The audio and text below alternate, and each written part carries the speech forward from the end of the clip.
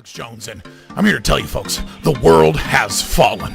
The fascist globalist overlords, they're implementing the Great Reset. You don't believe me? I've seen the tapes. Watch it, folks. Watch as these pot-bellied Zoomer goblins work with the Illuminati to pit us against each other. I promise I'd be a good boy. I'm a good boy. There's only one cure, folks, and that's liberty. And there's no better channel to find freedom than Fabian Liberty. Anarchy is order. Government is civil war. I just got three things to say. God bless our troops. God bless America. And gentlemen, start your engine! I got you, sir. Let me get my shoes. Hold on, you're ready. So we gotta move to the front.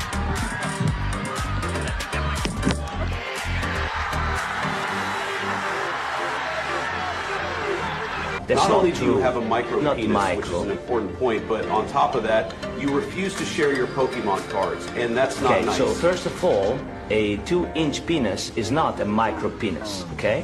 And for your second point, my Pokemon cards are all mine, and I don't have to share them if I don't want them. I work super hard together, and they're really special to me. So I'll keep them. You don't understand. You can't continue to play with us if you refuse to share your Not fair. I'm Ukrainian, and this is my bridge. I'm Ukrainian, and this is my gas station. I'm Ukrainian, and this is my school. 2 seconds earlier.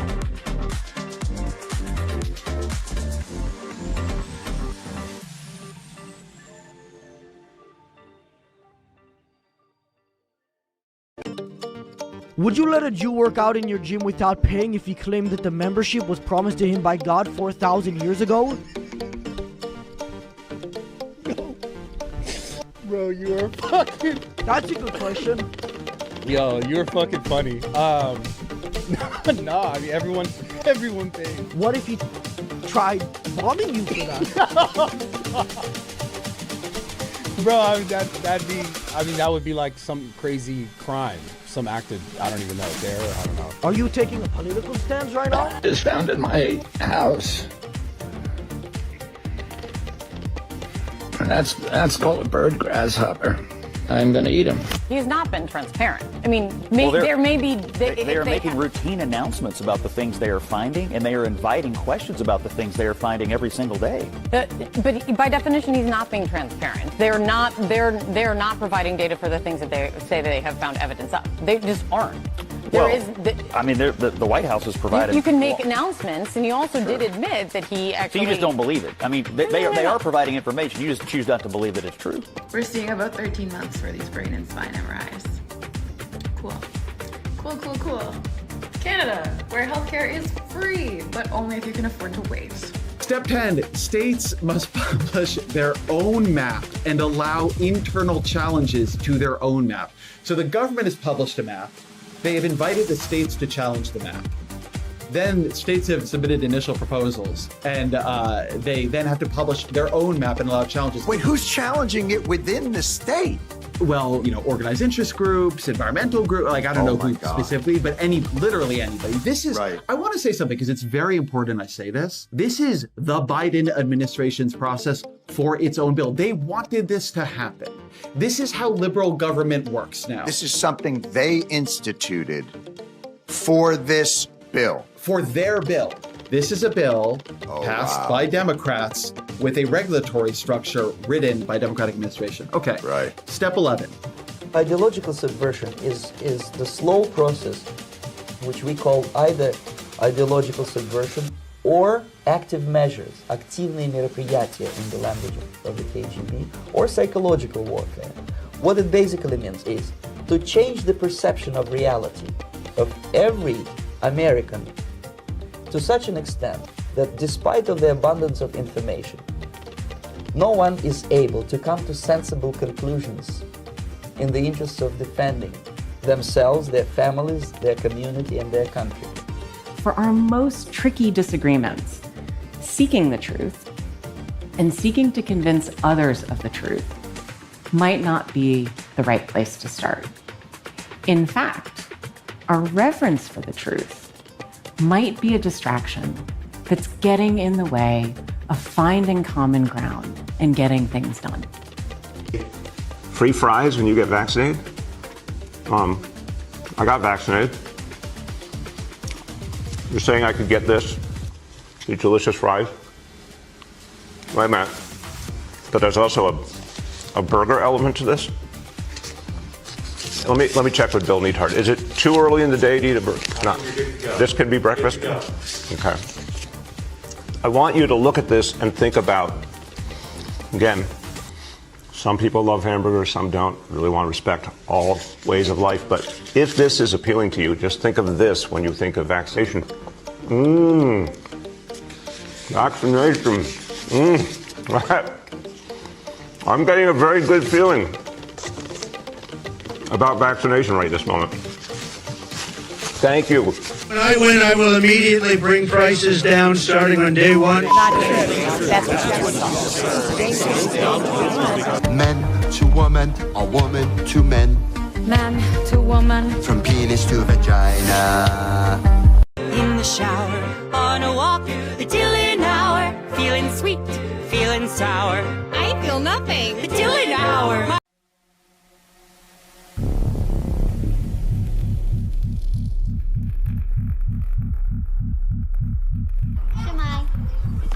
Hello and welcome to Wales. We understand being a refugee isn't easy. They go through so much. Fleeing your country is difficult, but Wales wants to help you feel welcome. The Welsh Refugee Council is here to help you. Tell me you love me. Say it like you mean it. Say it like you mean it. You message one other guy ever again whether we're together or not. You understand me?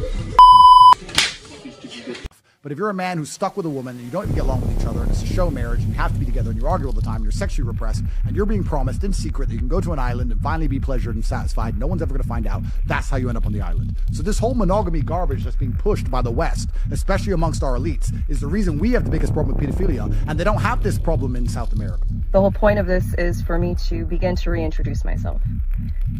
I'm doing this both personally for me, but in a professional capacity. Moving forward, the majority of what you will see will be me speaking in a professional capacity. My goal is to continue to help. Arguing with them, hey guys, if no one pays taxes, then who's going to stop the fires? Who's going to stop all the violent crime? Dummies. And then the LA fire happened, and the fire department didn't stop the fire because I guess they ran out of budget for water, and the police didn't stop the looting because I guess they didn't want to get near the fire, and so I guess I lost that argument. My bad.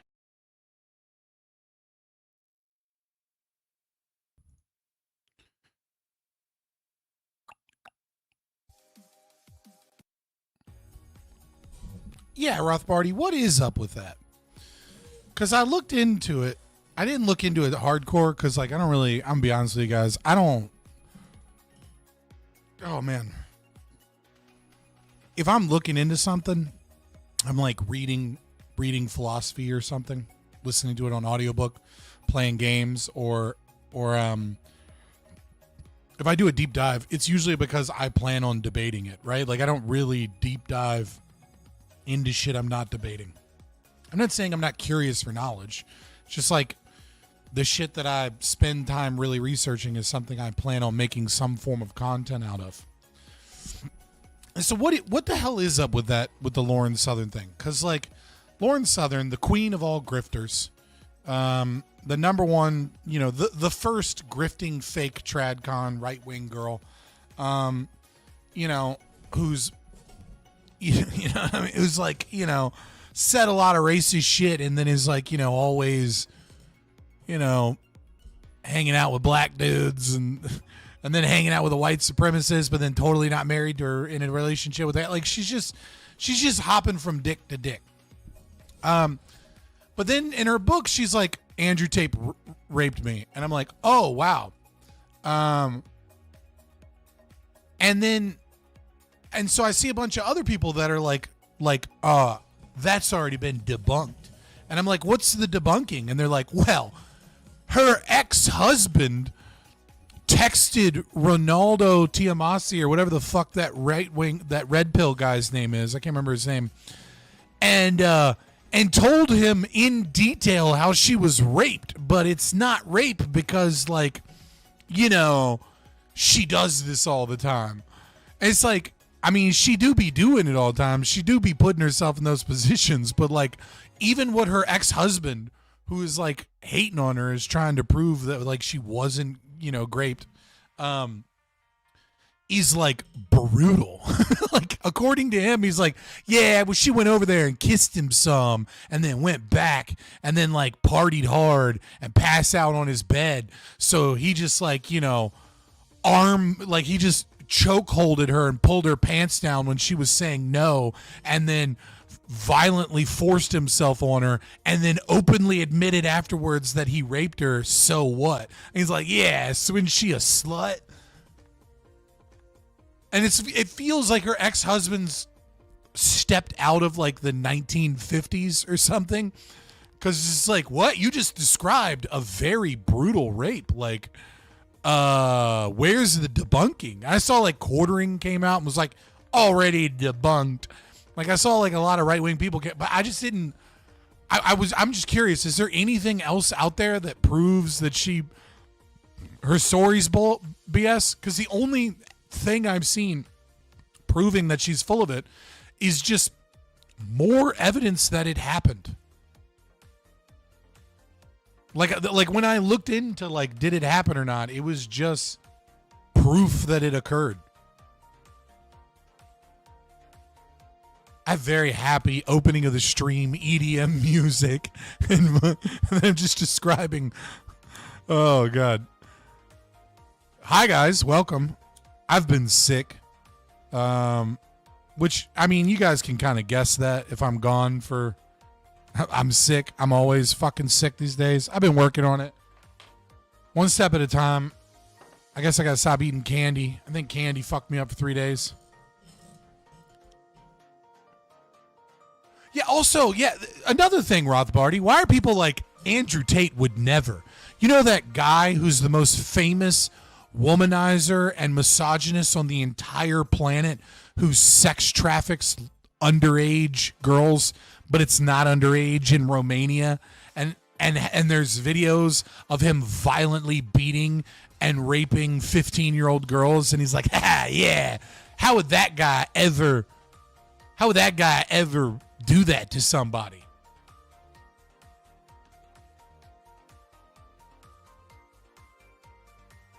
In Estonia, he's a gentleman. Yeah. He waited a whole year. What a gentleman, that guy.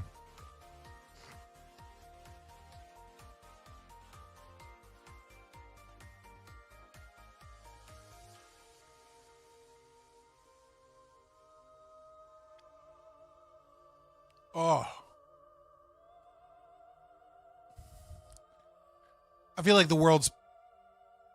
AJW said he got the police report? Okay. Wait. So she went to the police about it?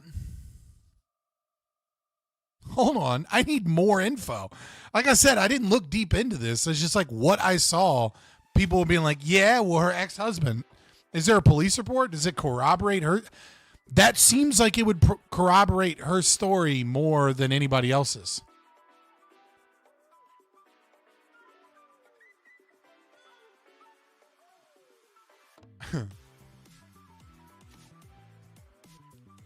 VV or WW, however you say your name.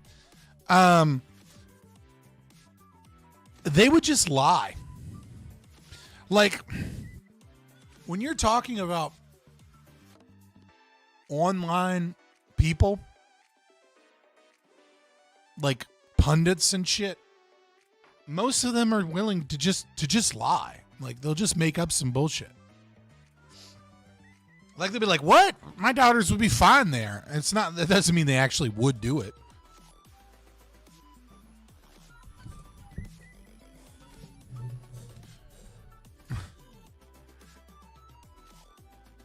But making them say that would be funny. I would like them on record. Wouldn't leave my cat with Andrew Tate. Never mind, family. Oh, yeah. Yeah, I feel like I couldn't trust them to get my cat back to me in one piece now that I think about it. Like, they might drop kick my cat and return a traumatized or not return my cat. I don't have any proof of that. I'm just saying they're not good people.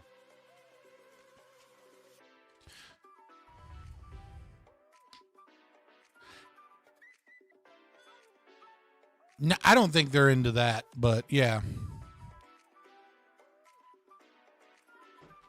Like, I could see my cat annoying one of them, so they just kick it. Like, Andrew Tate, as a famous comedian defending Guy Fieri from Anthony Bourdain, once said, that guy looks like he would kick dogs. But you love the hell out of him.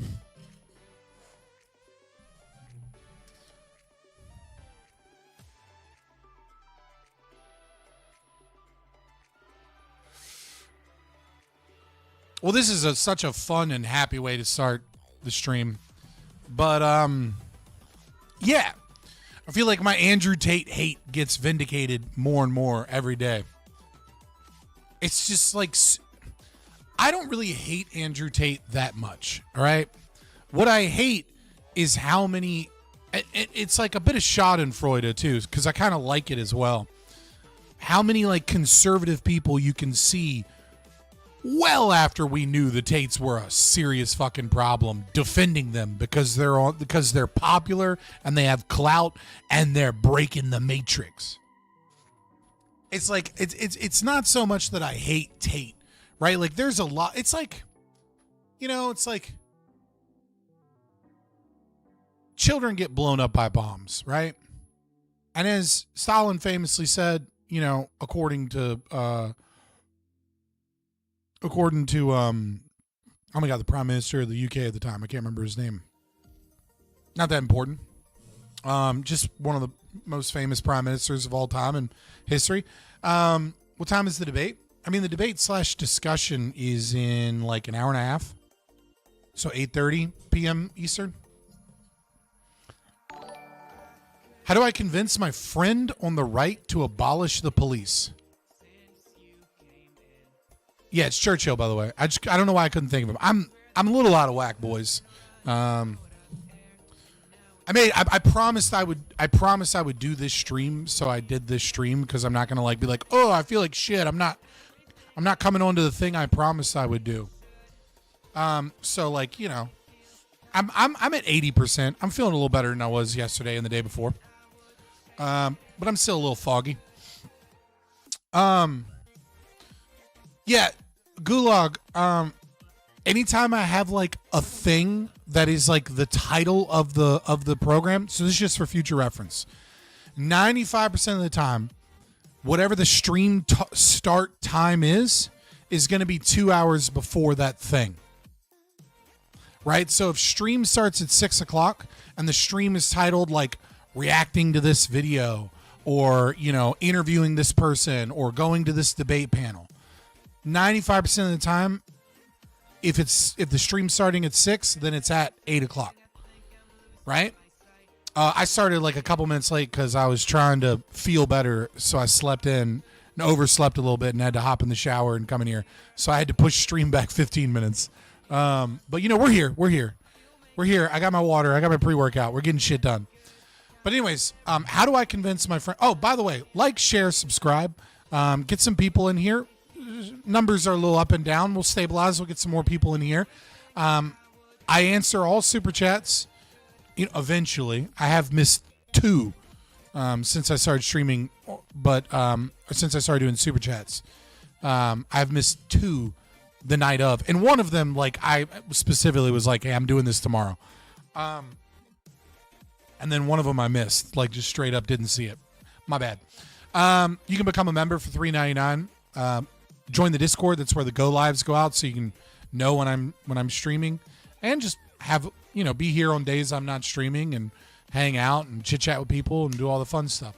And then follow me on Twitter if you want to watch me be toxic or hear my shower thoughts. So, how do I convince my friends on the right to abolish the police? There's not really a right answer to this question.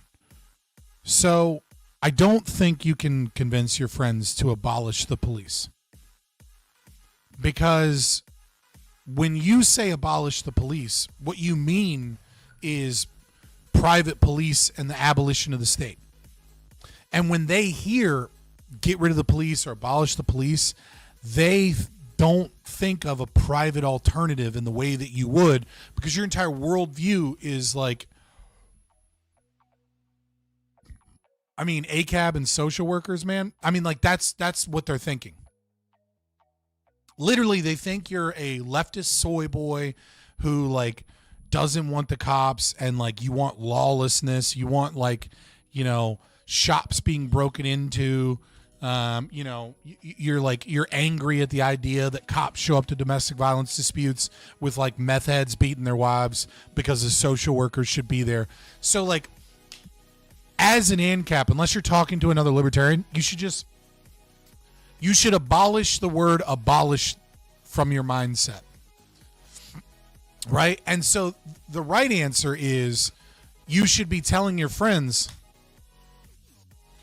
oh yeah, for sure 420, but the right answer is you should be telling your friends how completely inefficient and corrupt the police are and why we need private alternatives.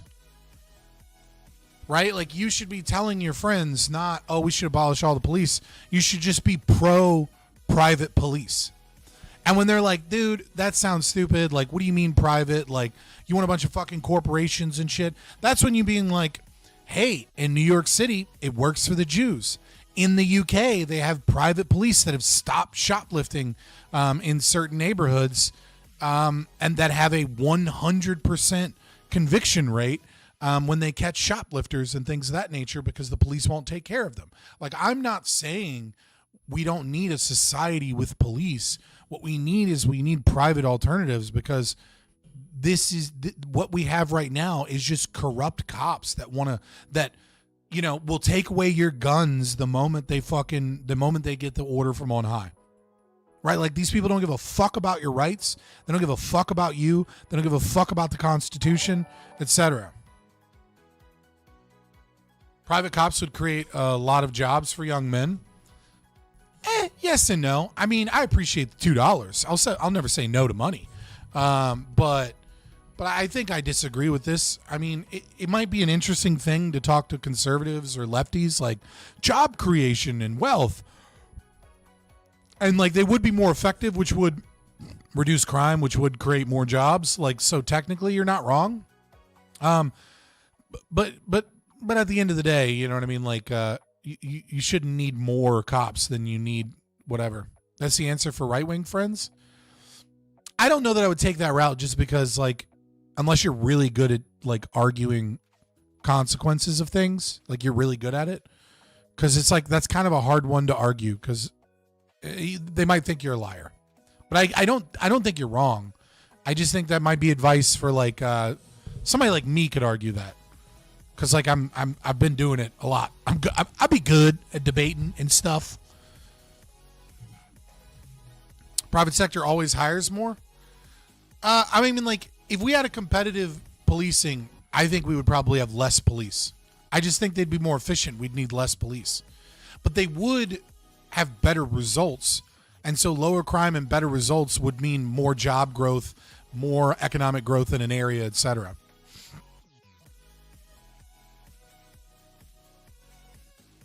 You know what I mean? It's like, at the end of the day, like, it would mean more jobs and like, and a better economy. I just think like there'd end up being less police, and then I don't know, I'd feel icky, like a liar. It's 3 times safer to let your kids play outside than it was in the 90s.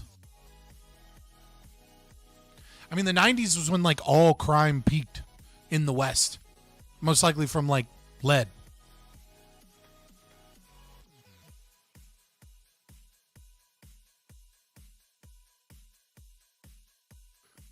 Yeah, the rate of violent crime was higher back then. It's literally just lead. There's your whole answer. It's one of the reasons I'm really fucking passionate about. Let me fix this light. It's one of the reasons I'm really passionate about lead water in inner cities, because I think it's one of the reasons for lower socioeconomic status people to have more. Dude, I'm so bloated. Ugh. I feel like a girl on Instagram. Like, I look so bloated. But it's true. I'm still kind of sick. Just fixing my lighting. Also, let's be real. If we abolish the police, everyone has guns and crime is eating shit. I mean, so like my biggest problem with like a lot of libertarians is they misunderstand the order of operations that is necessary in reducing the state. Did you eat something you shouldn't? I guess. I mean, when you have an autoimmune disorder, it can be stress induced, and I've had a lot of stressful shit pop up, which I'm not sharing on stream. But also, I ate some Reese's Pieces, and it fucked me up. So I can't tell which one's which. It could just be stress, or it could be that. Either way, I'm fat, and I don't need to eat Reese's Pieces. So, but yeah, no, I think people like misunderstand order of operations. Like they get it in math, but they don't get it when it comes to the state. Is that like you get a lot of people like the open borders types that they're like, okay, well, we have to abolish the state, so any function that the state currently does is in and of itself unjustified, so like we should get rid of that. And then they're like, you're not a real libertarian if you don't want to abolish the police. It's like, yeah, I want to abolish the police, but like when you say, if there was a bill tomorrow, abolish all police in our current system, would you sign it? And I'm like, no. And then they're like, fake libertarian. It's like, no, you're fucking retarded and you're not engaged in reality. It's like, that's a terrible policy choice because private security doesn't have the right to defend property in most states. Like, you can't kill people that come onto your property if they're trespassing in most states. You certainly can't put anybody in jail. Right, so if we just abolish the police tomorrow, and that's the only thing we did, then we would have to, like, it would be impossible for us to lock up murderers and rapists. We would be forced to keep murderers and rapists on the street, knowing they're murderers and rapists. Like, you have to deregulate. Like, if you're going to dismantle the monopoly that the state has, you first have to get rid of the regulations and the enforcement of that monopoly before you can then bring in the private alternatives so that you can get rid of what it is that the government is doing in that domain. And like, that's true of borders and citizenship. That's true of like prisons and policing. And that's true of like the FDA, for example. Right? I want to abolish the FDA, but the first thing you need to do before you abolish the FDA is make sure that it's legal and that there's not a bunch of like laws set up that make it illegal for people to make claims, medical claims in advertising or on bottles or to doctors, right? Like, you should be able to have private companies fulfill the role of the FDA before you abolish the FDA. You think we can do it overnight? That's retarded. I'm sorry, 420 TV. If you think we can get rid of all police overnight, that is, unironically, I'm going to use a term that you guys know that I would not use lightly. That is the most white, middle-class, privileged shit I've ever heard. Like, you've never, like, if you genuinely believe that, then I know that you've never lived in a bad neighborhood. Like, I just know, because, I've been in places where the cops don't respond until the next day because, like, it's too dangerous. And then, but, like, they do eventually catalog things and put people in jail and, like, fight gangs. And if you just take away all of that, like, the warlordism in every lower class area will be so bad so quick. Like, I never remember, like, my father and I calling the police and being like, hey, couple doors down, they did a drive-by shooting. And then the cops were like, are they still shooting? And they were like, no, they did a drive-by. They filled up the house with a bunch of lead. Like, it's over now. Can the cops come? And then they were like, yeah, we don't come to that neighborhood unless the light's out, when it's dark out. It's just not safe. Not unless someone's in immediate danger. And I'm like, how about the people in that house that might be bleeding out? And they were like, well, unless we have any reports that they actually shot somebody as opposed to just shooting the house, we're not coming out. And this is why we need private policing, okay?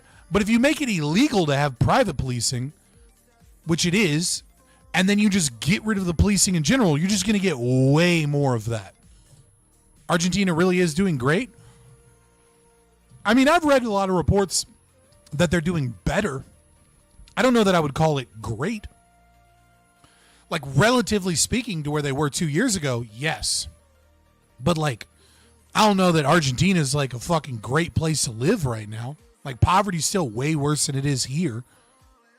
Like, their infrastructure is still pretty bad.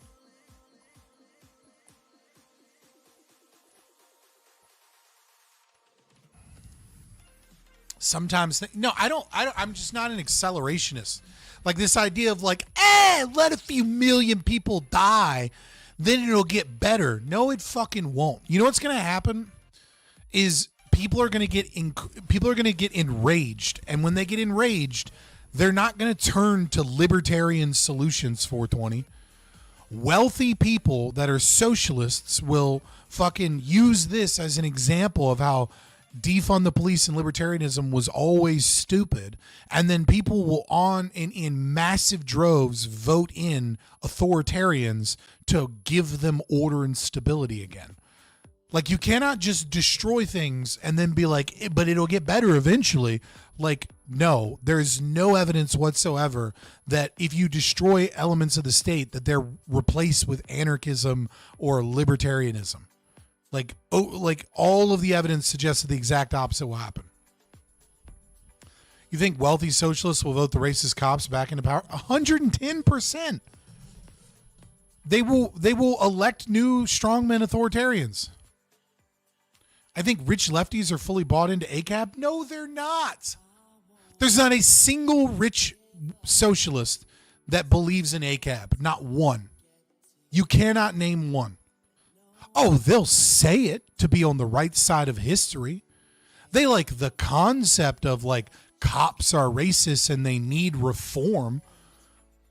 But none of them are revolutionaries that want to get rid of cops. And none of the revolutionaries want to get rid of cops. They just want their own fucking commies in power. The only people who actually believe ACAB are libertarians, period.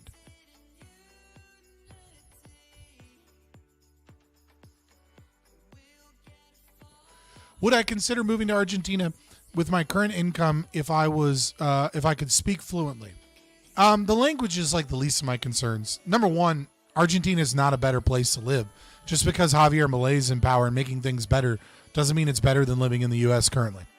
Number two, I have children, so I'm not abandoning my children to go live in Argentina. And then number three,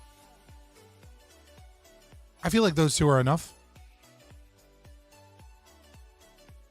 Yeah, like if we see Javier Milei continue to break ground and like another ANCAP or libertarian takes up after him and like the conservative party there becomes super libertarian. Adam and Sitch put out an open call for a libertarian philosophy deep dive stream if you have time. I absolutely have time. I've been on their program before, way back in the day. Adam friended is like will they, won't they with me. He's blocked me and unblocked me several times. But when is the supposed stream? Like I'll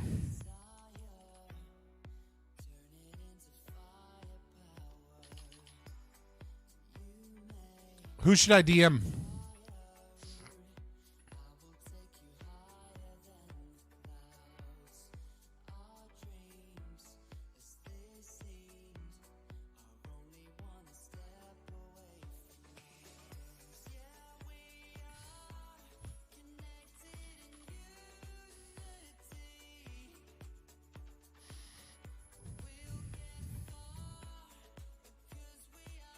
Is it Sitch? Because I feel like he well, let me search for him.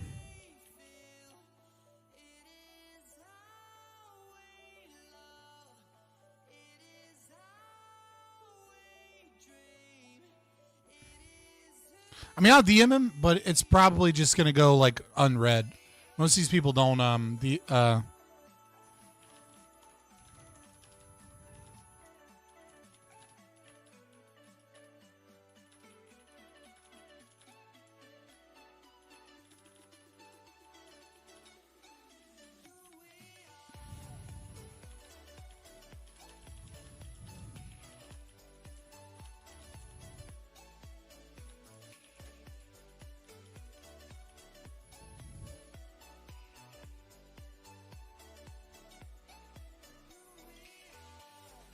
Yeah, I DM'd him. It'll probably be left on red, but we'll see. They definitely don't believe in libertarianism? No, of course not. But I mean, that doesn't mean I'm not gonna fucking, if they like want to talk about it, I won't talk about it. Like I do that all the time. Also, I'd love to see Liquid Zulu on there. Try zero fucks. Why am I trying zero? What is happening now? Does he work with Adam friended? I don't understand. He's been following me since forever. They don't know what it is. This is also true.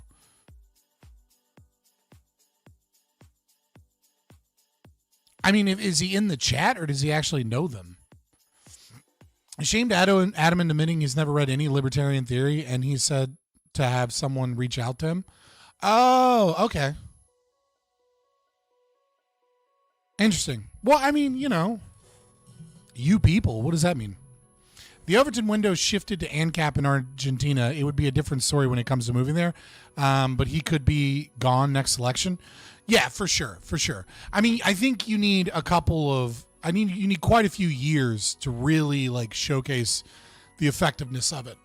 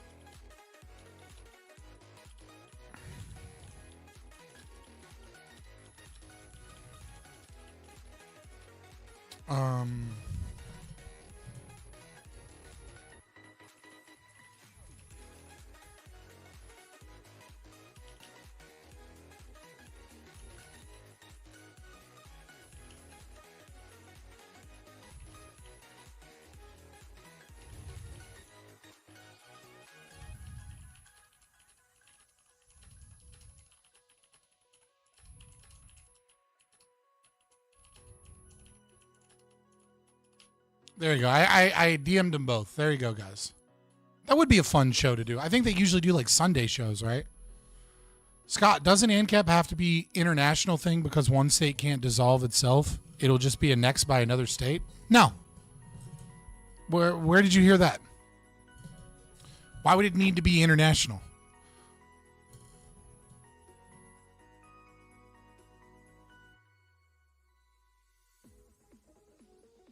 There's a high-pitched ringing coming in from the audio?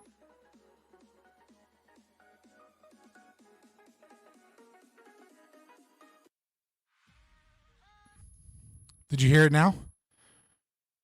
I mean, because it was like a techno thing with like a little ringing in the background. If it was like really slight, that might have been it. Yeah, I mean, it was just a little bit of like a techno thing in the background to that song. Thought it was my fault. Yeah, I mean, the background music is quiet. Maybe I'll cut it up a little bit. I'll put it on chill EDM.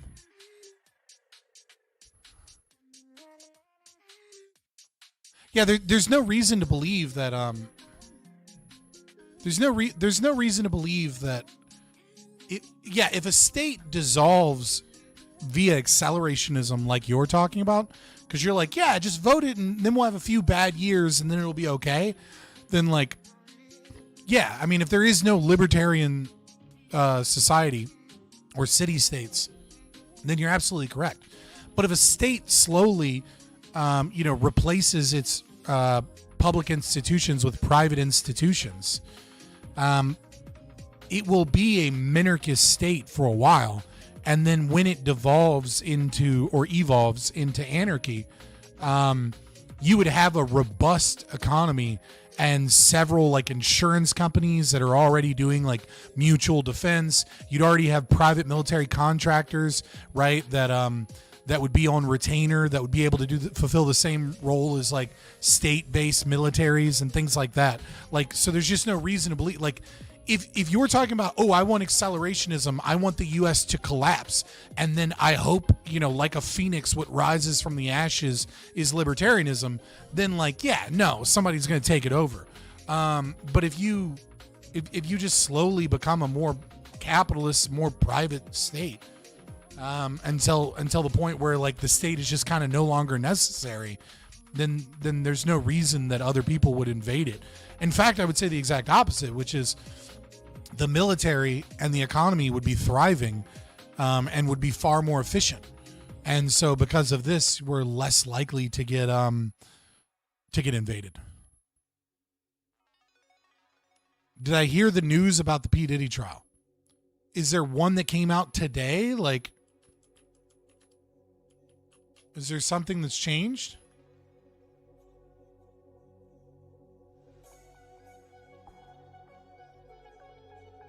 Like, looks like he had a partial conviction and he might go to jail for like 1 to 2 years.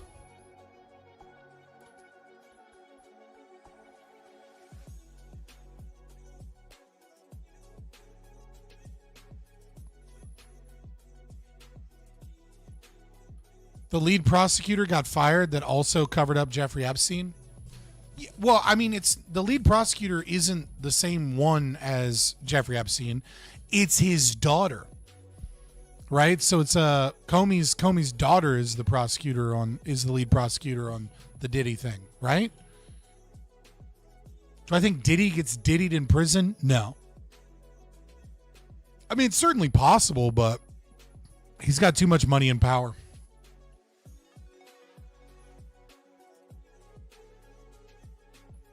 You don't have to be sorry about anything. Like, people get shit wrong in chat all the time.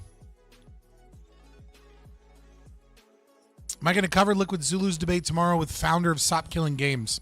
I don't know that I'm going to do it tomorrow, but I am going to cover it. I think it'd be an interesting debate. Like, I worry that Liquid Zulu is going to, if I have to guess, I don't know. I think Liquid Zulu does a really good job of preaching libertarian philosophy.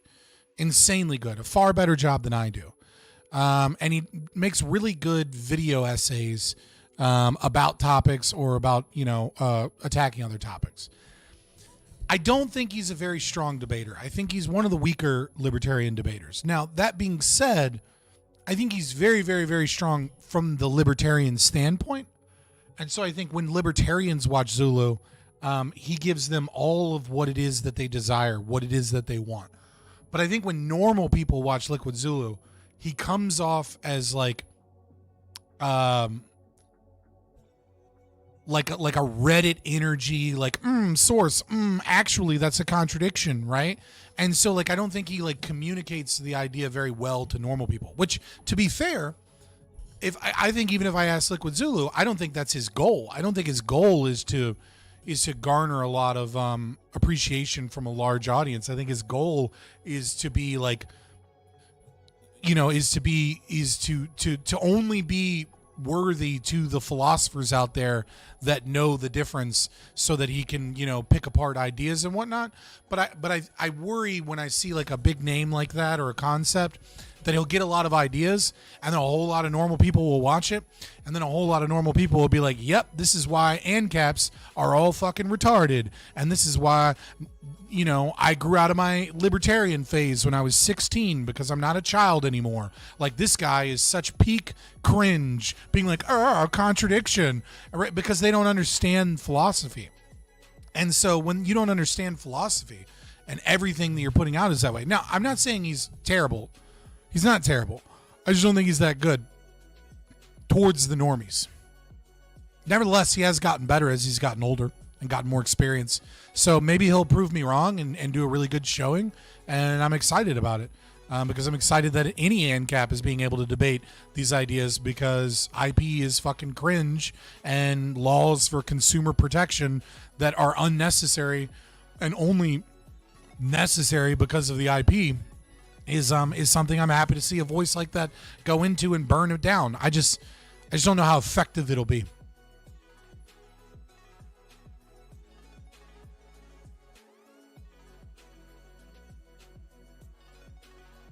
Zulu is good debating against IP.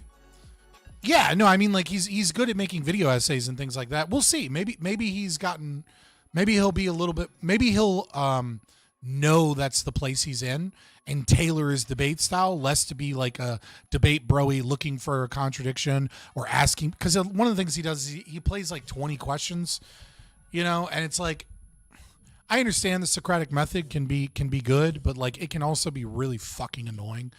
Especially if you don't get to the point. And usually he doesn't actually walk you down to a real contradiction. He just walks you down to a perceived contradiction or something. And it gets narrower and narrower to where we're no longer talking about the topic. We're talking about like some minute piece of philosophy that he's trying to use to prove that your entire worldview is wrong. And a lot of times it just becomes disanalogous. So there's that, right? Like, but I wonder if he'll be less like that. In probably because you don't have live chat turned on. You probably only have top chat turned on. Dude, if copyright would fuck off on YouTube, oh my God, that would be a great day. God, that'd be so nice.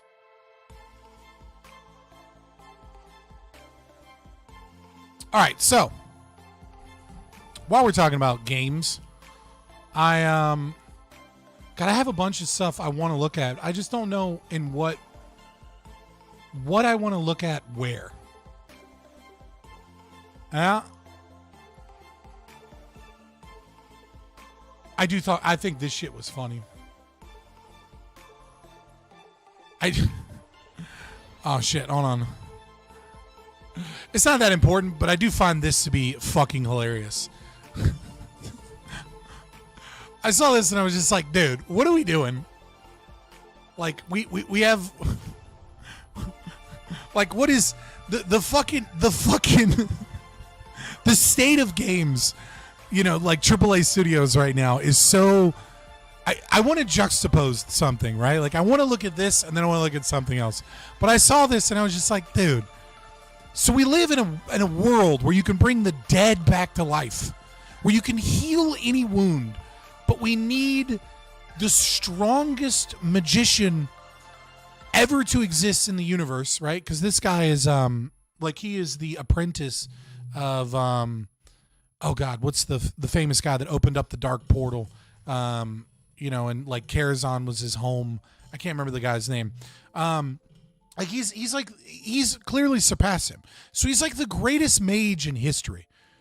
In a world where he's wealthy and where everyone around him can heal any wound whatsoever and can bring the dead back to life hours later, days later.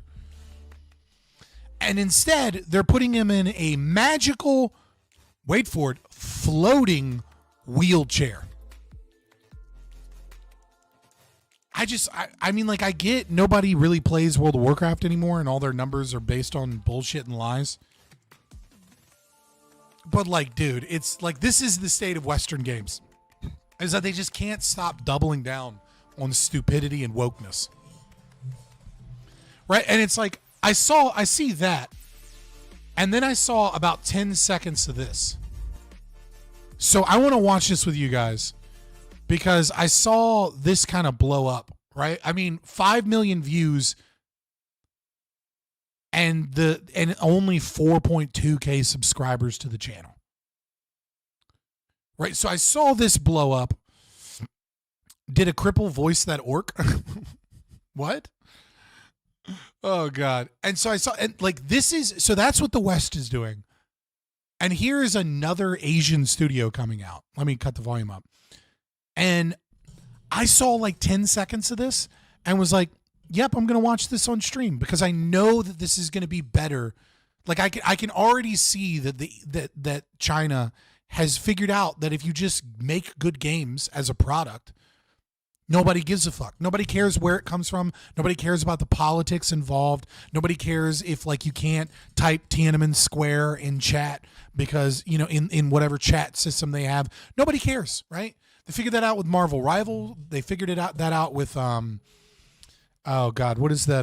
The Monkey King, the fucking Son Goku video game. With the fucking staff.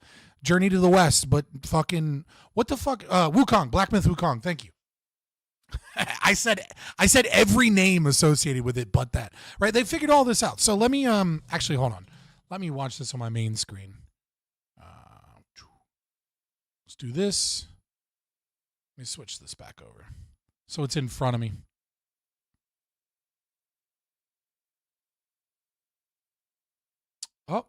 Oh. There we go. Scott, you should stream more games, play some geopolitical simulators.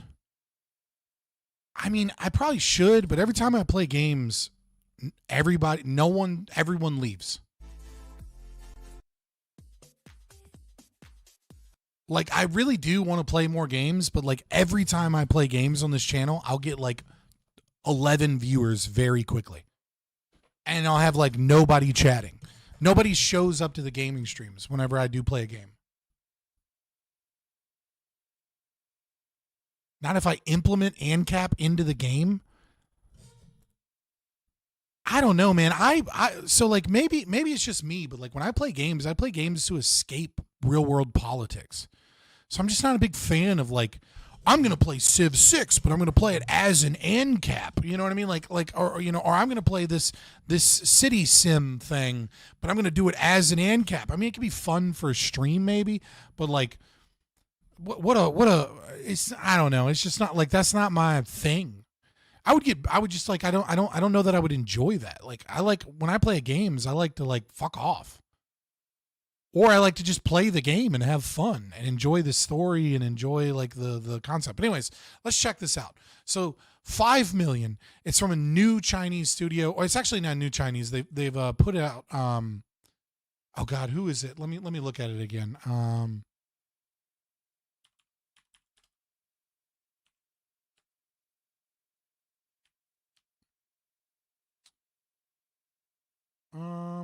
24 Entertainment, and then 24 Entertainment. What games have they done? I don't remember if they've done anything big yet. Oh my God. Stop doing that.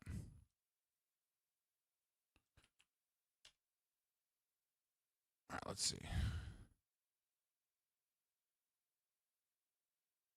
Naraka Blade Point and Naraka Blade Point Mobile. Seems to be their only games. What? It feels very much like a Korean sexy game. I didn't know that this was also them. I've never played this, but it feels very Asian. Like this just feels like a Western grindy game. Like even the systems they're using. It's super fucking Asian, Korean MMO coded. If you want a lot of views, you got to take an IQ test on stream. I will never do an IQ test on stream. I'm never going to do that. First of all, they're bullshit. Second of all, if I do really well, fine, whatever. I guess the memes will be a thing. But if I do poorly, because I'm like paying attention to chat or doing whatever, no, it's just like, no, thank you. I've done 2 real IQ tests in my life. I'm good.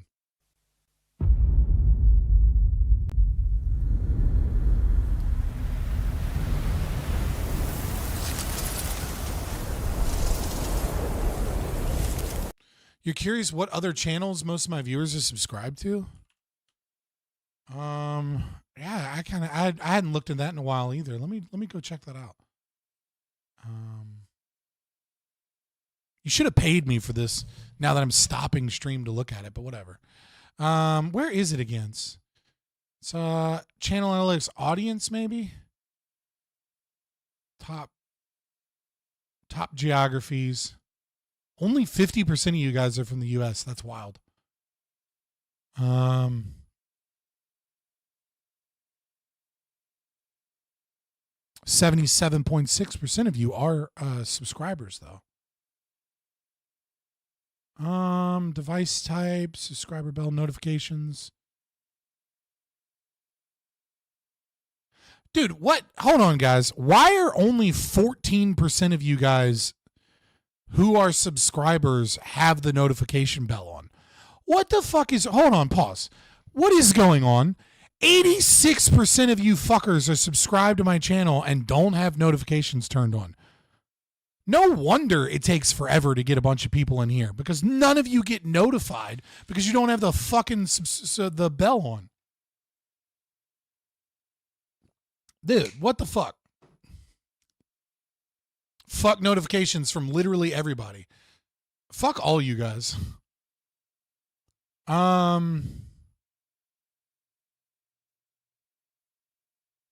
Oh, gross. Where the fuck? Content, maybe?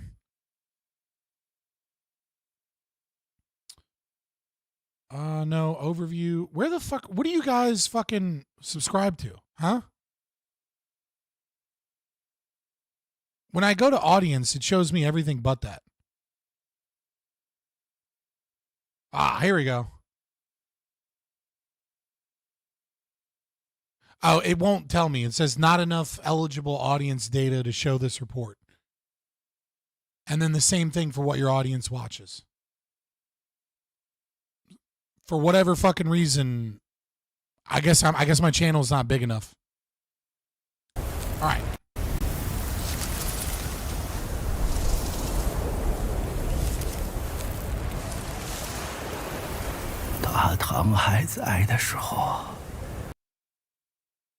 Because most of them keep their account info private. Yeah, libertarians are fucking horrible about that too.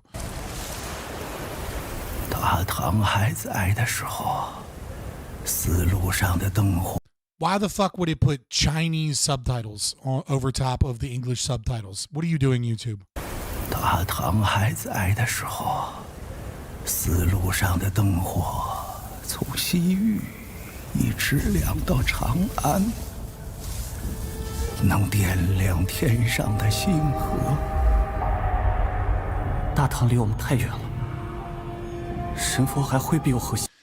So this is one thing I've noticed. You notice how like I don't know enough about games development to know this. Okay, I have eyes. But one thing that I've noticed is like there appears to be some program that people are making game trailers in, right? Like it seems like there is something that like, because like all of the trailers now are starting to look the same, because it's like they're using peak Unreal Engine 5 or something to make their trailer, as opposed like it's almost like it's gameplay footage, but really they're making their story trailers and things like that in that program. It's like, I don't know. I like, again, I have eyes, but I don't know anything about games development.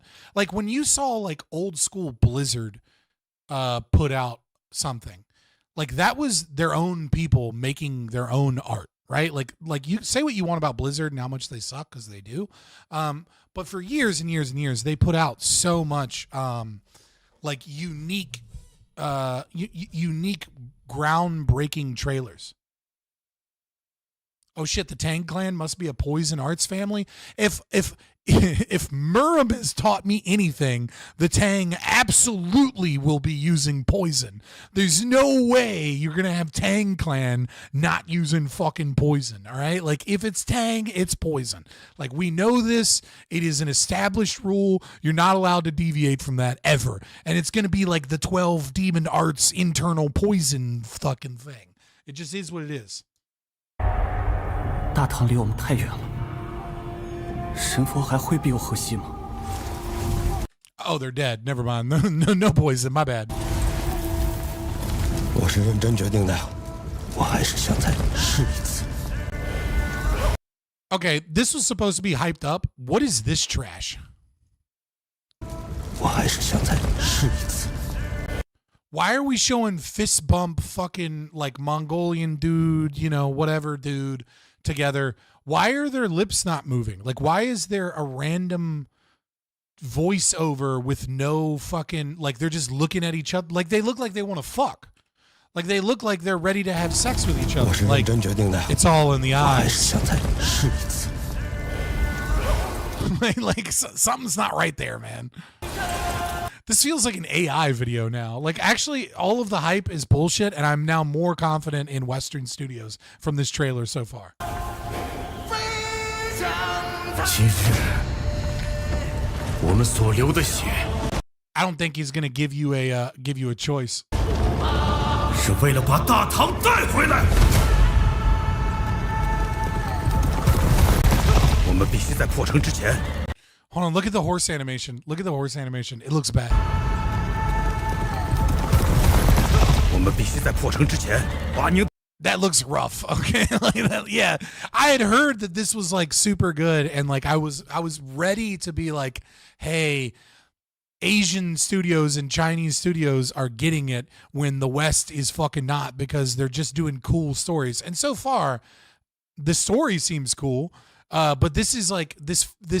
It has a very like Black Desert Online feel to it. It has like, remember those Blade and Soul, like that Korean MMO too, right? Where it was literally the whole game was just like, what outfit can you put your bitch in and check out the jiggle physics as she fishes, because nobody's actually playing the game.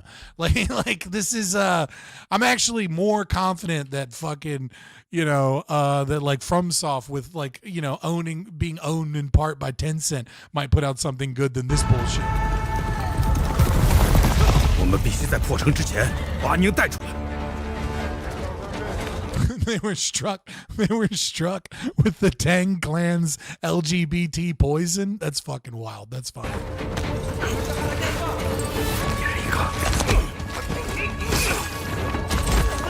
Yeah, so this is like this looks like a demo for Unreal Engine. It's like this looks like they switched over to what is conceptually gameplay footage, but again, it's not claiming to be gameplay footage. It reminds me of like Witcher 4 CD Projekt Red, like you know, showcase of like Witcher 4, but it's not really Witcher 4. They're just showing you what Unreal Engine can do, and like that's kind of what this feels like.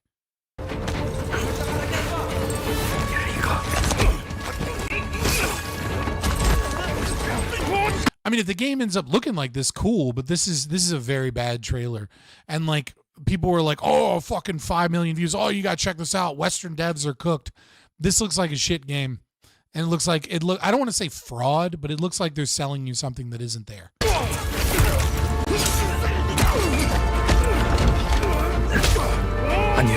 Oh, this is 100% pre-rendered.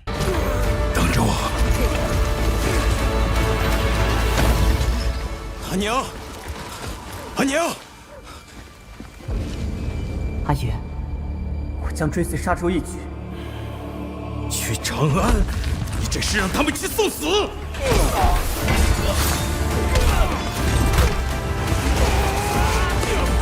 Okay, but for real though, as much as I'm shitting on this trailer for probably being trash, I am kind of pulled into the story a little bit. Like I am a little bit like, dude, I kind of do want like an ancient Chinese, like this is a cool time period. And like, I'm so fucking sick of like, guys, you want an Asian game? Well, guess what? We're going to Japan during the Warring States period. And we're going to talk about Obunaganawa. We've only explored this specific history of East Asia in every game and movie and television series always. Like I am kind of like this does kind of look like a cool time period. I'll give it that.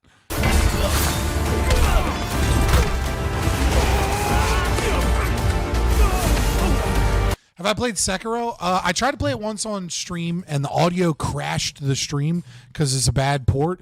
And then I tried to play it by myself and yeah, I just wasn't into it. I couldn't get into it. I tried. I gave it a good old college try. I played it for a couple hours.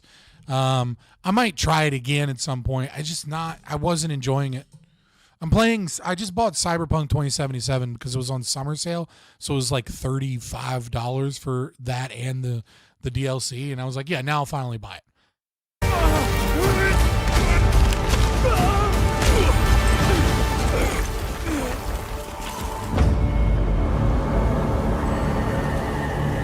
Yeah, they always have this like zoom out pre-rendered thing and be like, check out our graphic fidelity, but you're not even claiming it's like the graphics of the game.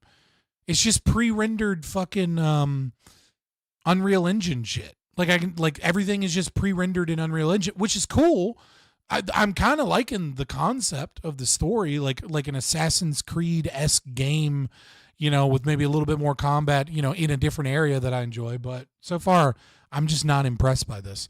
It looks like Ubisoft could have made this. You know what I mean? 输赢成败，皆如沙上之塔，风来即散，为众生之苦，长漫于天地之间。回家吧，这一切毫无意义。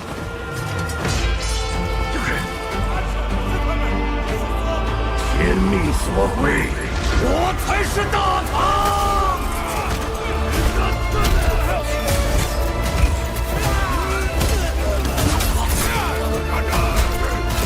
到头来，除了死更多人。Yeah, I don't know. It feels very empty. Also, we throw in some vague, open-ended Eastern mysticism. Meh. 什么都不会改变。Yeah, it was meant as an insult when I said that this could just be a gameplay trailer from a Ubisoft game. It was meant to be an insult.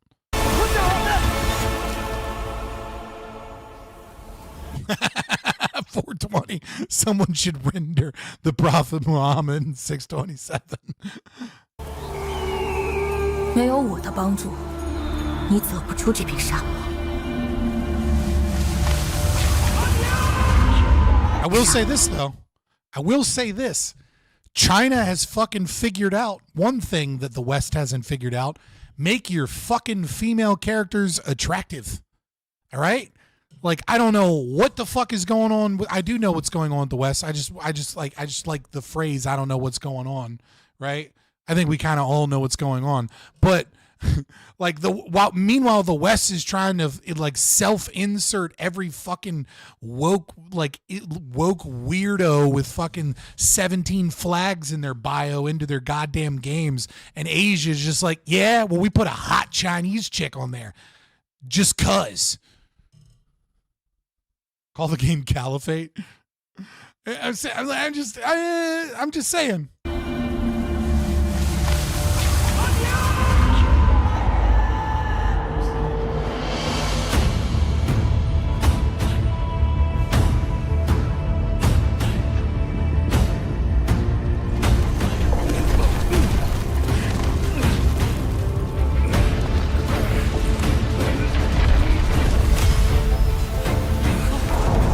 What percentage of this shit will be in the game and look like this? You know what I mean? Because it's all pre-rendered shit.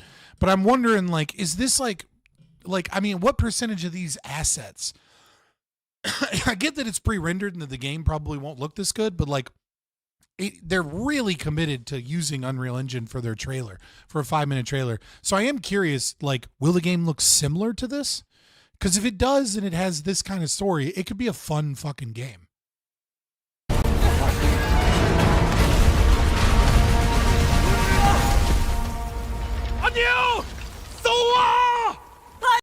Because this right here, look at the dust and everything. This looks like some shit you'd see in the game.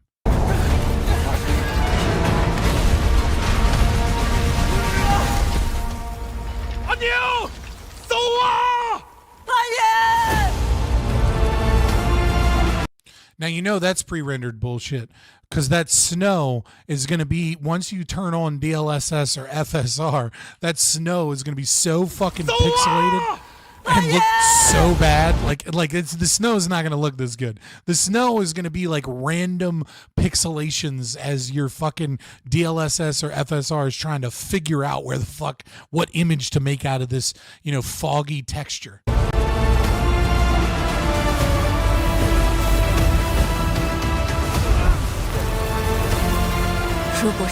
That's a good question. I'm going to Google that. What engine is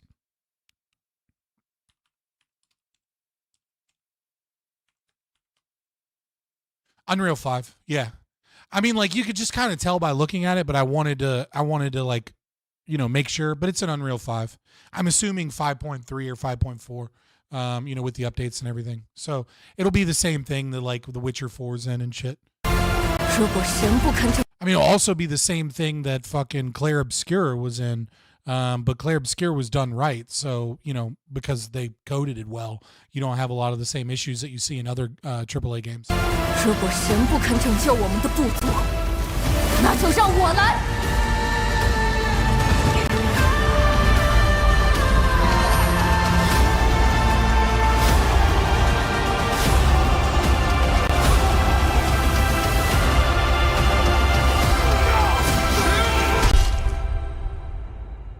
Man, I hope the game looks half as good as it does here, because that would be dope.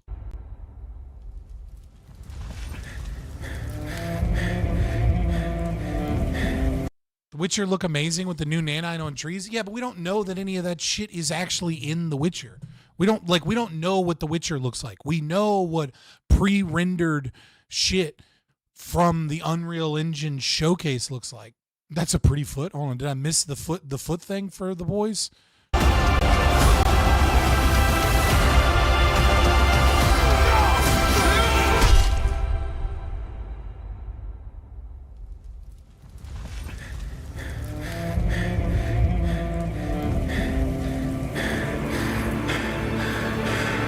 Anya, 等着我。 I did miss the foot thing.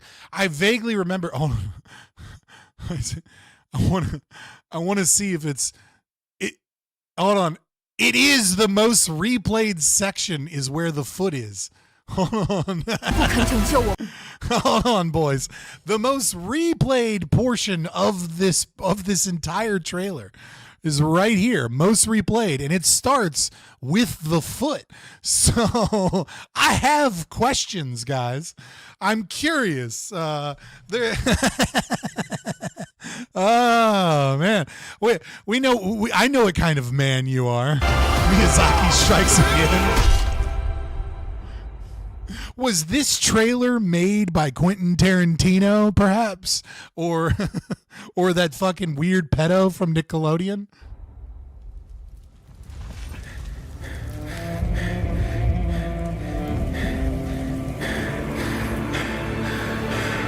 Anya. Also, for the record, historically inaccurate female foot, because there's no binding. Like that's a naturally grown foot there. 是对信使，每个人都做好了有去无回的打算。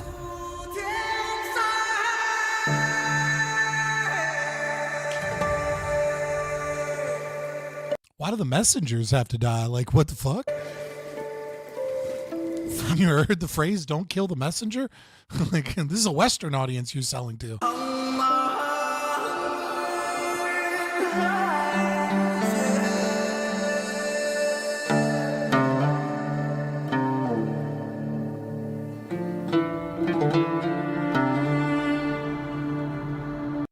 All right, I'm not gonna lie, that's a cool transition. All right, hold on, I gotta watch that again. That's really well done. Even though it's like a gameplay, not gameplay trailer, I do like the story, but this is a really fucking cool transition.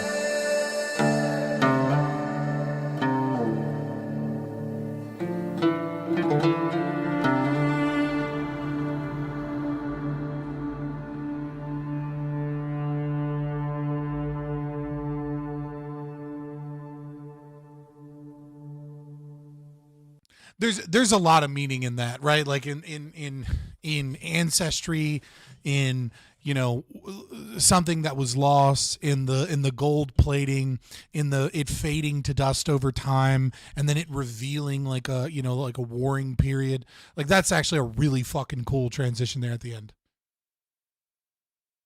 That better be the first cutscene to the game.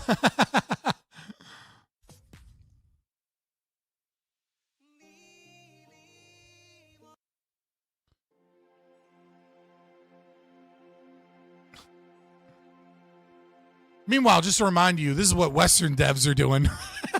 just in case you forgot. Western devs are like, how can we check the box for the differently abled folks?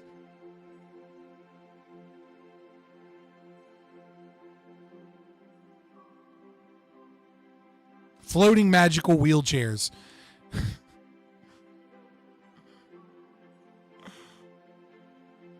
Dude, is anybody genuinely excited for I'm just curious, is anybody actually excited for GTA 6? I mean, I guess a lot of normies have to be. It's just like, it's been so long, and interesting. Like, GTA 6 already admitted that there's going to be a pride parade in the game. And guaranteed you're not going to be able to run over people in that. So, like, you know, yeah, I haven't seen gameplay footage of either game. And they keep getting pushed back. You know, like maybe Witcher 4. I mean, Witcher 4 is also, the devs are gaslighting us. Like, they tried to act like they didn't change the facial structure of Ciri. They were like, "Oh no, it's the exact same facial structure, just, you know, from a different angle." And it's like, "No, you're fucking lying. You're full of shit. You made her masculine for some reason, pissed off a bunch of people, and then when you did the Witcher 4 Unreal, Unreal Engine kind of showcase, you very clearly made her more feminine, and they gave her like a super feminine walk, like they changed the way she walked so that her hips swayed more, like which is like, I don't know if that's a good thing or a bad thing, because CD Projekt Red can be kind of woke, and like maybe they're realizing. So, like, we'll have to wait and see till the game comes out. But guess who's not going to fucking buy it when it comes out? This guy. I'm not buying a fucking game for $60, $70 on release day. Like, miss me with that shit. I just bought Cyberpunk from CD Projekt Red.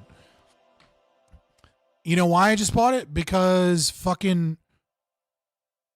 it was less than $40 for the game and the DLC. I'm not fucking spending, you know, $100+ bucks on a game. It's not happening.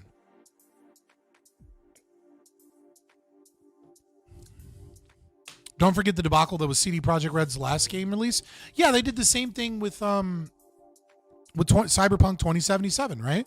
Which is like they did all these showcases, and like now the game looks similar, but still not quite as good as their showcase.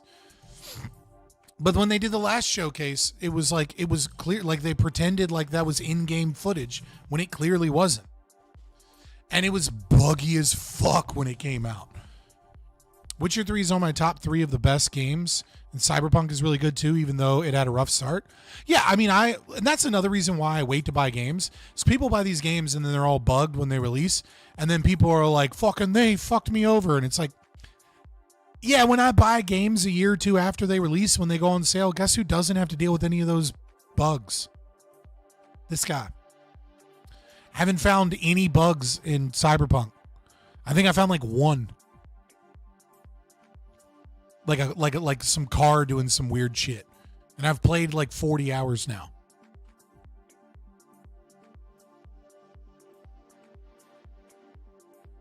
Cyberpunk might have been debacle, but its engine is rock solid now, and to move away from it is beyond me why they chose that. It's actually really easy, Null Paradigm. A lot of people are using Unreal Engine 3. Unreal Engine 3 is a good engine. It has some issues, but it's still a good engine. But the main thing is it's easy to use. And because it's easy to use, if you're making a game and you're doing it in an in-house engine, it's really difficult to outsource. But when you want to outsource like all the audio, or maybe not the audio, that's a bad example because you can import that in your own shit, right? But when you want to outsource like certain bug fixes or certain coding of certain things, or like, you know, okay, here's what the houses are supposed to look like. Now make 100,000 of them, right? Whatever it may be. And you want to like send that shit to Vietnam or, you know, some other studio in another country, using an in-house engine makes it really difficult. But if you're using the same engine that everybody else is using, then it's really fucking easy to send your shit off to India or Vietnam to have them do a lot of the more simplistic grunt work. I should try what game? Holy shit, Killer 7 posting? What are you talking about? Is Killer 7 the game you're talking about? And what do you mean by posting? What? English. motherfucker, do you speak it?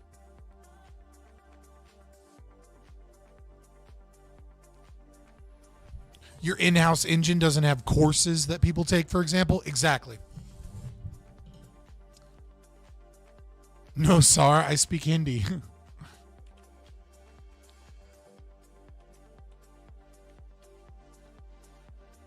What the fuck is Killer 7? 2005 action-adventure game. Capcom? I mean, it is Capcom back when they were good, but it's a PS2 game? I'm good. I'm not gonna lie. I'm good. Oh, this looks rough. I'm alright. Why is it that libertarians always play the weirdest fucking games? What is it with fucking... Every time I try and hang out with you fucking guys, they're like, hey, so there's this open source game you should check out.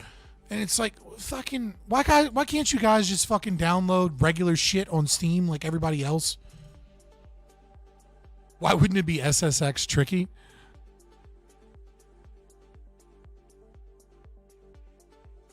All right, well, we're about to go into this panel here in a little bit. So, why are you DMing me again, 8-Bit?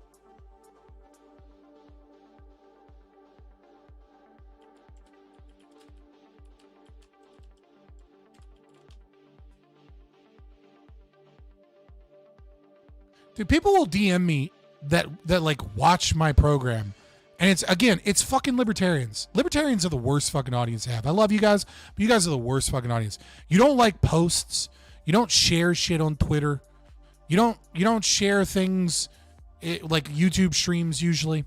You guys are like, because of my privacy concerns, you know, like I have a lot of ad blockers and I'm using a weird browser, so like YouTube doesn't even count me as a viewer. You're like, ew, notifications. Why would I put notifications on? My privacy is so paramount. Big government, you know, and YouTube, blah, blah, blah, blah. Like, fucking every step of the way, you fuckers are the worst audience. I love you. I wouldn't change it for the whole wide world. But goddamn, is you fuckers play weird games and do weird shit.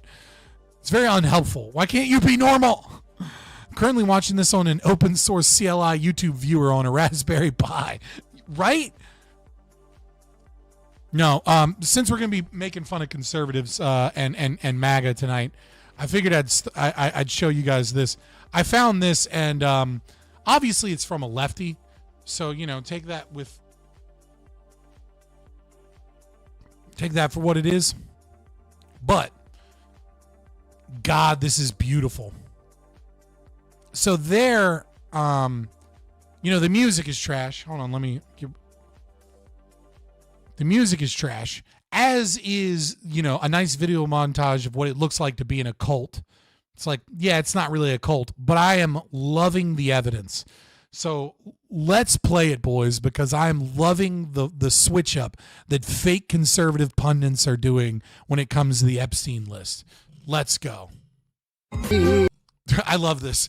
If you're in any government and you're protecting gang rapists and pedophiles, there's 100% chance you're a pedophile. January of this year, July of this year, here we go. This account says Trump's a pedo. Imagine believing this piece of shit troll. Are you seeing it now? Also, by the way, he said in another tweet, which is better and more damning than this one, that he doesn't care about the Epstein files. He has more important concerns. Hold on. This one's great. Oh, fuck. This one's great. July 11th, 2025. You're all preaching to the choir. I called for Pam Bondi to be fired 4 months ago. Do you know what kind of replies I got? I was told I'm betraying Trump by saying that. Pino was right again.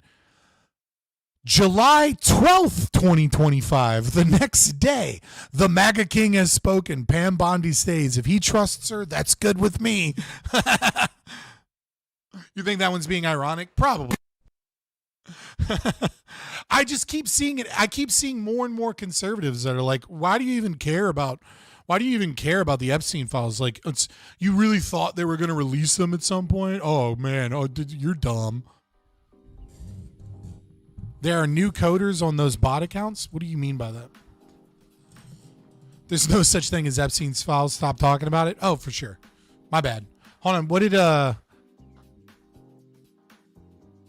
See if I can.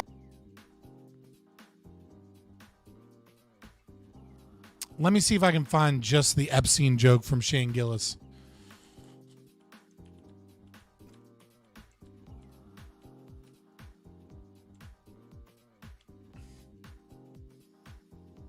I don't want the whole opening monologue.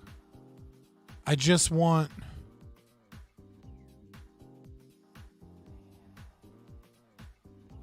Why does the Daily Mail not have a video about the article they're writing about this? Jesus Christ. Oh, the whole thing is... Yeah, I'm just not trying to watch a 10-minute fucking... The whole thing is good. I'm just trying to find just that clip real quick. Maybe I can find it on X.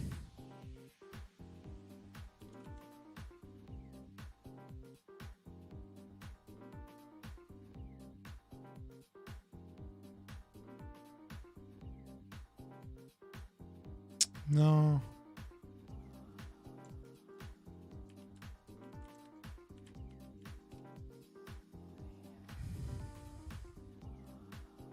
Ah, here we go. Actually, there was supposed to be an Epstein joke here, but as it got deleted. Must have probably deleted itself, right? Probably never existed, actually. Let's move on as a country and ignore that. The New York... Shane Gillis is still top, man.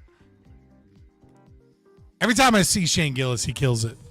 What is like? This guy is like the most famous fucking. It's pretty fucking funny. Not gonna lie. Yeah, like he's like the most famous comedian right now, and yet I only see him in like.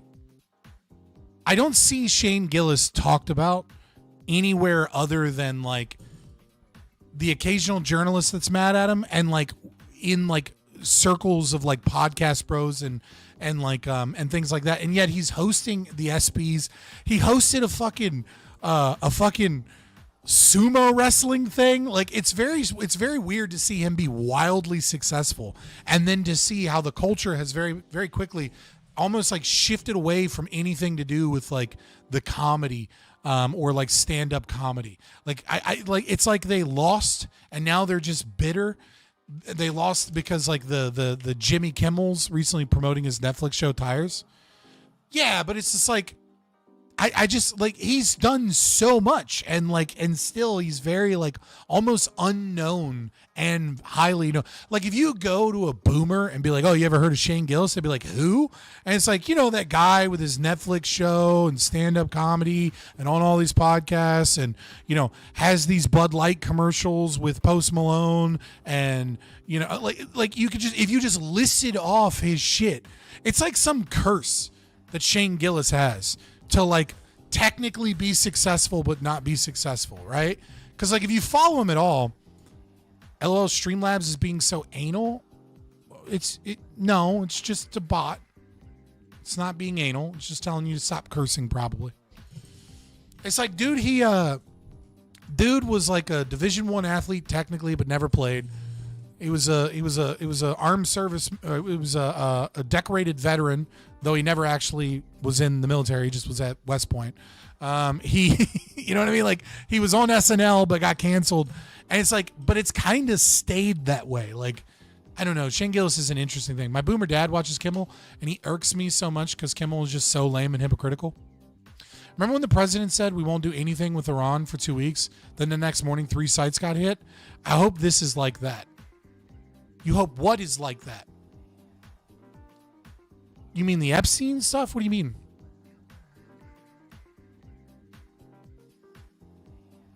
Yeah, no, I have literally, no, I have put that in. That's not Streamlabs. I have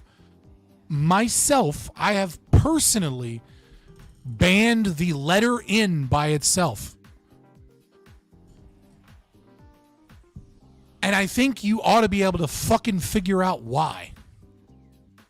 Because people will come into the chat and be like N, so that someone else would be like I, and so that someone else would be like G. Because in a lot of places you can't type it out. But if you can put in the letter N by itself, people will spell out the word in chat. They'll type and they'll be like N and then enter I, enter G enter, and then they'll do it real quick, and then it'll just say the N-word in my chat. So if someone puts the letter N by itself, it just automatically deletes that message so that like the N-word isn't in my chat. And it'll usually delete like the last message with it.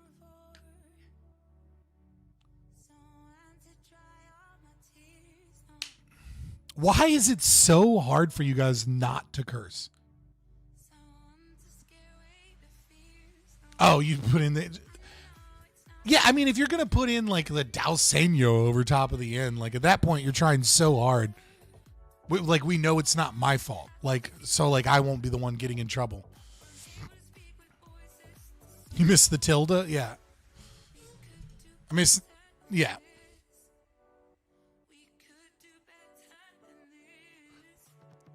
What we do is have different people type it. You know what that specific accent is called? Yeah. I only learned them because I learned the keystrokes and stuff like when I was doing learning French. It's like, oh, accent gauche, accent droite, stuff like that. And then I learned what other ones were.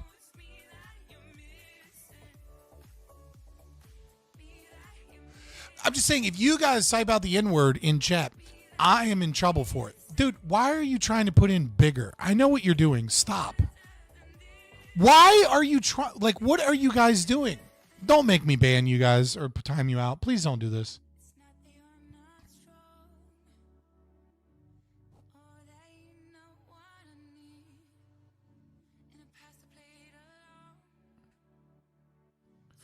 $10 seconds for you. 10 seconds for you.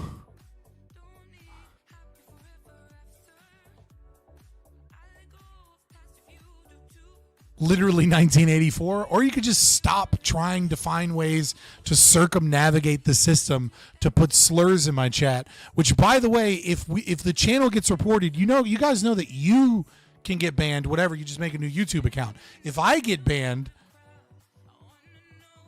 I lose my YouTube channel. I feel like French is engineered specifically to make English speakers choke on their own tongue when they try to speak it. F the French. True, yes. French, that language that is older than our current English, that makes up 60% of our vocabulary, was definitely made to fuck with English speakers. He's talking about race and IQ not okay. Dude, it's really funny that you mentioned that. Because I was supposed to have a stream with Fairy Queen, right? I'm not gonna expose the DMs because I don't feel that I need to. But someone sent her this tweet, and so she canceled talking with me because I'm too problematic to have a conversation with.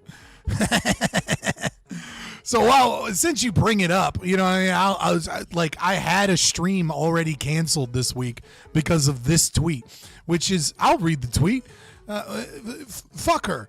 Roughly 1 in 6 black people are smarter than the average white person, and about 1 in 40 black people are above 115 IQ. There's no IQ score for the midwit, but I'd wager it ends around 115, 120. Every time I see black folks acting a fool, I feel so sorry for that 1 in 40 guy. Fuck you, that's funny. Cause I'm just like, yeah, dude. And then she basically DM'd me and was like, you believe in race science. I'm not talking with you. 120 is 90th percentile? Is it? I mean, I know 115 is 80. Yeah, that seems about right. Because it's 1.3 repeating standard deviation from the mean. So that sounds about 90. Who is this Fairy Queen? She's been on Prime Kai's panels before and other stuff. What is happening in the DMs?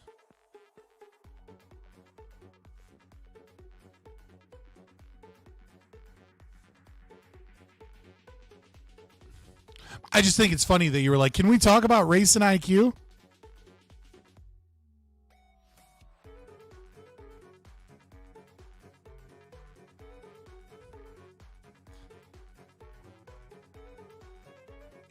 What? This is what I'm talking about. I tell you how I got canceled. You know, not canceled, but how you know how I was one of the shows I was planning on doing with you guys canceling, and it's only because you guys brought up race and IQ, and then immediately my fucking libertarian audience is like, "What's the math on this?" Fuck Fairy Queen. Fuck talking about race and IQ. Fuck whether or not this is problematic, or like, you know, what it is that we're talking about, or the social context of any of that. We need to determine the exact percentile that 120 is specifically, you know, for each demographic group, so that we can have this conversation represented in exact numbers. You guys are the worst. I might just be sick, so I'm mean and bitter today, but you guys are so fucking hilarious. You guys are so fucking autistic.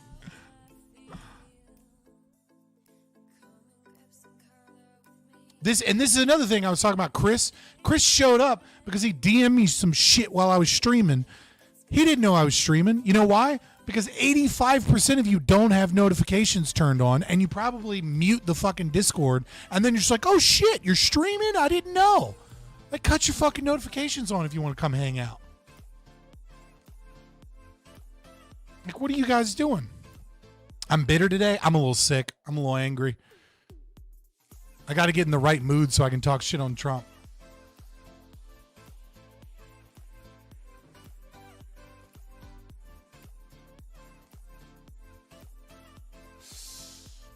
Oh my God, they're still discussing the exact numbers. I mean, if it didn't comment on it, but I did start doing the math in my head.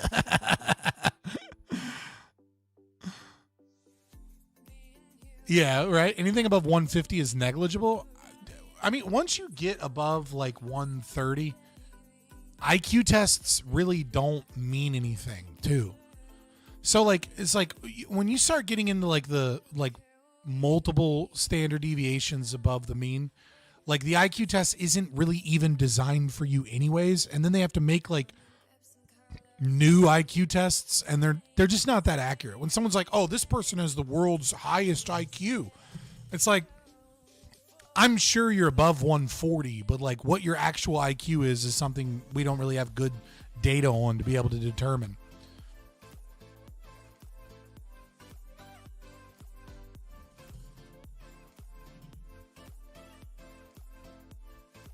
People over 110, 115 tend to be common IQs that function well in the population. Yeah, I mean, like I said, about, you know, if you're over 115, you're in 1.6, right? So if you're in a classroom, you're probably not even the smartest person in that classroom. If you're like 115 IQ, there's probably like one or two other people in that classroom that are smarter than you, but you're still like the second or third smartest person in the room, when in a room of like 30, 40 people. So yeah, like those are the people that do well. The super smart people don't tend to do well. They tend to be all fucked up. All right, let's get started. I'm going to hop in here in just a second, but first I need to add everybody in the Discord again.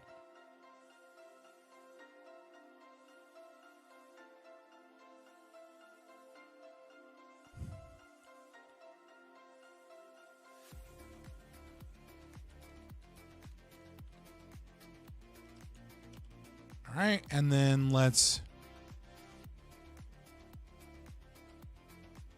do this fun little thing.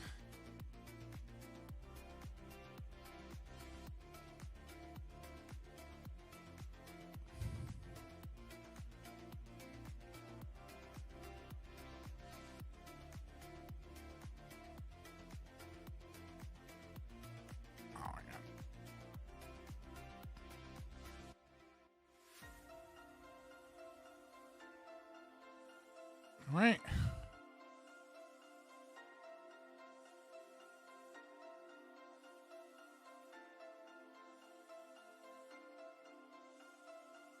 Test. Can you hear me? Hi, I can hear you. Can you hear me? Yep. Yep. Can hear both of you guys. Awesome. Hear you too. Hi there. Hello. Howdy. Hello. My camera took a shit, you guys. What is this? What the fuck is this? I don't know what to tell you on that. I know it's working on OBS, but not through Discord, so it's probably a driver issue because I never update my computer. I mean, or you did have some background update and you just need to like reset something somewhere. Just Yep. Reset didn't work, you guys.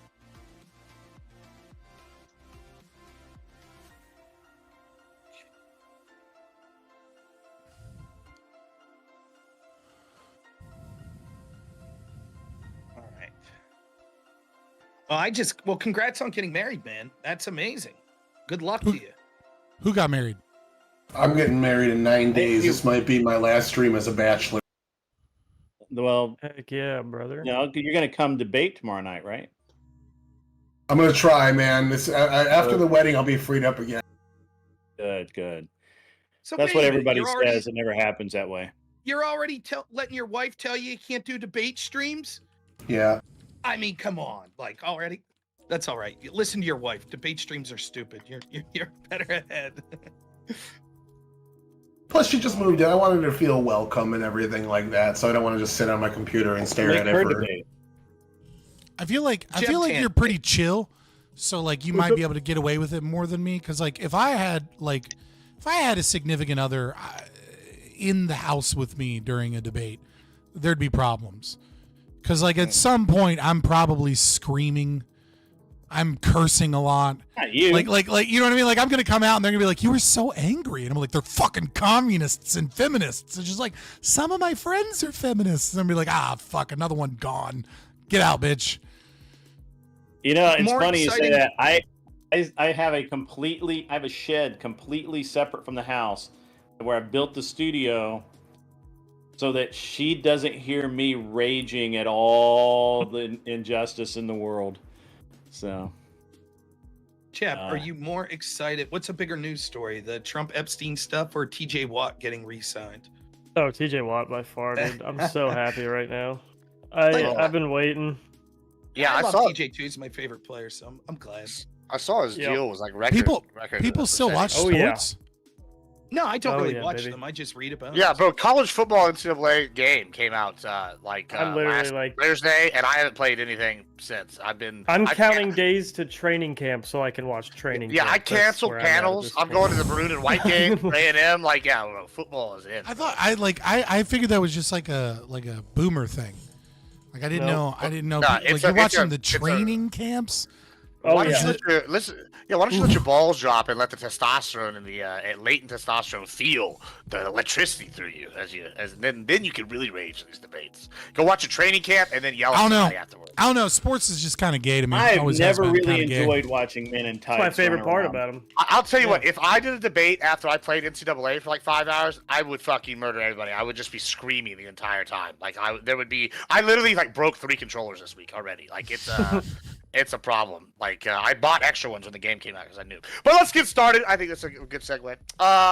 It looks like it's MAGA Civil War Day. There's a lot of things to talk about. I know that some people are pretty pro things that are happening. Some are never Trumpers again. It's going to be good stuff. We got a lot of topics to cover today.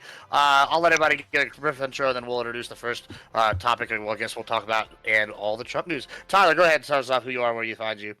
Average debate enjoyer, Twitch, YouTube, Twitter, Fansly, and I am the former Democrat, pick-me, left-wing, but likes Trump guy.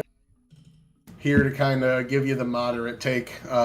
Everything I say is right, and I'm getting married soon, so if anyone disagrees with me, just completely disregard what they have to say. Fantastic. Thank you so much. Fabian. Yeah, Fabian Liberty. My friends call me Scott. My real friends call me Scott or other names.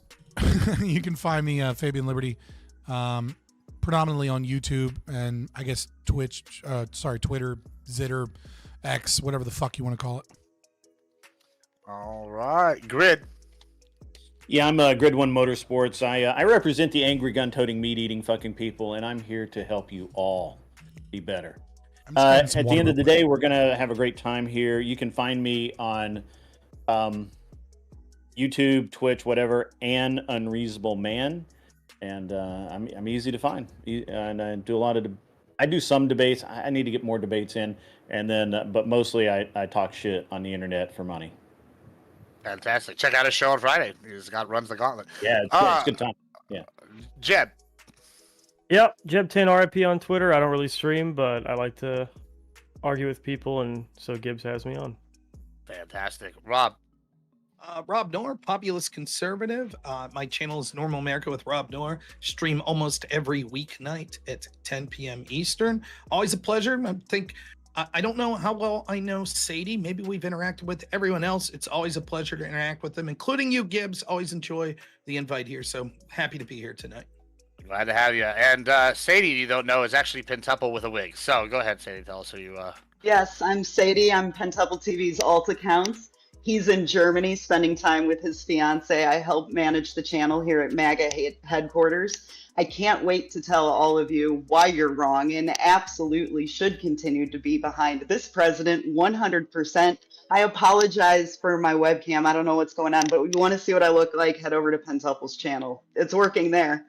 All right, fantastic. Thank you so much. All right, so let's start with an easy warm-up one. Looks like the tariffs have been doing pretty good. The economy's moving. What do we think about Trump's tariff and economic policy so far? Are we big fans? Let's start with you, Tyler. I know you got opinions. Economy has been, man, it's not looking amazing, but it's not looking bad. We saw in the last 5 months of CPI reports that the inflation has been slowing. Even in this month where people say it's up, it's still better than almost any month that the Biden administration saw for 4 years straight. Year over year, you see a lot of these comparisons. When someone throws year over year at you, that means they're taking 7 months of Biden inflation and adding it into Trump's total to say, look how bad Trump's doing. I'm looking at the monthly count, and it's ticking up 0.2 a month, whereas wages are ticking up significantly faster. In my debate with Nonfon the other day, I misquoted that they're not as going 5 times as fast. They're only going 3 times as fast, but generally, all the strong economy points that people were saying about the Biden administration are looking better under Trump. As well, he's got tariffs weighing down, prices going down, adding to inflation, even if it's slight. And he's still having a solid economy. But polling-wise, he's still down by -12, down by -20 on inflation. So he's really got to turn that around. You can save the damn world. If you have a bad economy, you're still going to be a negative approval rating president. So I'd say it's kind of hurting. All right, Fabian. Yeah, I mean, anyone that understands economics, so only libertarians, will understand that, just because, an economic intervention cannot be measured via empirical evidence based upon, looking at it 1 month or in the last few months, et cetera, right? So you can, for example, there are plenty of studies out there that prove, Paul Krugman proved that, increasing the minimum wage actually has 0 effect on unemployment statistics. And it's like, well, that's just obviously not true.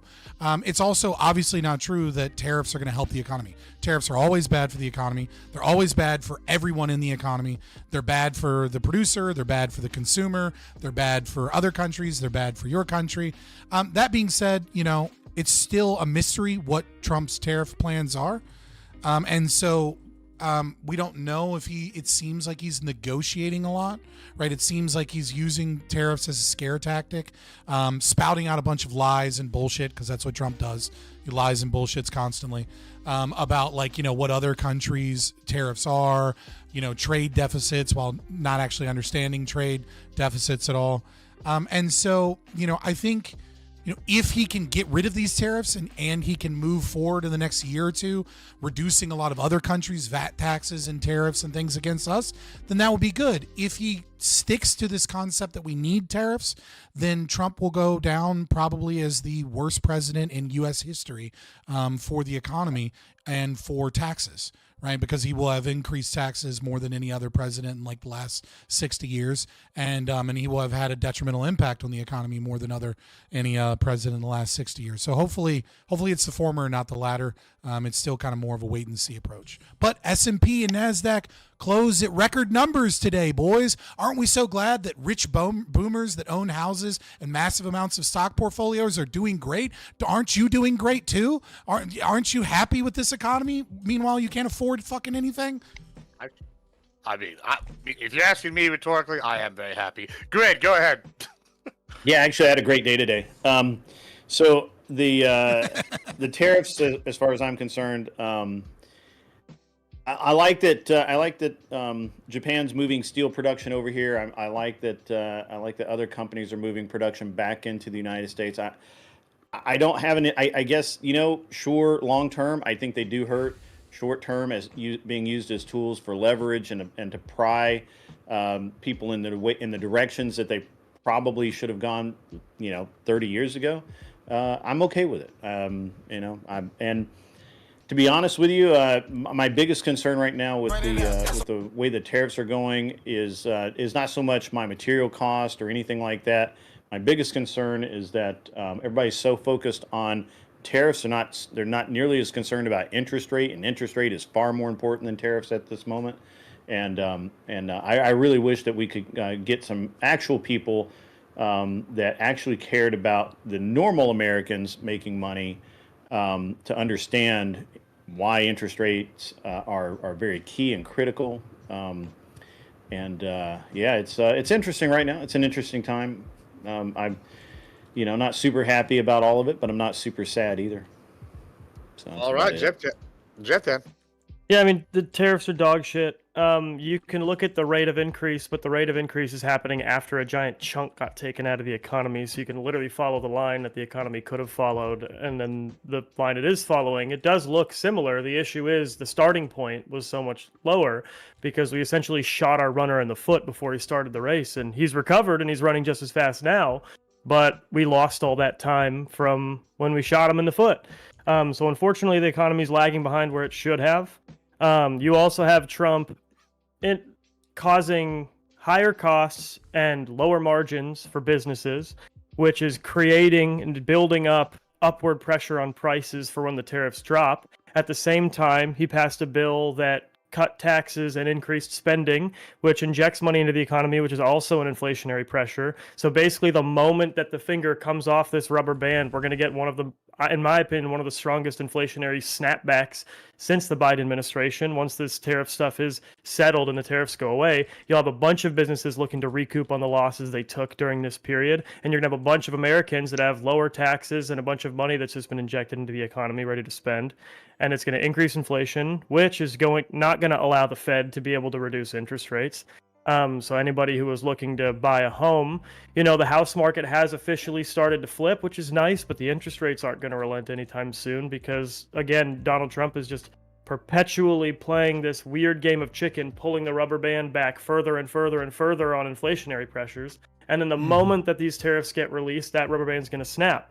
And we're going to have a problem with inflation. So that on top of the myriad of other fuck-ups, his lack of ability to bring guys like Thomas Massie, who are increasing in clout, as the days go on, into his coalition in a material way that actually changes his policy, I think it's accelerating MAGA fatigue. I think MAGA's dead by midterms, and hopefully we will have new leadership in the GOP ready to roll by 2028, but the midterms are going to be a fucking bloodbath. All right, Rob. So I see it different than Jeb Tan somewhat, but I'm somewhere in between on this. I think that my understanding of the tariff policy was that it was because we need a radical change in the direction that the United States is going. So currently, manufacturing is just dead in the water in the United States. Their base, blue collar workers in places like rural America, the Rust Belt, etc., have been struggling over and over again. The sort of policies that the traditional GOP and the Democrats have offered to outsource that labor, the United States has become an exporter in basically one thing, which is dollars being the world reserve currency. J.D. Vance seems to be on top of this and was giving a speech about 2 or 3 years ago where he was questioning this strategy. I think the tariff strategy is obviously a strategy that's designed to bring manufacturing back to the United States. However, there's a problem with that. I think Fabian and I have talked about this before. If it's a negotiating tactic, right, and if it does bring some manufacturing back, then it's not that bad. If these tariffs remain long-term, though, then I think it's bad. I think that you're going to start to see that it has a net negative effect.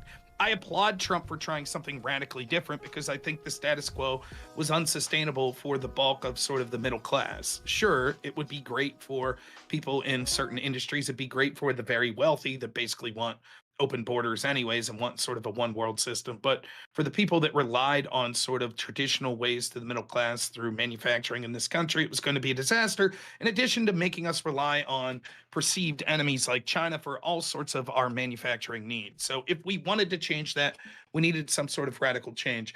My assumption was that you would see significant short-term pain. I thought that this would lead to unpredictability in the market, which would mean the markets were even worse. And it would lead to sort of inflationary pressures that we would already be seeing. I'm actually pleasantly surprised that in the status quo and in the short term, the pain has been far less. In fact, we just saw our first surplus, though I need to look into the details of that we've seen since maybe 2021. Wage growth is up. Under the entire Biden administration, it looks like wage growth was pretty stagnant. And there is potential hope for at least some things that we've cut, like some of these programs, USDID and stuff, that I think if we had any spine, not with Trump, but with people particularly in the Senate, that maybe we could get some serious Doge cuts that would end up having an effect and would be deflationary. However, I do agree with Jebtan that I think ultimately the bubble hasn't burst yet unless Trump has some sort of plan to pull back from these tariffs because he's starting to get trade deals that are preferential to the United States. I think that you will start to see more inflationary pressures. And, I'm skeptical of how this plays out long term because it was always sort of a game of chicken. I think if Republicans lose the midterms, if Trump loses the midterms, then that's going to make his plan dead in the water. And any potential of let's hold out long enough until we see the benefits from this negotiating strategy will be shot. And I'm sure we'll get to the topic later, but I think there'll be no one but Trump to blame if they lose the midterms like that as well. So that's my gut feeling on it. Yeah, don't worry, boys. We're going to get through a couple of these lighter Trump debates, and then we'll let some people trickle in, and then we'll get to the good, spicy ones I know everybody's waiting for. I'm excited. All right, let's go to Sadie. Yeah, I think that I definitely agree that the tariff policy has proven to be successful, especially getting these countries to the table. We have $6 trillion that are invested in this company by foreign countries in tech and automotive, in semiconductors, energy and infrastructure. And these deals were not something that was discussed or even on the table in the last 4 years, actually companies investing in America to produce jobs. I do think that there is some pain coming. There is a real problem in the housing market in the United States. In the last 6 months, mortgage delinquencies have gone up by 200%. And I don't know how many of you know this, but the COVID moratorium on mortgages is still in effect in certain cases until 2025. So that means we've had people for 5 years in this country not paying their mortgages. Now, luckily, this is exactly how I was able to enter the housing market as a homeowner in 2008. I don't necessarily think it's a bad thing for houses that are listed at $600,000 to actually sell for what they're worth at $250,000. I do think that there is going to be other outside factors such as deportation, such as housing market deflation, that's going to balance out what we're doing with the tariffs. All right, discuss. Can I want to say one thing that I think is important if we're going to talk about the inflation. And it's something that I think you kind of normally only hear from communists, unfortunately, because it's one of the few things communists are correctly identify, which is we are capable of exporting our inflation, right? And the reason we are capable of exporting our inflation is because the U.S. dollar is not backed by gold. The U.S. dollar is backed by a deal with Saudi Arabia that has been, that technically ended in 2024, but still is occurring, which is that if you want to buy, sell, trade oil in OPEC, then you need to use USD. You need to use the U.S. dollar. And so, if you want to understand when people are like, oh, we fight wars in the Middle East for oil, we don't fight wars for oil. We fight wars to ensure that all oil in the world is sold in the United States dollar. And so long as this is maintained, right, so long as our government remains captured in part by Israel, so long as our government remains captured in part by Saudi Arabia and their interests, so long as we continue bombing countries that balk against us, like Iraq when they wanted to sell oil in Europe, or Syria when they wanted to do pipelines and natural gas pipelines, or Iran when they wanted to make nuclear weapons slash selling oil to China in yuan, so long as we continue bombing countries over there, even if the tariffs cause a large amount of inflation over here, it will inflate the euro. It will inflate the yuan. It will inflate other currencies throughout the world, because in order to trade in oil, they have to have something like $2.9 trillion are out there just ready to buy oil. And, that is such an important part of the production of basically everything in the world, that it increases the prices of all manufacturing worldwide. So I don't know that it necessarily applies to Trump's tariff policy, but when we're trying to understand the market and we're trying to understand why all of these inflationary things are occurring, but we're not seeing a ton of inflation, it's because we're causing inflation worldwide. And so you get more income inequality, you get more money moved to the wealthy, you get more, you get higher stocks, and the poor keep getting fucked. But when you look at the actual currency and what it can buy, sometimes those are depressed in some fact, because we can export it to the rest of the world.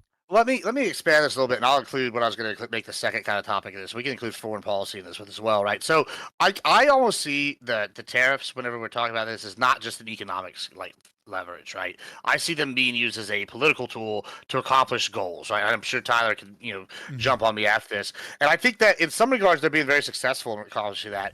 And now this is, I guess, where a lot of people are going to be kind of maybe not MAGA, maybe pro-MAGA, this portion right here, is I see everything he's done with Iran and Israel, all this, as an extension of what the policy he's ran on with the tariffs and the making America number one, securing the freedom, destabilizing our enemies, fighting this axis over here while maybe keeping us out of a direct, intense conflict. And maybe some others will have disagree with that thing. I see all these as an extension of the same thing, and the tariffs are an economic and political tool. I think that's something that he's doing quite well, in my opinion. But I mean, Tyler, what are your thoughts on what? I wanted to piggyback off what Rob was saying about manufacturing and take it a step further to national security and the other promise Trump made as early as 2022, which is decoupling our economy from China, which is a very big thing for national security. So what we saw from several of the tariffs, the emergency tariffs on Mexico and China involving fentanyl, the demands there were a united front against China because of the overflooding of steel, a continuation from Trump administration number one, where he put the metal tariffs in because of the steel. USMCA was put in place to stop this Chinese steel from flooding the neighboring markets above us and below us, and then flooding our country, boxing our steel industry out and making it eventually collapse under its own weight. So when China found a go-around for that, which was actually building their plants in these nations, we had to amend USMCA, and the emergency tariffs for fentanyl got these two nations on board. We saw a 100% tariff from China against Canada because Canada got on board with the United States. Same thing with Vietnam, a couple of nations in the EU. Trump is pressuring them to stop doing business with China, and for the Vietnam specifically, he's pressuring them to stop moving Chinese goods through Vietnam, making it more expensive for them to export. So Vietnam right now is facing a 20% tariff because they said no to that specific concession. So he is tailoring many of these tariffs. Same thing with the EU in energy. The reason we couldn't fully sanction Russia is because the EU is highly dependent on their energy exports from Russia. Well, with drill baby drill and our energy spiking through the roof in the United States, dropping in price, spiking through the roof in terms of supply, we're now able to supplant Russia as the exporter of natural gas to the EU, making them have no gas right now from Russia, and they are sanctioning and tariffing the shit out of Russia in terms of energy. So our foreign conflicts, agree with them or not, these tariffs are tailored specifically to help our allies and hurt the enemies in these conflicts. The favored nations policy with the tariff specifically on the UK, the UK gets an exemption from several of the metal tariffs because they're a favored nation, where the metal tariffs against China specifically are breaking their industries. So I see these as more of geopolitical tools to get somebody to the table for something more than just economic growth, because everyone said it. These tariffs stay in place long term, they are going to hurt us, which is absolutely true. I think it's more of a, I'm going to put these tariffs in place because it's going to hurt you more than us, making you come to the table, and we're going to get concessions out of you to get some real change. And that's kind of what I've been seeing. But let me what's your point, though? That, I mean, you could talk about how they're not economically good all you want, but the point of them as early as 2022 wasn't about just the economic gain from them. It was about the national security gain. It was about the long-term trade gain. Looking at polling, the majority of the nation thinks that we're going to be better off after the deals, the 80-plus deals that Trump's working on, result from these reciprocal tariffs. I don't give a fuck about polling. Like, Americans are retarded by and large, right? But like, my problem here is like we can look at historically what sanctions and tariffs have brought, right? So like talking about Russia, for example, the Obama administration sanctions on Russia more negatively impact Ukraine than they did Russia, right? So it's like, I get what you're saying, that it is like this tool that we can utilize to like, to go against our enemies or, help our allies, et cetera. And that sounds nice. And I don't doubt that might be what the administration, wants. My issue is that tariffs are like throwing a wrench into an incredibly complicated economy. So like there's very, very little guarantee that any of these extremely economically disruptive tactics actually work out in our favor in that way. Like, yeah, sure, we might be getting some benefits that we can call to, but we're not going to know what the damages of these things are for like 10 years. And that's why I think it's far more important that we're very, very calculated in that we utilize tariffs as a tool, as a threat, knowing that it is always destructive, not pretending like it's helpful ever, and then saying we're intentionally causing harm so that we can get you to stop causing us harm. Like Trump said that in his State of the Union. Yeah, but Trump except Trump has contradicted himself like 20 times. Saying Trump stated something is just dumb because he stated the exact opposite on Joe Rogan. You know what I mean? Like who cares? Then the issue is, go ahead, sorry. Rob. Okay. Go ahead, Jim. Okay. One of the issues is too, you keep saying like the tariffs will hurt us eventually. No, they already have, right? The rate growth is happening after a giant chunk was taken out of the economy by the tariffs. And the tariffs, again, are winding back an inflationary rubber band that is going to snap when they're done. We know it's going to happen because you have a bunch of companies right now whose costs have increased because they're paying these tariffs, and their revenues have decreased because they have to put down their base prices in order to get people to still purchase their products. So they're going to be increasing their base prices once these tariffs go because, one, the U.S. market tolerance for prices has increased because of the tariffs. And so the businesses know if they lose a 30% tariff, they can reduce their price by 15%, and then the other 15% is all off the top, just like they did after COVID. You're correct. And they should do that because otherwise wages won't grow. You're correct. So you are correct, but the problem there is if like you have a city that 10% of the people are criminals, do you not put those 10% of criminals in jail because that's 10% less economic growth? In this instance, is China violating 30-plus trade deals, stealing $500 billion worth of United States technology, bullying there's predatory pricing that if you did that in the United States, it'd be illegal. But why not? And I would agree with you if the tariffs were as targeted at the beginning as they are now, and they should be even more targeted now, because if we unified with Singapore, he tariffed Singapore. There goes your whole fucking argument. If we Singapore's unified never done anything to us.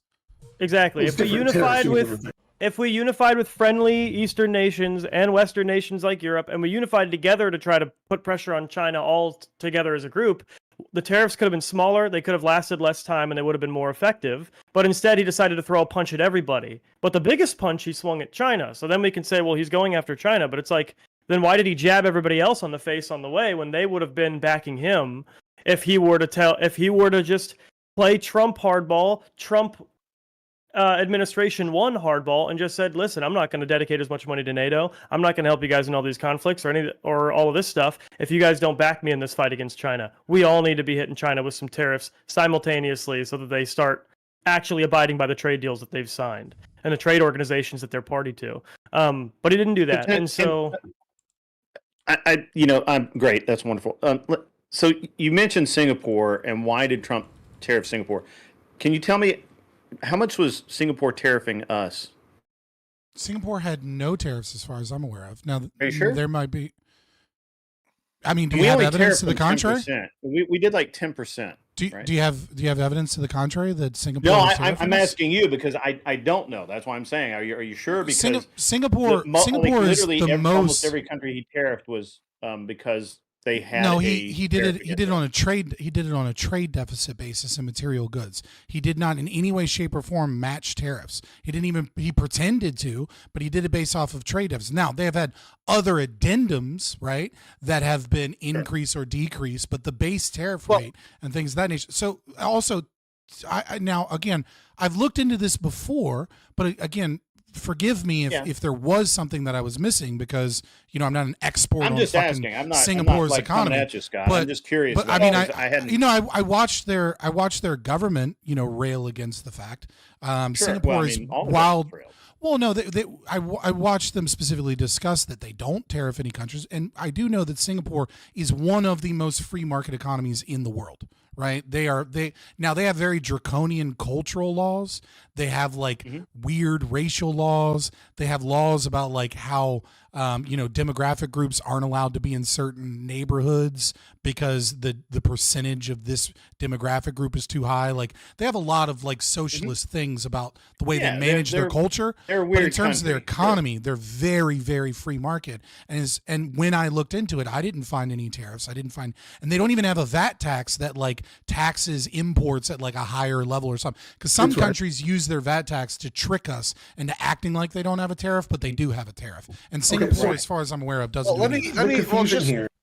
I just want to point out the confusion here is we were talking reciprocal tariffs. What they did, that Singapore was the baseline tariff. It's a different tariff, different policy, different long-term strategy. The baseline tariff is a 10% flat tariff against every nation that we do trade with for a different reason. It was to be a long-term fix of comparative advantage to make it so that U.S. industries have a little bit of a boost to get their manufacturing back on track. It's different than the reciprocal tariff. Straight up tariffs, even though the country doesn't tariff us at all, because Trump wants to bring in tax revenue and says tariffs are beautiful. Yes.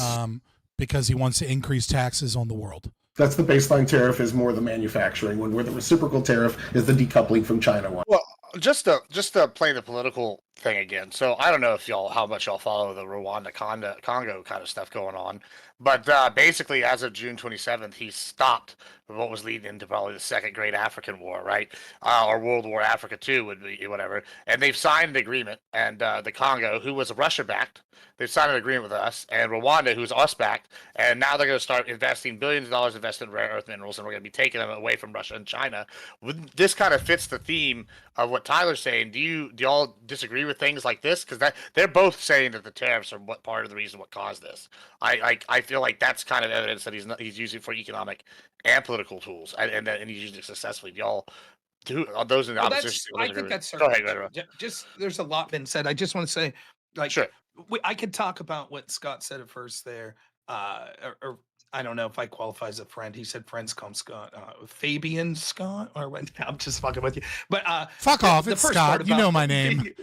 Being able to export inflation, that's true, but it's still that big inflation still negatively, disproportionately affects the poor and working class in this country more than it will the upper class. I'm talking about the looking at the stock market and things like that. Correct. And so this was one of the arguments which I think you have to put some blame on Trump and Republicans as well, but also clearly on the Biden administration during the pandemic, when we saw the massive amounts of inflation that turns out when you shut down the economy, right, you're going to see a bunch of inflation, and then you print a bunch of money. Guess what happens? Well, everyone was saying, well, actually, the United States had a slower rate of inflation than the rest of the world. No shit. That's because all of the inflation that occurs in the rest of the world, because the U.S. is the world reserve currency, the other countries are going to eat a portion of that, plus then have their own inflation from what they've gathered from their terrible lockdown policies, like Japan. So, yeah. So like Japan had bad inflation and they didn't lock down at all. Right. But they're eating the U.S. inflation as well as, any other policies they may have. Specifically on this, yes, I think that Trump is, here's the thing, right? Like him or hate him, I applaud Trump for trying something, because I think the status quo wasn't tenable for huge swaths of this country that I happen to deeply care about, which is like the Rust Belt, right? So I think that an attempt was made, the status quo would have changed nothing, and we would have continued to see the wealth divide continue, the middle class continue to be eroded for this and a litany of other reasons. So, okay, I applaud some big attempt. But here's the thing with Trump. Trump's the type of, I remember reading this story once where someone was, and I believe this, some of the shit I don't believe here about Trump, where someone was suggesting a tariff number or a tax rate or something like that. And it was like 1.3% or some shit like that. And Trump's like, why don't we just make it 2.5? That's a round number. Right. And it's like, wait, dude, like, it's not about just nice round numbers. It's like we had a formula that we came up with a specific number. Trump's that type of dude, man. So I think when it comes to reciprocal tariffs, yeah, okay, I don't have to wait into that. When it comes to this sort of flat tariff, Trump's the type of dude that I think's just like this. Trade deficit, that's not sustainable. Fuck it, 10% tariff to everyone. Then we'll leave them come crawling to us. And in a way, it could be effective in this sense. I believe that the United States is waning as the global hegemon. I don't think that there's another country that's set to surpass us. But the distance between the United States and number two or another collective is shortening and will continue to shorten as time goes down. And so if you're going to make a bold move, sooner is better. And so if the idea here is we're just going to say 10% tariff to everyone and then tell everyone, hey, Singapore, you come to us. You give us a deal that's more favorable. Like, he's not looking for a deal that's even. He's looking for a deal that's favorable to the United States. That's what he's looking for. And if that's the sort of shit we already have like we already have the most favorable possible deal you can have with Singapore, other than them literally paying us to import stuff to them. Like, they don't tax us in any unique way over any other country. They have the same they do product-based duties. They don't do country-based duties. But that's what I'm saying. That's what I want to correct the record because I had my audience. I had my audience look into it. People to import shit they don't need. Sorry. So, just to clarify, so that nobody accuses me of being dishonest here. So they don't have any tariffs, but they do have import duties on alcohol and tobacco for like cultural reasons. Okay, so they do have import duties. But also those same taxes are also applied to domestic products, right? So and every other country as well. So right, so it's not like they're tariffing us specifically, but there is a tax that is paid when it goes there. But it's a tax that would be paid there regardless if it was domestic. And that answered my question. So I guess at that point we have to kind of default to what Tyler said, and that is just every country that does business with the United States is hit with a 10% tariff. Now, what that does is literally he now has a bargaining chip with every nation in the world. He can say, hey, do you want to do, all right, we need better.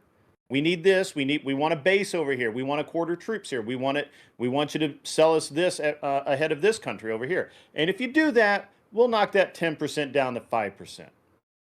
Okay? Yeah, this and is a pretty standard thing. Just add that just a little to, and this sort of response to Jebtan. Jebtan, it might be shit like this. Yeah, what's more favorable than completely even and 0%? Well, more favorable would be something like this. Hey, Singapore, we noticed that you're buying a bunch of cars from your neighbor there. And they're like, yeah. And we're like, why don't you buy like 10% of that from us? And they're like, but we don't need it. Yeah, but why don't you anyways? Or we're going to give you a tariff. Now, I'm not saying I'm necessarily a fan of this strategy. I'm just saying there's something better than even. Trump wants an uneven deal for the United States, and he's bargaining right now. Every country in the world relies on us. Well, not everyone, but the majority of them do. And so we're in a better bargaining position right now than we will be anytime in the foreseeable future. This is where I pull the Scott move and just call you all socialists, because why does he get to do that with our business's money? Like, he is saying, all right, every business in America, you pay 10% more for those businesses. It's not. Yes, it's hey, all of you guys. Hold on. It's capitalism, baby. Stop. Let me finish. It's not capitalism. This is It is not capitalism to look at every business in the United States and say, without Congress being involved at all, so your representative democracy is not contributing to this at all. I decide.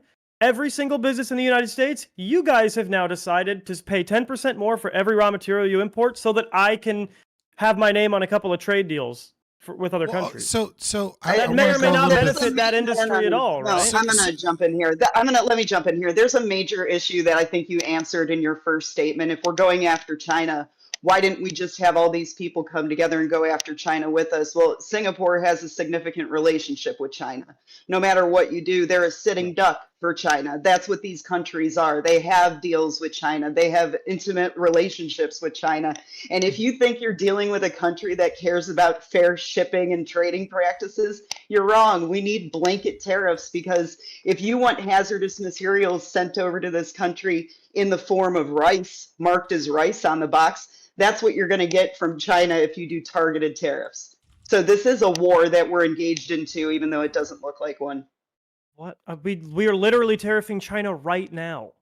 Right, And they're that's not what we're doing. terrorists We're attacking ending, us with rice. we're ending the IP. We're ending the IP stealing. We're ending the Chinese Well, IP spy isn't balloons theft. flying You over can't the steal country. IP. That's what we're doing. We're not ending any of it. Yeah. We're not ending any of it. As it stands, we are just continuously tapering down our tariffs for small concessions, and maybe it'll end with some small win. But no, we're not revolutionizing the way of Chinese business, international business, with just our 35% tariff. It's not happening. There's more. The 35% just reciprocal. All right, all right, go ahead, Rob. I'm gonna let you last word. Then we're gonna move this on a little bit to the next thing, because I think we've covered this quite a bit. I was We're just going going in to a say, circle. Go ahead, like, Rob. I think I'm somewhere in between on this issue. I think if it ends up just being a bargaining chip, I'm more for it. If it leads to long-term tariffs, I'm more on Jebtan and Scott's side.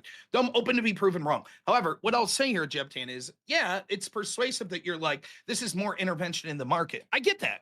I do. But there's so much fucking intervention into the market in this country from the perspective of a blue-collar worker that's had their What is shit this, kindergarten? ruined for Two wrongs make a right now? What? Hear me out. From the okay, it'd be like this, right? Like the old Ron Just Paul add more mantra, socialism. where it's That'll like, fix it. let me finish. The old Ron Paul mantra, where it's like, I'm against all this pork and pills, right? But then if he takes the principled stance of, I will never push for any pork, his constituents get fucked. Right. And so it's like, look, if my constituents have to pay for all of this other shit that's happening in this country, then at the very least, this country could be doing for them what they're doing for all of these other people. Similarly, what we're saying, I guess, would be the advocate position. I would be for almost a complete free market situation. We're nowhere near that. And so then what we're told is, well, this one thing that could potentially help the Rust Belt, the manufacturing sector. No, fuck you guys. That's socialism. Anyways, back to the corporate socialism, back to the outsources of labor, back to the infinite other policies that the United States has that puts their thumb on the free market that resulted in the fucking over of the Rust Belt. Let me ask you this. Do socialist policies have unintended consequences? Sure. Okay, so how is it that you're going to balance socialism by adding more socialism that has more unintended consequences? How is that helping anybody? I will respond thusly. It's bad form, but I'll ask a question. If a country tariff us at 100%, would it be advantageous for us to be reciprocal or to do nothing because that's socialism?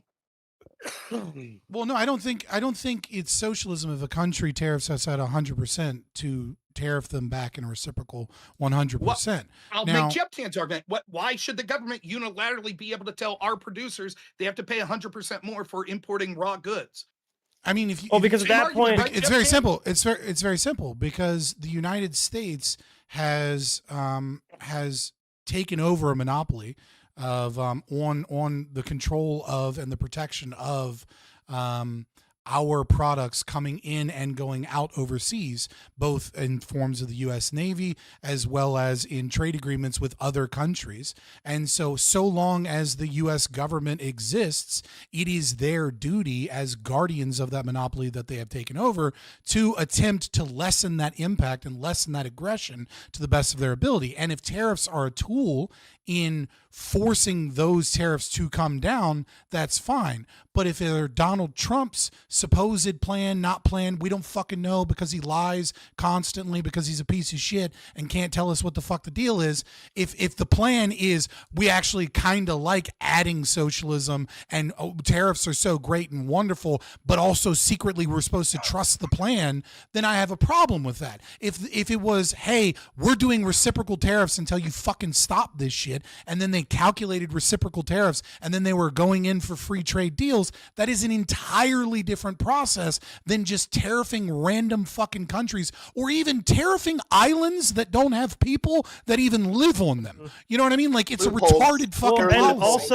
Also, we have a permission structure too. My two issues is one, the one Scott is talking about, where it's just like reciprocal tariffs are fundamentally different than just baseline, these might turn into something good tariffs. And two, we have a permission structure where you can sort of indirectly get permission from those businesses, and it's Congress. Go to Congress. Get congressional approval. I would just 10 seconds. What you guys just advocated for is still different forms of socialism. It's still government intervention. You're just saying it's justified government intervention. For example, that's not what I said at all. I deeply explained how it isn't socialism. Let me deeply explain to you why that's incorrect. That would only make sense and not be a form of government intervention that's unfairly targeting U.S. businesses, making them pay more, if it was exactly the same businesses that are being negatively affected by the foreign tariffs as would be by the domestic tariffs. So, for example, if China has 100% tariff on our automobiles, and so therefore we decide to put 100% tariff on everything that comes, including raw metals that comes from China, a chip maker in the United States, now who wasn't affected by China's tariffs necessarily, will now be affected by the U.S. reciprocal tariffs. So from their perspective, it's still government intervention. The criticism you all are making is fine if it's, look, we have a problem with the way Trump's implying tariffs, but the idea of reciprocal tariffs are something that's more palatable. But that's not what you said. You said any rationale for tariffs is socialism because it's the government. No, not any rationale. No, that's not what I said. No, you're strawmanning me. There's no limiting principle. I'm going to correct this. Okay. No, I'm going to correct this. You're calling me a socialist and you're strawmanning my position. My position is very clear, which is that the government has stolen the right from American people to be able to protect its private property in international waters and to be able to do business at the state level in which the state is our representative. So long as that government still exists and they're not going to turn into anarchy, then it is their duty as a guardian of the protection of our assets overseas and our import-export tariffs and all of those trade policies to ensure that as little aggression occurs as is possible, and reciprocal tariffs that are designed when one side is fighting a trade war and we're not, to force people to the table for a free trade deal is very different than Trump saying tariffs are good and we should have a flat tariff anyways. Wasn't the economy so good at the turn of the century when we had all these tariffs? Tariffs are wonderful. Tariffs are great. We need tariffs, which goes against every fucking rational argument that's been put out by economists since that fucking time. So I want to move this on a little bit. I've been debating because I have about three topics left, and one of them being the Epstein thing, and I think all these tie together. So we're just for the sake of whatever, we're moving on. And y'all, I was going to do one topic next, but we're going to do this topic first now because y'all brought up the Trump lies thing several times, right? And I think that this is important, and I'm mainly because I've seen Rob post about this several times, and he could paraphrase his position better than me in a second. But I, as a Texan rancher, and I feel like as a moderator, it's best to just get this out and like your bias out. I feel I'm very pleased with the current border situation and the immigration policies, except as a rancher, I'm fucking pissed about, we might do this, actually, it's something you've advocated for, an invitation system with the agriculture workers allowing these people to stay and the hotel people basically doing the invitation system for them. Well, I want them all gone. I want to level the playing field. Let's get it done. And I feel like I've been lied to and misled because now this is a dramatic step back by the Trump administration. I'll let Rob, you go ahead. I know you also have mentioned that you felt lied to about this issue, and then we can just open it up from there. Go ahead. So we talked about this the last time I was on the panel. I know me and Scott went back and forth on this. First, I find it to be a defensible position that we should allow immigrants in here, even illegals, that are doing things that are net beneficial to the United States. So if the argument is, look, these particular farms have these particular workers that, Americans wouldn't particularly want to do, and it's beneficial. They're not taking they're putting much more into the economy and adding much more to our country than they're taking out. Obviously, I put the caveat of you don't want them to be criminals. You want them to culturally fit in. Like, we don't want a bunch of people, defecating in the streets or some shit like that. But that's a defensible position. However, I tend to go the other way because I think that the exception is proven to be the rule. And as soon as we say, okay, you allow some of this, what happens is we have tens of millions of people that flood the border because the goodwill is always used to be able to say, we need to have more, and there's no limiting principle that's ever put on it. However, the big argument I have here is this is anathema to what Trump's policy was. Trump said that we needed to do the big beautiful bill, which raised the debt limit. And we were told, listen, people like me that are fiscally conservative were like, listen, man, what the fuck's up with this? We don't like this. And the argument we were sold to, and like Thomas Massey, how they're selling it to him is, yeah, but we need all of these mass deportations. We need them. right? So we need to massively increase the budget. And then like 2 days after signing the big, beautiful bill, Trump gives a speech where he's like, not that we may deport too many bad people or too many people that are good. He said, we already are. We've already deported good people. These farmers are coming to me saying we're deporting good people. So he immediately sends the signal as soon as the big, beautiful bill is passed to backtrack on the promise of mass deportations, which raises the question, why the hell did we spend all the money? Right? We should have just said, cut our losses and said, Trump should have came out beforehand and said, look, we're not going to need as much money as we thought because it turns out that we're not going to have these mass deportations. So I look at this as a slap in the face and I look at it as a political catastrophe because even if Trump's inevitable position would have been to allow these people to stay, he could have used it as a bargaining chip. He could have said, look, Democrats, you want some of these illegals to be able to stay? Fine. We'll talk about it, but you're going to give me you're going to give me Doge cuts. You're going to give me, more funding for the wall in this sense, that sense. So for me, it's terrible. It's a slap in the face, and I would like to see these people deported for various reasons. Let me get Sadie. I know you're probably the strongest Trump supporter here on this panel. What do you have to say to those criticisms that both Rob and I have leveled here? What are your thoughts? I think to say that you were lied to is far-fetched. I mean, Trump has always had immigration policies such as you're going to come here and get a degree in the United States, you're going to have a green card stapled to your diploma. He has talked about amnesty before. We're talking in the farming industry, at least.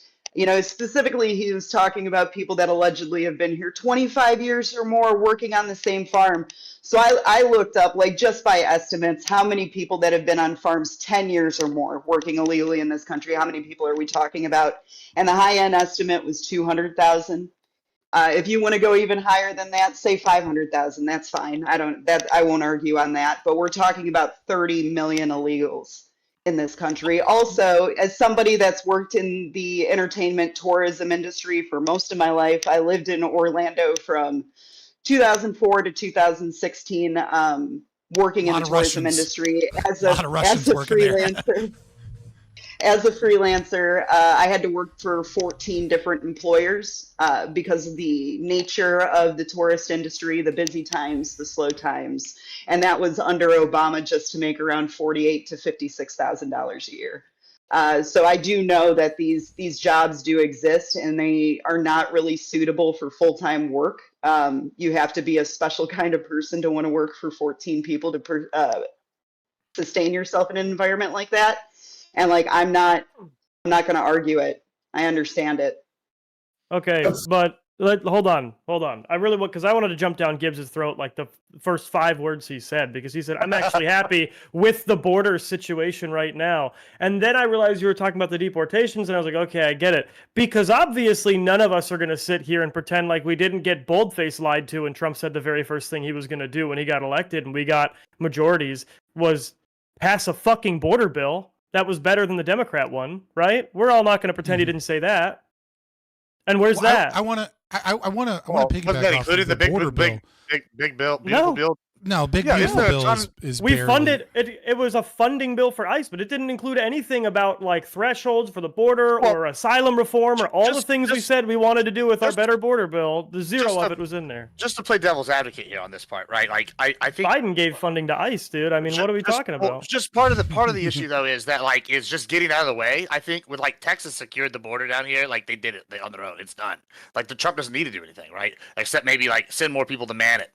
Right, and that. So whenever I was sitting there, I go, I don't need a border bill. Whenever I just need the administration to stop tearing down the walls that we're fucking building. We don't need more immigration judges so we can detain and hold less of these people on taxpayer dimes. That would help, but that's just when I'm sitting here policy-based issues, I'm looking at results, right?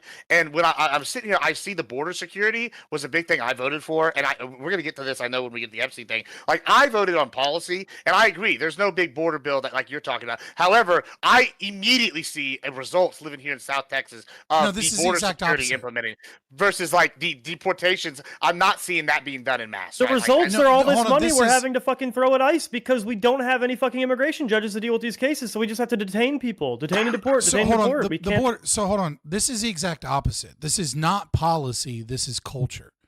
Okay, we have a more secure border because we have less people attempting to cross the border. And we have less people attempting to cross the border because, at least in symbolic form, America does not look welcoming to illegal immigrants in this moment. Now, part of that is the left pushing hysteria, which, you know, I'm kind of, in many ways, I think they're less hysterical than they ought to be when it comes to immigration and deportations, because I think it's a fundamental violation of human rights. But I'm going to be different on this than most of the conservatives when we're talking about immigration.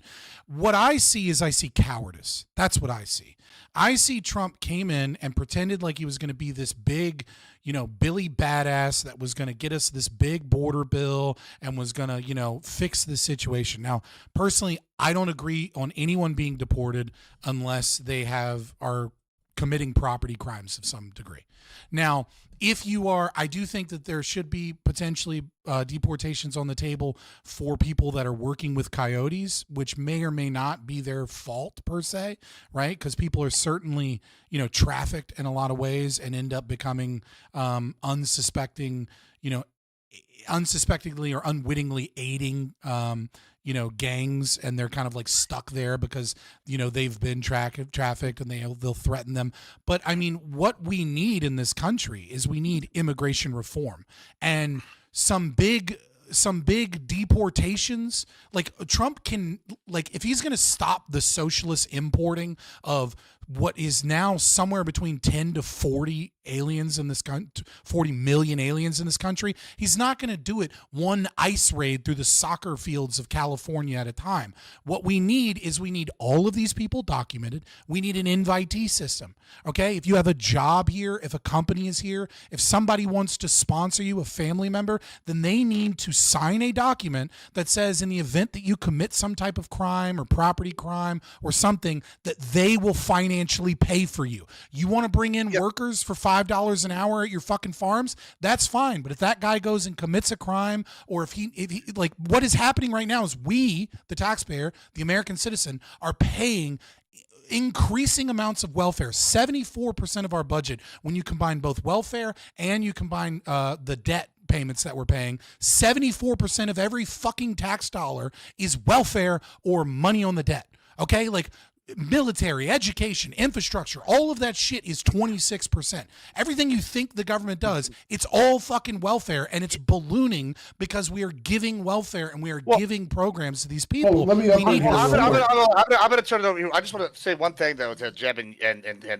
Fabian here, and I'll turn it over to you. I agree with the immigration reform. I don't agree with your policy, but I do agree with the reform aspect. However, I think that it is asinine and maybe ill-informed to say, oh, it's just because, and I know you probably didn't say this, I'm not strawmanning you, but like kind of what Jeb was saying is, y'all, like, where you say, oh, it's just because we're not welcoming, yada yada. Whenever I can look at Shelby Park, which went from 1,500 people a day in that one location to 3 people a week, right? And all 3 of those people are caught, right? So it's different whenever I see the physical border stuff stopping it. Yeah, part of it's because it's not as welcoming, but part of it's just a literal fucking death wall in front of it. That, like, I agree, but Trump is deporting at lower numbers than Obama. Okay, yeah, so it's obviously not these mass deportations. If I'm in a boat, right? If I'm in a boat and I put a hole and there's a big hole and it's flooding and I'm deporting at a faster rate, which is definitely debatable, and I'm not fixing the hole, it doesn't matter because the water's still getting in. But if I close the hole and I move the water out slower, but it's at a faster rate than the people coming in, what happens? Well, we get a net gain instead of a net loss. And the Obama deportation thing, if you really look at it, is suspicious. But I'll go to Tyler here. Okay, I got a lot to say. So I just want to throw this little dig in from the last subject here. The first thing the Founding Fathers did after they were sworn into the first Congress of the United States was pass a tariff. So I resent the fact that you're calling the Founding Fathers communists. But moving into this immigration topic, I just think this is kind of similar to the tariff. Socialists, they were in part, yeah. Yeah. My bad, I'm sorry. So moving into the immigration topic, I think this is more of people just not kind of listening to the in-depth policy promises of the Trump administration with the tariffs. We have 6 different tariff policies, all with 6 different goals. I'm just saying, similar to that, we have 6 different policies with 6 different goals, similar to this. So in the Trump administration in 2016, when they were running, Trump said that there's a group of immigrants that have been here for a long time that are doing good economic work, and we can remove them and expedite them back in quickly, put them to the front of the line so they can get back to work. That amended in 2017 to say we didn't even need to remove them. We could, once we got all the bad illegal immigrants out, the criminals, the people that were subject to deportation and such, we could do a program to get nationalized some people. In 2018, Trump proposed a bill. If you give me $26 billion in border funding, he'll give amnesty to over 2 million people here illegally, mostly DACA kids. So Trump has a history of being soft on immigration for some people that are already here, as long as we stop the flow. Like, we'll let some of the people here stay, but we How do need you to handle stop any of the that? flow. How do you handle amnesty? How do you handle getting people in legally? How do you handle it? So that we're going to lead me to 2024. Who does JD Vance was talking in an interview about this. So what he was talking about was getting out all the people that are subject to deportation, all the people committing crimes, all the people that are gang members, all the people doing violent things. Once you've wiped out that large a number, you've got illegal immigration down to a manageable level. Then you can start doing a case-by-case basis of seeing people that are here illegally come to us. Who we'll assess handles your the case. cases? Who handles the cases? Probably State Department. I would have to guess. No, immigration judges. And we don't have a fucking bill that hired any. So they're going to come back in a line that's already like 15 fucking years long. How many people in the Senate would have to approve that? You know, the State Department is in charge of the immigration judges, we still have budget reconciliation in our pocket. We can do it with a simple majority.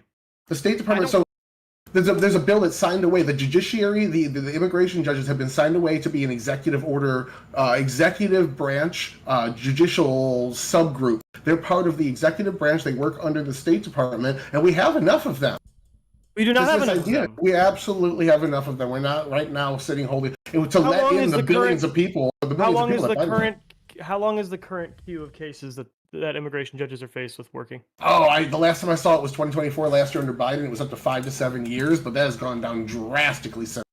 How much? Well, hold on. Don't just say it's gone down drastically. I don't know the 2025 revised number yet. Well, while you look that up, let's go to Grit. I see his hand up. Yeah. So this is always one of those fascinating discussions because the reason why nobody ever everybody says, well, you know, Obama deported more people than Trump, and they're not. Well, why is that? Well, there's a couple of reasons why. Obama went after single men that were easy to find and deport, and Trump is going after family units, people that came over here.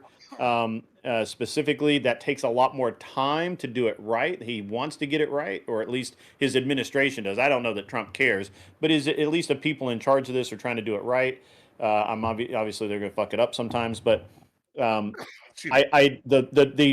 number of people is less important to me than which people and why.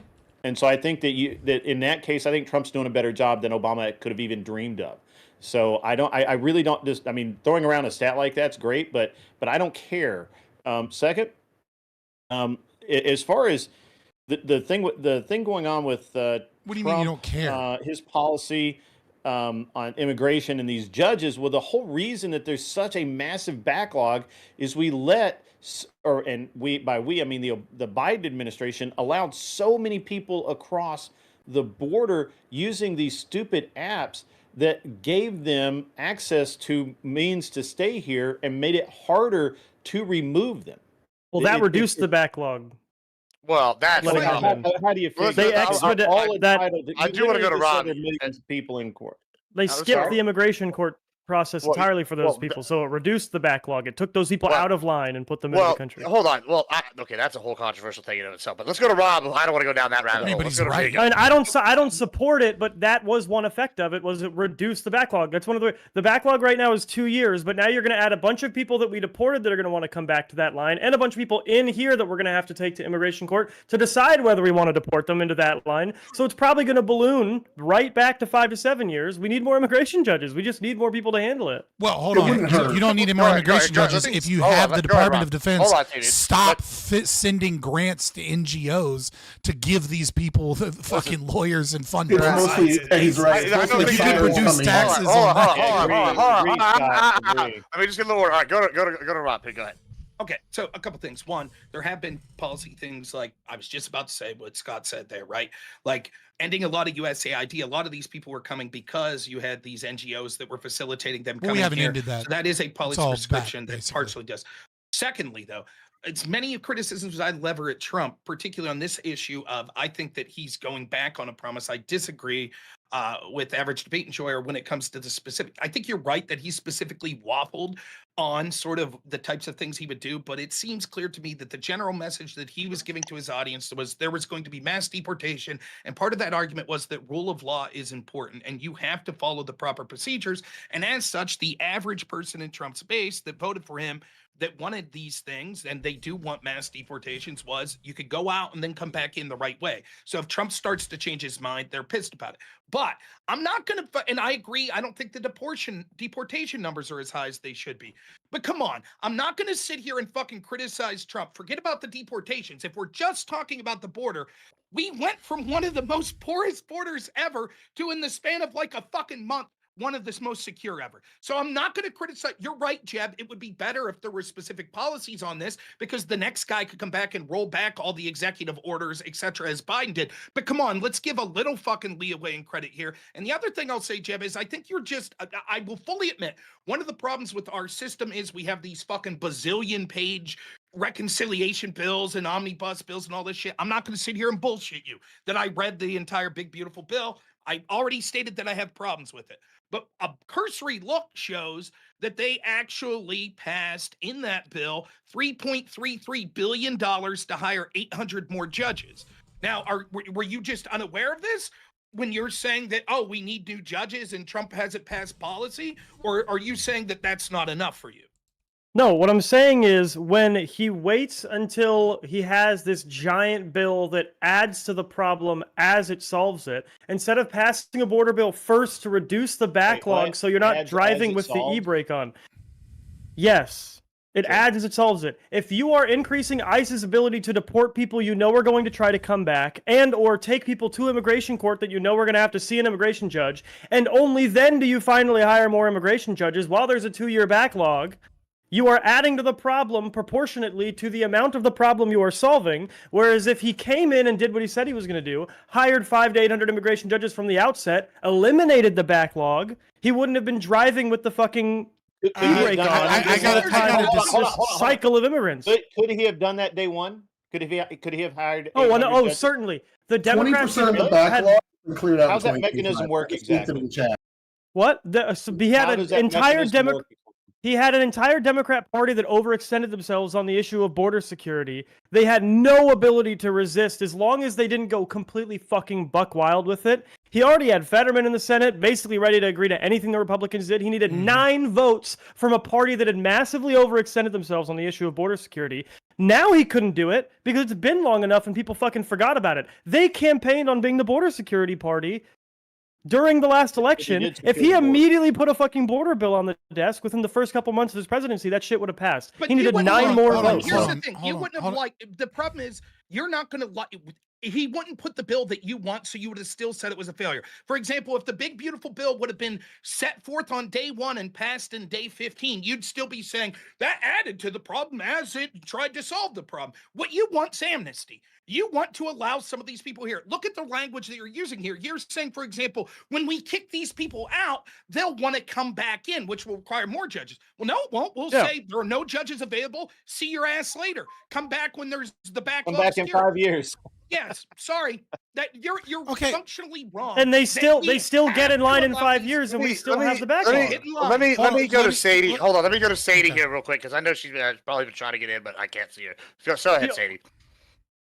No, I wasn't really trying to get in on any of this. I'm trying to get in. Well, hold on. I mean, the reason that the Obama administration had such high deportation numbers is because they counted turnaways at the borders as full deportations as well. So hold on. There's also some other controversial shit too, but that Well, I mean, we don't have the revised numbers, so like I'm okay with saying, you know, from what we know in like his first 100 days, his numbers were lower. But yeah, in the current push, you may absolutely be right, especially if you account for actual deportations in that regard.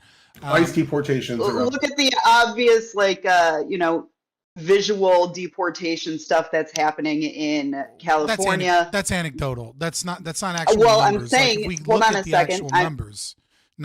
I'm just saying, we're seeing this. People are like, oh, it's these isolated things. Well, the state of Tennessee is working with ICE. The state of Texas is working with ICE. The state of New York, under Eric Adams, New York City is working with ICE. So we're not seeing these visual representations that people want to see. So it is equated with nothing's happening. And you're right. When the numbers come out, I think that people are going to be surprised. Yeah, I don't disagree that maybe currently that is occurring. What we do have numbers on shows that Obama was deporting more. But again, we don't have numbers on the last few months, and that has been where the larger push has been. So like, we'll see. Maybe you're right. Maybe it was an unfair jab. But I will say this, the problem that I see with this entire immigration scenario, piggybacking off of what both Trump and piggybacking on what both Trump and Rob are saying, is like, it's very 2 steps forward, 1 step back. There's no real reform here. There's no real everlasting change in how we handle immigration. And he could have done something in his first 100 days, right? When he had that mandate, he could have done something to fundamentally change the way immigration and citizenship and DACA and all of these things are handled. Instead, he's going with a Band-Aid approach. And he's a lame duck president who can't stop taking L's. And so we'll see what fucking happens when the midterms come. But let's just even assume that he gets a Republican wave somehow in the midterms, which is still possible, right? Even then, he's still only got 3 years left. And just getting rid of a chunk of people. Go ahead. Really important point of fact. The Big Beautiful Bill does not hire hire 800 immigration judges. What it actually does is it hires 100 and then caps the number of immigration judges they're allowed to have at 800. So it ensures that we will never hire more than 100 more immigration judges, at least until 2028. So it actually restricts our ability to expand it. It restricts our ability to continue expanding immigration judges. Well, we brought up midterms. I think this is a good segue into one more thing before let me get in there real quick. Go ahead. I linked this to the chat. So I'm looking at the new cases of going into this year, 2025. We have 431,000 new cases compared to the 735,000 that have been closed. Right now, we're closing cases at 20-year record rates. We're seeing drastically more at this rate. In 3 years, we'll be down to only 1 million on the backlog. And most of this backlog, 2.2 out of the 3.4 million, are asylees coming in, not people being deported. What I'm seeing is the wait time to deport somebody is like 3 months between hearings, and they're saying that's a bit high, but it's the people coming in that have the 5-year wait. Well, yeah, that's a problem. If we want to replace the labor that we're losing, which Trump says he does want to do, you can shake your head all you want. This is what Trump said his design is to maintain the labor force. You're saying that's the only way. What we saw is through Trump's executive orders, which you don't need an actual border policy unless you want to put this in effect full time. Unless you want to maybe not have a Democrat president immediately fucking reverse it the moment they're in office. That's the standard. Well, then they get negative 25 in the polls for their border handling and lose the next election. They can still do it. You pass legislation for a fucking reason. There's a reason. There's a party obstructing. Stop. Cop out alert. Cop out alert. Should we just never pass legislation again and just do executive orders? No. They'll lose an election if they turn it down. There's legislation that will not get passed. They will not pass legislation. They needed 9 votes from a party that dedicated themselves to the cause. The resistance is just going to give Trump what he wants on the border? I think 9 of them were in support of it. Yes, they wanted border bills passed. That's not true. That's not true. What Trump would have had to give was concessions that would have been antithetical to what his base wanted. He would have had to give things like the Dreamers. He would have had to give amnesty. That happens to be what you and Scott want, but that's not what his base wants. So the argument, it would have been. I don't want amnesty. When did I ever say I wanted amnesty?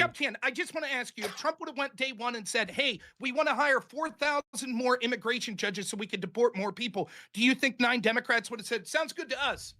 Just curious. Not 4,000, but 500? Sure. You think that Democrats would have voted to increase the amount of immigration judges to deport people? That's what you think. I give you 2 names that would have voted. Fetterman and Sinema. He needs 9, right? You gotta pay. You obviously would have to dress it up. You'd obviously have to say, "Yeah, we're gonna have a robust pathway to citizenship. We're gonna double the amount of immigration judges, and we're going to." Amnesty. No, pathway to citizenship is not amnesty. That's what I Pathway to mean. citizenship Can I- can only no. You can make it. Stop. You can make it only apply to new immigrants. You don't have to give a pathway to citizenship to illegal ones. That. We have our immigration system that already works that way. That's in a 5-year backlog. Hold on. That's not a robust pathway to citizenship. If All you you have to do is open up the amount of people that come in. The This system is such. This is fucking coke. When Lindsey Graham was pitching the same thing in 2017, you all loved it because Trump loved it. Now that he doesn't, you don't. It's fucking. No, hold on. I want to examine that real quick, Jeff Tad, real quick, and then I do want to move a segue. So I'm gonna let you respond to this, and then we're gonna segue to the next thing because I got one more thing before we get to the exciting one. And all right, so when you're saying this, right, I think that Rob kind of hit the nail on the head, right? Like, do you remember that last border bill that everybody was arguing for on the Dems? They loved it, and I was like, well, there's the border bill before. And they go, well, there's no DACA. I'm like, well, the first bill Trump put forward back in the day, there was DACA, and then what happened was Texans, Republicans, and a lot of Republicans in general revolted en masse. They said, we don't want fucking DACA. So he took the DACA out, and then he went back to Schumer, and Schumer said, no, you have to include DACA. And then the Democrats pushed the bill, didn't have DACA in it. So when you're saying, like, oh, yeah, XYZ, robust path to citizenship, I think you don't understand, like, the people that live on the border, at least, like, there is a vast segment of the Republican Party that's not even MAGA, like necessarily. That is like we don't want that, right? Like and you're gonna lose like a third of the Republicans. You want a fucking fantasy. You want the same fucking system we have, but then all of a sudden you want government to magically fucking work and enforce all of its laws, but the laws are just fucking window dressing anyways because every goddamn Democrat wants to use and import socialist voters. You're not getting shit unless you have actual real reform and you change the way these systems work. And just saying like, we're going to fund a bunch of deportations, that's going to fix it. Sure. It's not going to fucking fix a goddamn thing. And hold on, you wanted me to respond? You wanted me to respond to this? Yeah, you guys have said you are too mesmerized by Rob's cadence. He brought up two things that You brought up two things that he brought up that I didn't say one time: amnesty and DACA. I'm saying better immigration system for new immigrants or immigrants who voluntarily self-deport and save taxpayers the money and getting rid of them. Those people can then reapply for citizenship just like they were a new immigrant, and I want that process to go faster. Amnesty is allowing criminal illegal immigrants that stay in the United States a pass to do so. I have not once recommended that we do that. Not one time. I have. Fair enough. I accept the clarification. When you talk about a robust pass but I haven't. citizenship, I accept the clarification. Did you support the Langford bill? Langford bill, wasn't that the bipartisan Democrat one? No, I didn't. Okay, what parts of that didn't you like? I didn't like that it didn't touch the asylum system. I think we actually have to have reform in the asylum system in legislation, not just the executive or made in Mexico, because that obviously got ended. And I want us to actually be able to tell people to wait at this closest safe point of entry instead of coming straight to the United States. It was credible fear versus what that bill shows is that that's the sort of compromise you would need to get any Democrats on board. They're not going to come on board. We've seen this. This is a football that's passed back and forth, right? There is no will for bipartisan. The only bipartisan concession has been that donors for the Republican class like cheap labor, and the Democrats like to displace the current people who are here for malleable voters that they'll be able to have for generations. So there has been a bipartisan agreement to allow the border to be porous for decades because it benefits both of the ruling class parties. And Trump's the person that came in and was told in 2016, don't talk about the border. It's not really a good idea. And the people are thirsty to deport people to have rule of law. The idea that Trump could have done better than massively securing the border that he did through executive fiat, which I agree is not the best, but he did secure the border pretty damn quick. I think he deserves some credit. And that there would have been some magical bill that wouldn't have been revolted on by his base that would have brought on enough Democrats to get to the 60 votes. That this is the problem. Okay, I resent the idea that he gives a fuck. You're talking about how Democrats or these other groups are kicking the ball down, but that's exactly what this entire policy is. Even if you get the dream Republican policy or the dream Trump policy, if you don't have any here's the thing: so long as we will continuously shift between Republicans and Democrats, and the Republicans keep getting more and more Democrat as we go, and they are promising a better life for people, and they are promising welfare, and they are promising them that the taxpayer will pay for schools and will pay for roads, and you can get Social Security benefits through your children, and you can get welfare through your children, and you can get hotel. As long as you're getting all these fucking freebies in a country that's economically better, it doesn't matter how many fucking people you deport, because the next person that comes into office brings them all fucking back. So unless we have some actual reform, then even if we got the dream policy, which we're not getting, Rob, and you know that, right? Like you're railing against Trump for it because he's bowing to fucking corporations and big agriculture and the hotel and the oh my God, I can't think of the term for hotel. It's like conservice or something. Yeah, hospitality. Yeah. Concierge hospitality service, Okay, right? go ahead. Like he's bowing to all of these people. And so, but even in a perfect world, we get mass deportations, but we still have the same fucking immigration systems. We're still going to just get another Democrat in, and then they're going to bring a bunch of fucking people in. They're going to move a bunch of people. We need genuine reform. And that reform means getting rid of incentives. They could have done that. They could have 10 seconds. 10 seconds, I promise. Go ahead. Start And our then I'm going to time. go after you. Then I'll Ready? tell Tyler. Go 10 ahead. seconds. That might be true. I completely agree with everything you said, Scott. There is zero fucking chance you get 9. Not going to happen. For that. Yeah, He didn't need to. He could have put it in the big beautiful bill. He could have put it in the big beautiful bill. I can give you specifics. I can give you specifics as to No, which why parties not? will Why back not? in. Why not? Why not, Rob? Why couldn't he put it in the big beautiful bill? Budget reconciliation, 51 votes. That he could have put in the big beautiful bill that no illegals that ever come will ever have a pathway to citizenship or get any government services whatsoever. You think he could have put that in the big beautiful bill, and that would have been law that the next Democrat that came in would have been bound to enforce? No, but he could have. He could have fucking listen. chance. But he could have put. He could have. No, he could have put in the bill. No, he could have put in the bill something very simple, right? Which is that he could have put something along the lines of allowing corporations, NGOs, and other people to sponsor people. Okay, the average American wouldn't have liked it, but you know who would have? Billionaire donors would have fucking liked some type of compromise that meant that they had stability at their factories, stability at their farms, stability at all these things, because they had some legal way of bringing in cheap labor, but they had to pay the cost for that in some regard. I find it really interesting that the Libertarian, I think, is arguing for that, for like big corporate business in this regard. Like, I like that. Sure, there's a way. Like now, I feel like I'm about to. That would have been the first step. I feel like I could get together with me and my other constituents that are ranchers, and we could probably match at least a couple of the corporate ranchers, right? But like you're arguing for this invitation system that would benefit them. Like I also agree that needs to be immigration reform. Like I think that's a big problem, and that's something I've advocated for a long time for. But like the security needed to be done, it's done. The immigration, yeah, that needs to be reformed. I don't think your invitation system's away because I think it actually goes against what you want, which is you want more libertarian stuff going on. And I think if you do the invitation system, that's really libertarian. It's Hoppe's system. I understand. I understand that. I understand that. However, in this specific situation, it's actually doing the opposite of what you want, and it's benefiting big ag. And it gets over the individual ranchers and you could do the same thing. You would just you can't do the same thing at the scale. I just disagree.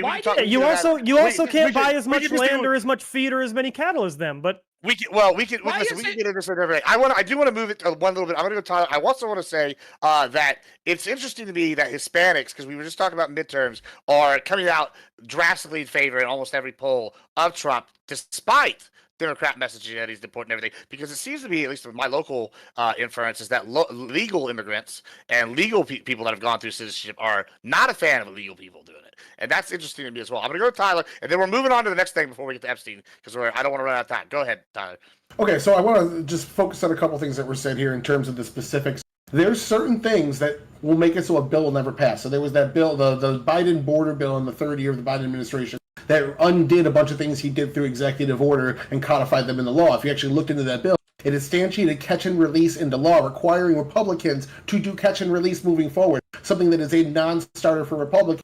Republicans passed H.R. 2 in the House, and there was E-Verify, which would allow people that were overstaying their visas to be kicked out, a non-starter for Democrats. There's several other specifics. If you wanted to sit down, I could run through as to why both parties could not come to a compromise I've watched the debates on this in the House. I know exactly what the parties do not want from each other. Why will we not get this reform? Dude, they're all bullshitting. They're politicians. They're fucking lying. Okay, like the alternative, literally every politician will change their opinion based off of one fucking bill. How many Republicans just said they wouldn't vote for the big beautiful bill, Rob? You're pretending you're a mind reader. Hold on. And so the only thing left to do there is every 4 years or 8 years when we get a new president, they come in, they completely do the border policy how they want it through executive actions, orders, and restructuring DHS rules, and they show the American voter, this is what my border looks like. Trump's got a 60% approval rating right now for border security, 60% approval rating for everything besides deportations as far as it comes to the border. Why the fuck do we give about poll numbers? Why do you keep bringing up poll numbers? Because people vote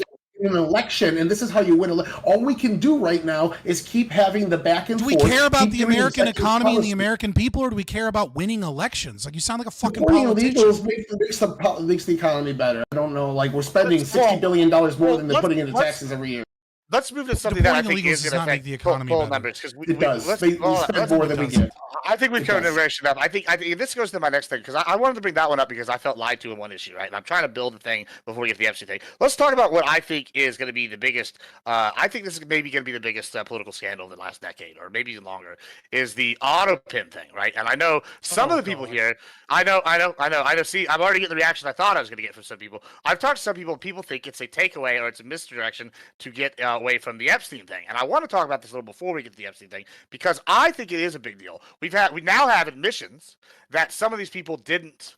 That were basically Biden didn't know what was going on, and up to 1 million potential documents have been signed by Autopen, with Biden never having even seen anything, and he basically just gave the power to some random staffer to do this. I think it's gonna be massive. Tyler, you think it's gonna be a big deal? You go ahead. Why don't you lead us off of that, and we can see who disagrees. Okay, I know so some people here think it's a takeaway from Epstein. I did not. I thought this was a nothing burger until this week when that New York Times report came out trying to run defense for the Biden administration. What they said in this was that the Biden administration gave a gentleman in the administration named Zients the authority to dictate a class. And if they're using a class to come up with these the pardons specifically, and Biden didn't actually sign off individually case by case on each pardon, it's a big no-no based on how the pardon power is structured. It's the same thing we saw with Biden's parole authority getting held off when he was under office, and Trump's USAID authority getting cut off by a judge. You cannot do sweeping when case by case is the legal method.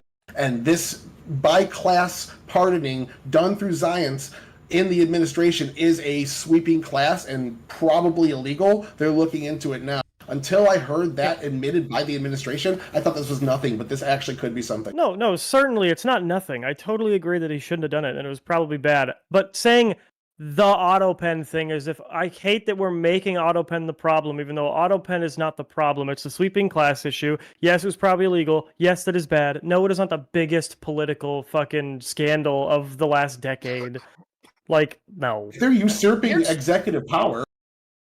But here's the executive gave up voluntarily his executive power in an illegal way, which fine, but Trump has also done that several times. So here's the problem, right?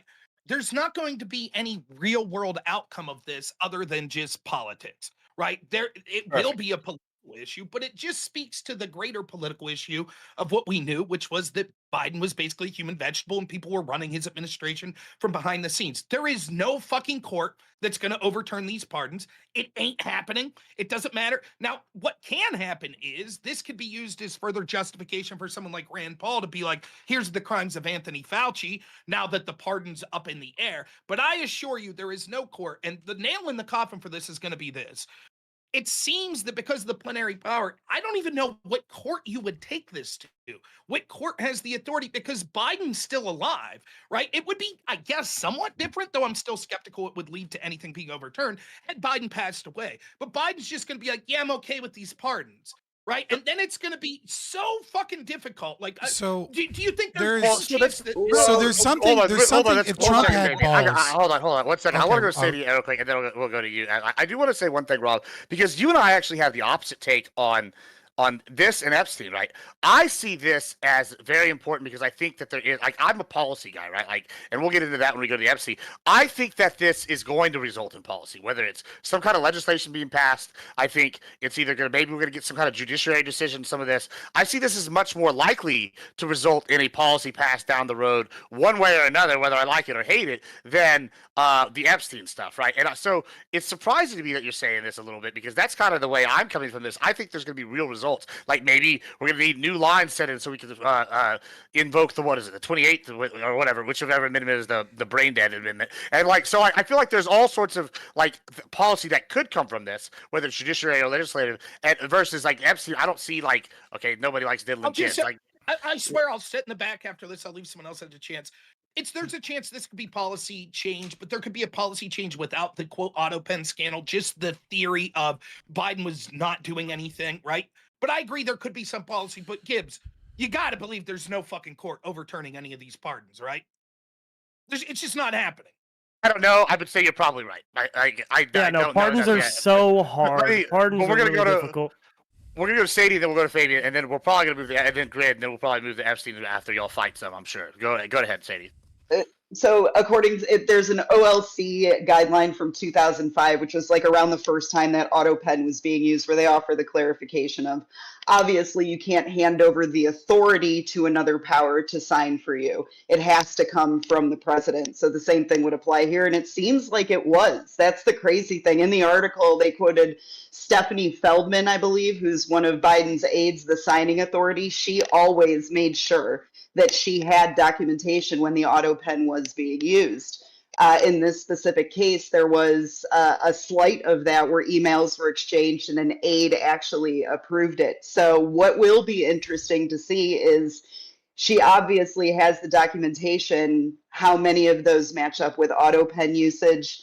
Pentuple's the lawyer here. I'm not, but he said how it would be brought up in court is that they would take to court, somebody who has a pardon, like Fauci. And, they'd come back and say, I can't be prosecuted for these crimes. I have this pardon. And then the pardon would be brought into question.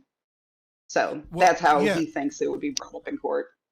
Maybe if it does. Not saying that it would, just if it does. I think if you think the Autopen scandal is going to have a significant impact in politics, then you haven't been paying attention to how corrupt and dirty the United States government has been for the last century. Like, I don't disagree with you that it's bad. I don't disagree with you that, we had a mentally deficient president who passed off, authority to other people.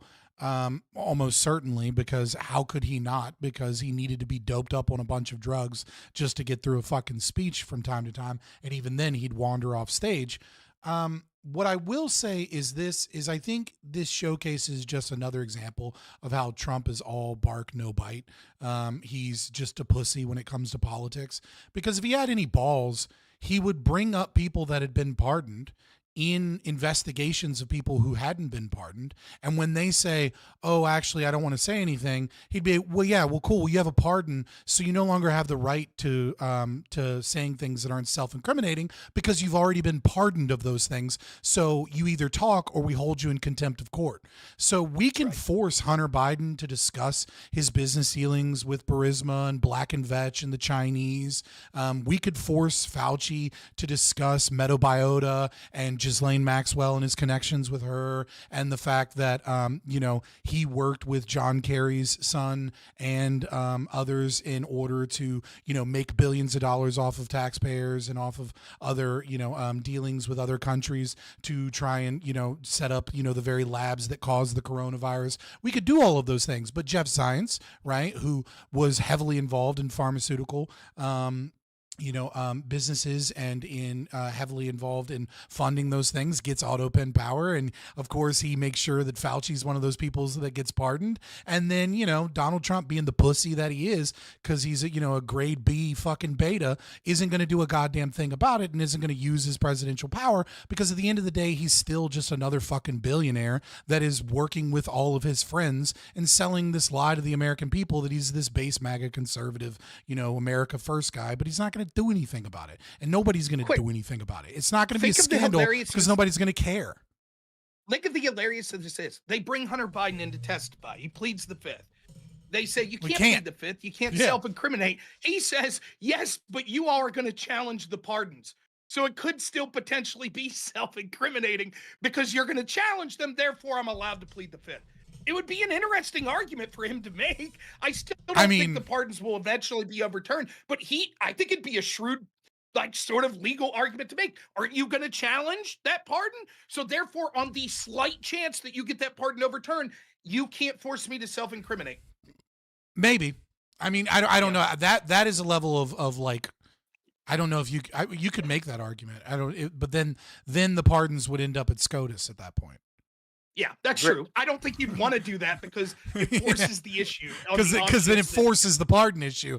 So I don't know. Like, but again, Trump. It's a debate. To surmise, Trump, no balls.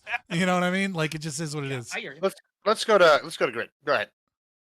Yeah, I mean, the Autopen thing, and you and I talked about this before. I just don't. While it's not a complete nothing burger, I just don't see where, unless you literally have 3 or 4 people come up and say, yeah, he absolutely had, was out, drugged up, and these people without his knowledge signed these things that he may or may not have been willing to sign. Unless you find 5 or 6 people are going to say that, and you've got video evidence and some other things, it's a nothing burger. It can't go anywhere. It can't do anything, because the reality is that the president does authorize people to use the Autopen on his behalf when he's out of the country or wherever the fuck, and so anything that you wanted to challenge under an Autopen would be like, well, the president was indisposed. He was, he was at the doctor that day or whatever. And so these things had to be signed. This person has the right to use that, blah, blah, blah. So the question actually would become one of, was Biden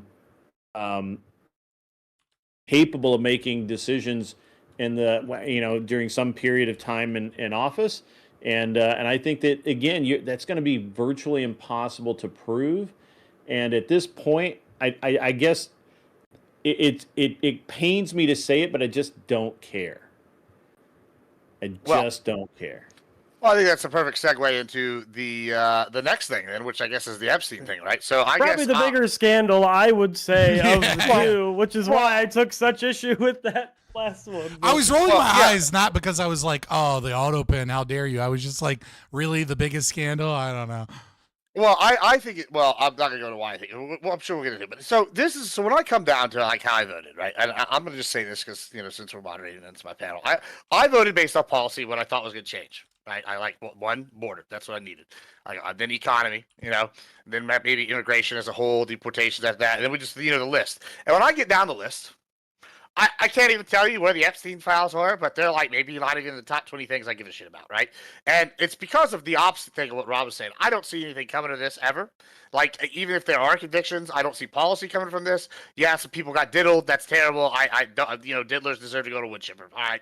I feel like that's the thing. Like, whatever. But when I see this, people are abandoning this. Like, part of what this is, and I think Fairy Queen even said this in the thing, and she donated, so I'd say it. But it was already basically my take, is that everybody that was voting for Trump said, okay, you're basically thinking with your stomach every time y'all are like, oh, he said something crazy shit, and now we're bad. Oh, he's a bad guy, yada, yada. Like, the Dave Chappelle joke that went viral is that, oh, Trump came out of the big house, said everything bad you think is happening in the big house is happening, and then walked back in there, and then started going and do this shit, and nobody ever seen that before. So, like, I don't think anybody that was voting for Trump was under this illusion he's a good guy, right? And we're campaigning, and now it seems like we're melting down over this Epstein thing, and it's like, well, if the policies I want are getting implemented overall, and that's part of the reason I wanted to talk about all these other policies. Why are we even going to be like upset about something that's super far down my list? That the way some people are willing to like disown MAGA as a movement. I'll just let everybody get an intro on this because I know that's what everybody wants to fight about. But we'll start with Tyler on this one. What do you think?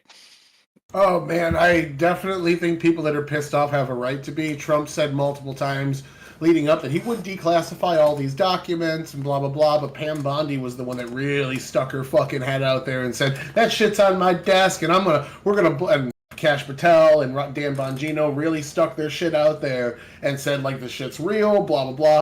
Now, I am of the opinion that nothing ever happens. It's a nothing burger. It always was. Nobody's going to keep a fucking client list. I used to sell drugs. You think I kept a fucking client list? That's crazy. Maybe there were some blackmail tapes, but almost everything we know about Jeffrey Epstein is just like somebody saying something and us taking it uncritically as the truth, like he was a Mossad agent and shit like that. So I'd say a lot of this is internet disinformation. It isn't at the top of my list at all, but I could see why people are pissed off. I totally get it. And he kind of did drop the ball on this, even if, like, there is some disinformation in there, even if there's going to be innocent people that we know went to the island that didn't actually do anything bad, that kind of get caught up in this witch hunt. But at the end of the day, you promised to do it, and now you're not, so you look like a fucking asshole, and I get why everyone's mad. Fabian. Yeah, so I would say that this is probably the biggest issue for me, because I think it speaks to government corruption at the highest levels. You know, anybody that says that like Epstein is like a nothing burger is, I don't know if they're just ignorant of the facts that we have thus far, or maybe some of it is misinformation. The CIA does love to put out misinformation intentionally so that they can tie that misinformation to people so that people won't pay attention to all of the other true information out there. That does happen sometimes. But, you know, I don't know if Epstein was a Mossad agent. I just know that Ghislaine Maxwell and Epstein were both deeply connected with Mossad agents. I know that he had a lot of billionaires on an island. He doesn't have an accounting degree and he doesn't have a finance experience, and yet he is the world's premier person for helping people manage their finances, except he didn't really manage that many assets. You know, I do know that the FBI, all of their reports are contradictory. Every single one of them has massive contradictions from the number of victims, the people involved, the process that occurred. Every single one of these people, that, Pam Bondi, but especially Kash Patel, Dan Bongino, and President Trump, were campaigning and speaking heavily about how there was a pedophile ring of people that were, deeply connected with the highest levels of government, and we're going to release the tapes and we're going to do something about it when we get in power. And now they're saying, oh, there is nothing. If that is true, then like people like Leon Black, that's, billionaire, that settled out of court, or Prince Andrew, or Bill Clinton, or all of the people that Donald Trump called pedophiles and said we're going to the island. And, specifically, he owes obviously an extreme apology to those people. I don't know why he wouldn't if it's all just a nothing burger made up. I think it speaks, I think it's so visceral and it's so important because it speaks to the very thing that got Donald Trump elected, which is authenticity, right? Like, I think the major thing that got Donald Trump elected in both terms was that people felt like he wasn't one of them. And it turns out he's one of them. He is blackmailed just as much as anybody else. It wouldn't surprise me if he's on you're right, there's no client list, but there is the FBI raiding his servers, raiding his fucking island, raiding, all of his documentation with an extreme chain of custody evidence. And the only way that they don't have anything really meaningful to release, even though they've already released a bunch of redacted shit, why don't we just unredact the shit they've already fucking released if there isn't anything else? Pardon me for just a moment, because I'm a little mad that our entire government is run by fucking pedophile rings.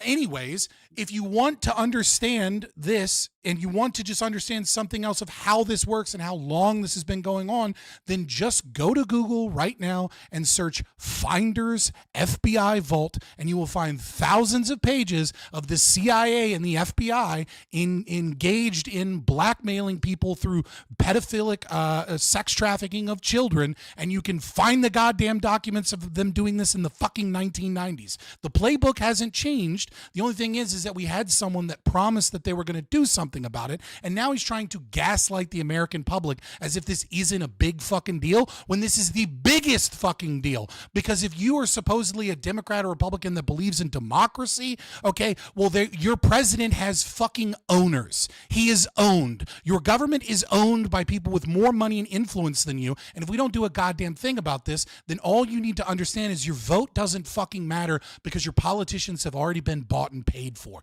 This is the biggest fucking deal, and I will not be gaslit into backing down. Fuck Trump, fuck Pam Bondi, fuck Kash Patel, fuck Dan Bongino, and fuck every goddamn conservative pundit grifter that pretended like they gave a fuck 6 months ago, and now all of a sudden they're trying to act like it's way down on my list of things. It's not even that big of a deal. It's a nothing burger. Fuck all of you. Just to be clear, I've always said it was a nothing burger, and I didn't give a shit about it. But go ahead, Grit. Yeah, I'm kind of in that same boat with Gibbs. I've always wondered why we cared so much about something that we apparently didn't have evidence for, and even the evidence we did have, we couldn't convict anybody for. So it's like I was always very curious about it. It's kind of one of those like psyop kind of things, and I try not to buy into those. But one of the interesting things, the most interesting thing to me, I mean, I actually agree with a lot that. Sorry about that, guys. I actually agree with a lot of things that Fabian said. Where are the terabytes of data? How come the NSA can? Oh, sorry, my bad. How come the NSA can is literally reading every text message that I send, and yet they don't have one cell phone video from somebody that went to the island that sent it to their buddy back in Vegas? There's like nothing. Like this is the biggest black hole of information that the public has seen, and so I am at the point where I just don't care. I don't care. I don't want to hear about it anymore. I want to move on, and we'll find the next thing, and maybe maybe the next one we can salvage some evidence, or somebody will fuck up and leave a hard drive somewhere that we can get to. Yeah, I don't know. I mean, it's really bad. I really don't. I don't remember Trump campaigning on releasing the Epstein files. My only criticism there or observation would be is Biden had 4 fucking years to do it, and to be honest with you, he should. I wouldn't trust anything they came out with now. There's been 7 years of custody that shit could get fucked with, deleted, changed, faked, deep faked, shot on the studios on the moon. I honestly wouldn't believe anything they put out, and by they I mean the government. I wouldn't believe a damn thing that they put out at this point. So to me, I just don't. I give 0 fucks, and you're not going to be able to get me to give a fuck about it. You're not going to be able to get me to condemn anybody because they're already condemned. Okay, and that's the end of that. Jeb. Yeah, I mean, it's a big deal no matter what way you swing it. One, I don't like the verbiage of we don't have any evidence for. Epstein was a convicted child rapist. He got a sweetheart deal, but he was convicted for procuring a minor for the purposes of prostitution. Epstein was a convicted child rapist. So we have evidence that he did that and that he engaged in child trafficking. Like that is something he was tried and convicted for. Well, he's dead now. So. Well, in 2008 he got tried and convicted for this. I believe was it in 2004? I think their trial was in 2008. 2008, okay. But anyway, opening.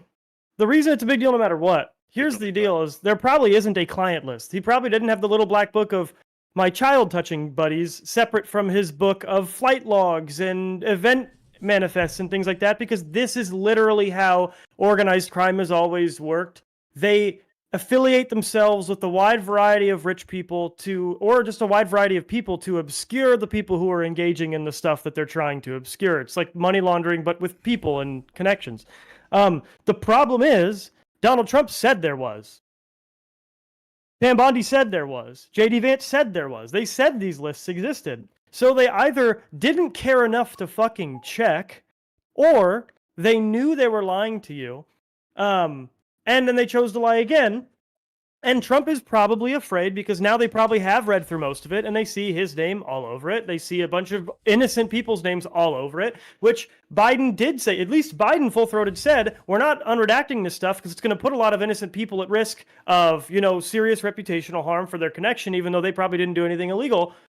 Trump didn't say that. Trump said, well, they have a client list that I'm going to release that's going to just get the bad people, and you're going to know who's been trafficking kids, and we're going to get them all.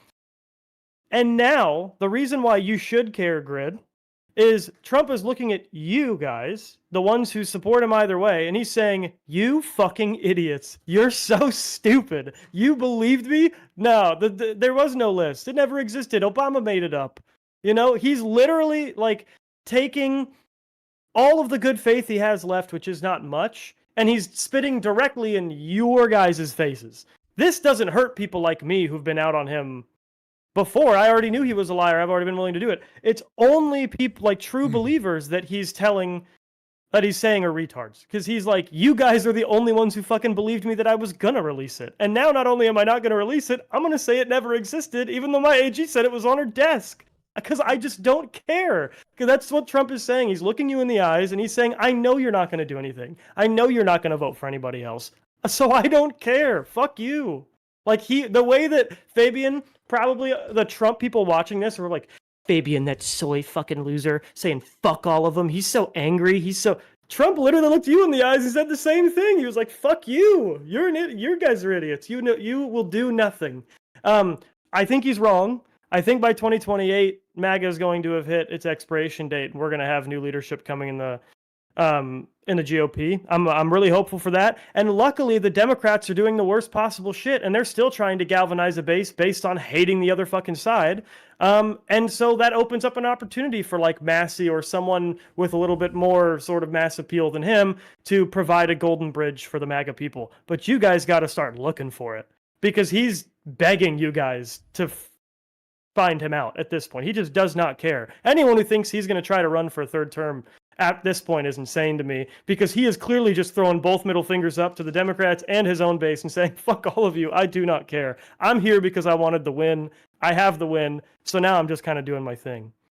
Yeah, before we go, Rob, I do want to say in 2028 there's going to be a change. It's going to be added 2028, and then y'all can really see the cultural war start. But go ahead, Rob, go ahead. I mean, I've probably covered this for fucking 12 hours over the past week, so there's so much to say. I'm going to try to limit this. I think that the people so far that have talked have done a good job of showing why there is a there, particularly when it comes to connections to our U.S. intel agencies and powerful people, both in politics and outside of politics in the United States, around the world. But let's skip that for a second. Forget about that portion of it. There's two things that I want to focus on here so I don't take up all the time. The first thing is this. Imagine that I voted for Ron Paul and he wins presidency. And the reason I voted for him was I wanted to audit the Fed.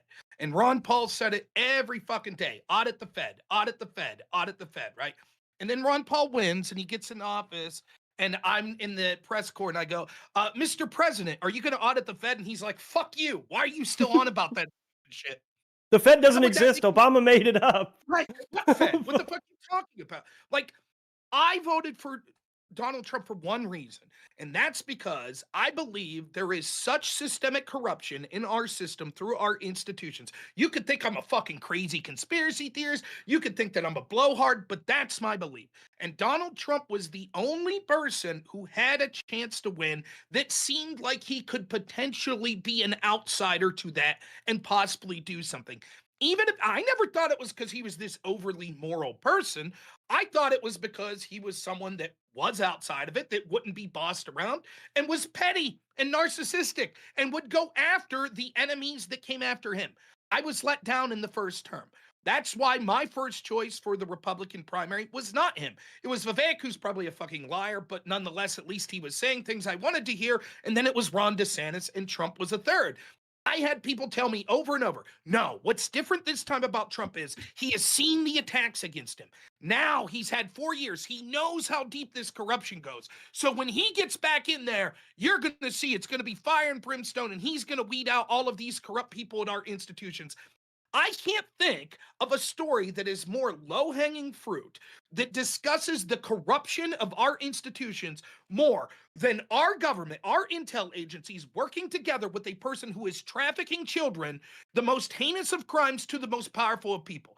When I talk to my neighbors and I talk about government corruption and I start saying shit like this, well, listen, there was this laptop that Hunter Biden had, and these 47 Intel officials signed off on it. Here's what happened. His father issued this quid pro quo when Poroshenko was president of Ukraine, and there was this prosecutor named Viktor Shokin. Now, Hunter was working with this company called Burisma, and this dude Zolchevsky was considered to be, they're like, yeah, whatever, dude, I got work tomorrow. What the fuck are you talking about?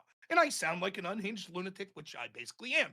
But when I say, hey, you hear about that Epstein guy that was molesting children and trafficking to a bunch of powerful people, they're like, oh, fuck yeah, we understand that. That's simple to understand. Was our government connected to that? Now, it could be that it's all bullshit. I disagree. It could be. But then I think Jeb Tan's right. We had Dan Bongino with the fucking podcast at the top of Rumble that was making his fucking living talking about Epstein at least 3 times a week. Now they're going to tell us, trust us, bro. Just trust. Dan Bongino from 2023 would be saying Dan Bongino from 2025 is a piece of shit that's covering up for these abuses. That's where we're at. And they're going to piss on our leg and tell us, why the fuck are you still concerned about this? Now, I believe Bongino's probably just listening to the boss. Nonetheless, if he has any integrity, fucking resign.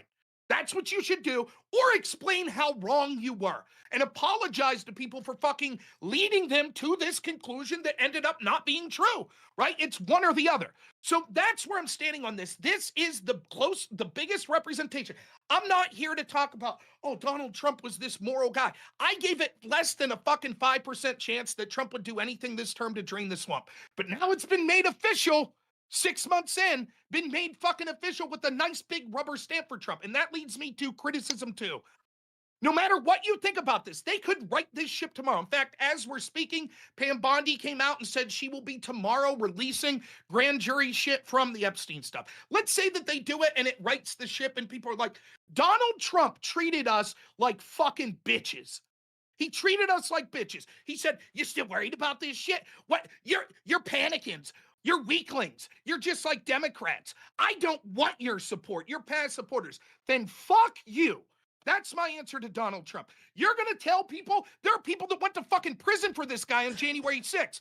There are people that fucking have had the shit beat out of them for wearing MAGA hats. There are people that have lost their jobs. There are people that lost their fucking careers on social media. And you're going to fucking look at those people that were your biggest supporters that stuck with you for everything and tell them to eat shit, and all of a sudden he's going to be Mr. Lindsey Graham, and your priority. Not only, it would be different if he said, look, there's just no there. I'm sorry. We'll do our best, but I'm sorry, there's no there. That would be one thing, but to say, why the fuck are you still talking about this? And I know why he's doing it, because we see this Wall Street Journal story, if you guys didn't see it. Apparently Trump draws really shitty stick pictures of women naked and signed his name to a Jeffrey Epstein birthday card in 2003. Looks like bullshit to me, but if this is the story, like, this is a fucking joke that this is why Trump attacked his base, because he was worried about this. I think that Jeb Tan's right, that there's going to be Trump's name more through this. It might be total bullshit, or it might be somewhat true. Like, it might say, actually, Trump was at some more parties. Maybe not Epstein Island, maybe Epstein Island, but maybe he was at another property, a hotel with Epstein once, or this or that. Or maybe it's just as simple as some woman saying, I was at the island and Bill Cosby and Tupac and Elvis and Trump molested me. And it's bullshit, but Trump's like, I don't want smeared with this shit again. I don't want to have to deal with it. And that's the problem. Like, no one wants to talk about this, particularly with the Diddy trial that just came up, but not everyone that fucking hung out with these people did that shit. And you have to be reasonable when it comes to grand jury testimony and grand jury investigation and just saying, fuck it, here's the name of everyone that was ever mentioned in this. You have to be so I understand if Trump's like, look, man, I don't want to fucking release shit that has nothing to do with criminality, a bunch of names. I get that. But the way he went about it, the fucking telling people you're our Pat supporters and you're weaklings and I don't want your support, go fuck yourself. What does this mean for me? I'm not saying that all of a sudden I'm voting Trump in 2026 or Democrats 2026. I'm not even saying that I won't vote for Republicans, but my enthusiasm's way down. And what I see, I'm the type of dude that'll vote no matter what, because I think voting's important. But fucking the people that like I talk to that are low propensity voters that are super excited for Trump, so they get out there in rural America. There's going to be, I'm not saying all of them, but there's going to be 10 to 20% of them that are like, You know what? Fuck it. I don't care. It's business as usual. It's still the same fucking elite pieces of shit committing the worst crimes that are running shit, and nothing's ever going to change. And yeah, maybe we could have a 4-year band-aid that'll be okay for 4 years under Trump. Then it's going to be right back to fucking business as usual. It is one of the most egregious cases, maybe the egregious that I'm ever aware of an unforced heir, of a guy. And you take this is the last I'll say, you take the good with the bad with Trump, right? Sometimes his instincts are right.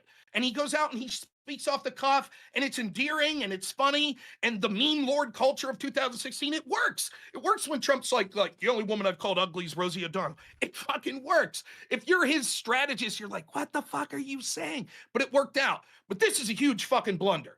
And I think he's too egotistical, and the people around him are too afraid to fucking have some big boy pants on and say, what the fuck are you doing? What are you doing? And so it comes across like this, and he has no one to fucking blame but himself if this ends up hurting his legacy and hurts him in 2026. It's fucking embarrassing. And this is the real last thing I'll say. I don't mind people like Grid, Average Debate Enjoyer, whatever, right? If this was never your issue, that's fine. I'm not saying you're shitty people. But to the cat turds of the world and the dilly meme teams, you fucking worthless sacks of shit that were out there talking about how important the Epstein story is, you fucking Baghdad Bob, fucking propagandist worthless. I agree with you on that, Rob. I agree with you. I 100% hold on, agree. Greg. Hold on. We're still doing openings. Finish out, Rob. Then we're going to Sadie, and then fuck you. Yeah. You people are the most worthless sacks of shit, and you ought to, everyone who ever likes one fucking post from them ought to be ashamed of themselves. They're the most. Noerr, you should have just said I was right. In the world. Well, I'm going to go to Sadie. We're going to let her do an opening, and then I want to say one thing after Sadie, and then I'll turn it loose. Also, guys, obviously, we're going to go over time. So, strap in. If anybody's got to leave, just let me know. All right, go ahead, Sadie, with an opening. I'm going to say something housekeeping-wise. Okay. All right, so the Trump comments, he was asked and it was answered 4 times during the campaign. They were all in interviews. This is not something that he brought up during his rallies or anything like that. MAGA HQ, we watched as many rallies as we possibly could. And in every single time, what he said in direction towards the Epstein files was, I think I would, I'd take a look at it. I'm afraid there's stuff in there that's going to compromise innocent people. I think I would, maybe. Now, obviously, that doesn't take away from people like Dan Bongino, Kash Patel, Pam Bondi. But still, as far as Trump's comments go, what we were promised for the JFK, the MLK, and the RFK files, all of which have been delivered on.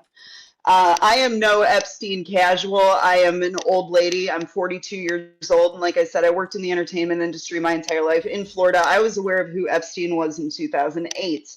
And what he was a prolific pedophile. Everybody knew that he was into young girls. He would have jerk-off sessions 3 to 5 times a day from different women. And the sickest thing is that he rubbed shoulders with the most influential members of society because he was an FBI intelligence informant to our own government. Our own government knew what was going on, and we looked the other way. In his 2008 sweetheart deal, Acosta's gone on record, and you can go through and look at this, and AI will tell you it's hearsay, but Acosta himself said he was approached by intelligence and was told to stay away from him. So the thought that there was ever some kind of extensive record keeping or anything like that is absolutely ludicrous. Like, who was Jeffrey Epstein as a person? He was an incredibly paranoid person. He was obsessed with astrophysics and eugenics. He would have Nobel Prize winners come to his island, and he would talk to them all night long about the subjects that I just listed. So there are a lot of people that went to that island. He was very well connected. He was an eccentric, weird man that had a disposition for young girls, especially out of his Palm Beach home. If you don't know about the makeshift dental chair in Jeffrey Epstein's basement, you don't know enough about Jeffrey Epstein. And I remember how disappointed I was in 2019 when it was case closed, because the only way that you were going to get anything about what happened on that island with Jeff Epstein was with Jeff Epstein still alive. The island was raided under Christopher Wray.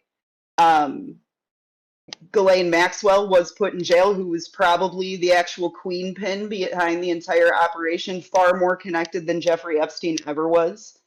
And I'm not surprised that this is the end outcome. Now, I will say that he had lots of friends and associates, and there's nothing saying that there aren't active investigations into the other people that were connected.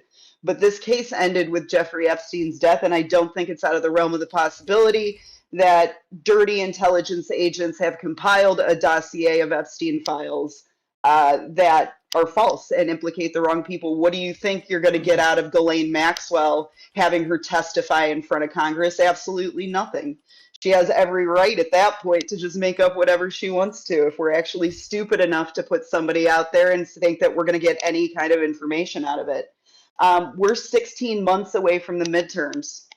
And 16 months ago, the Francis Scott Key Bridge fell into, the river. There's a long time and a lot of news cycles happen. I said here at, MAGA HQ that we wouldn't be talking about Iran in July. And I was correct. So I think this whole thing was based on an Axios memo that was released to Axios. Nobody's made a real official statement about this particular memo. There's only been clarifications on past statements. I do believe that this guy was a fucking sicko and had thousands and thousands and thousands of hours of child porn that was confiscated from his compound. But is there people on tape? Is there that kind of blackmail? No, the way that it was always kind of presented was this was just a guy that was in the right circles and could tell you why Bill Gates was meeting with the Russians about nuclear supercomputers. That was his function, and it was 30 years ago. What purpose do I think this serves today? We have 300,000 undocumented migrants children migrants that came over the border that were released to God knows who, like 86,000 of them we could not make contact with. 291,000, I think we didn't have a return order. It's a public health crisis as defined by the Trump administration. That's what I voted for, active child sex trafficking that's happening in this country and labor trafficking today. The administration is declaring it a public health crisis. We're having congressional hearings about it and finding a lot that it's connected to NGOs and the former health administration under the Biden administration. So yes, I do believe that Jeffrey Epstein was a big deal. And that's why I watched it from 2008 until he died from 2019 and was screaming from the rooftops about this guy.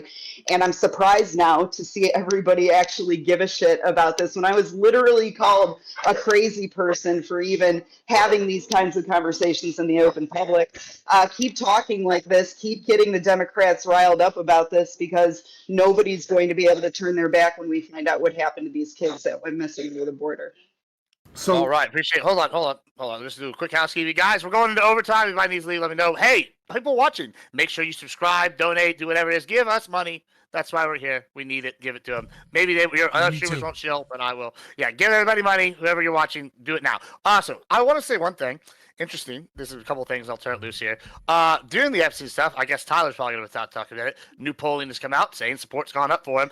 Secondly, when I say I voted, I definitely didn't give a shit about the Epstein stuff. When I voted for fraud and corruption and cleaning out the swamp, I'm kind of like what I like to see through the news share today, where Doge found all these new things with USAID and they cleared it out, or this thing in Minnesota where they had $228 billion billed in 2024 to 85 autism centers, and one of those 5 are under investigation because of fraud. That's the kind of corruption I wanted to see wholesale cleared out. I've just given up at this point. If someone told me that the president was a lizard man, I wouldn't be surprised. If everybody tells me they're all fucking pedos at this point, I guess if you immediately become a politician, you become a pedo, it doesn't surprise me. So I just don't see this as an issue because it's not affecting my day to day. I think a lot of voters, it is an issue. It's just hold on. It's an issue that's not affecting me day to day.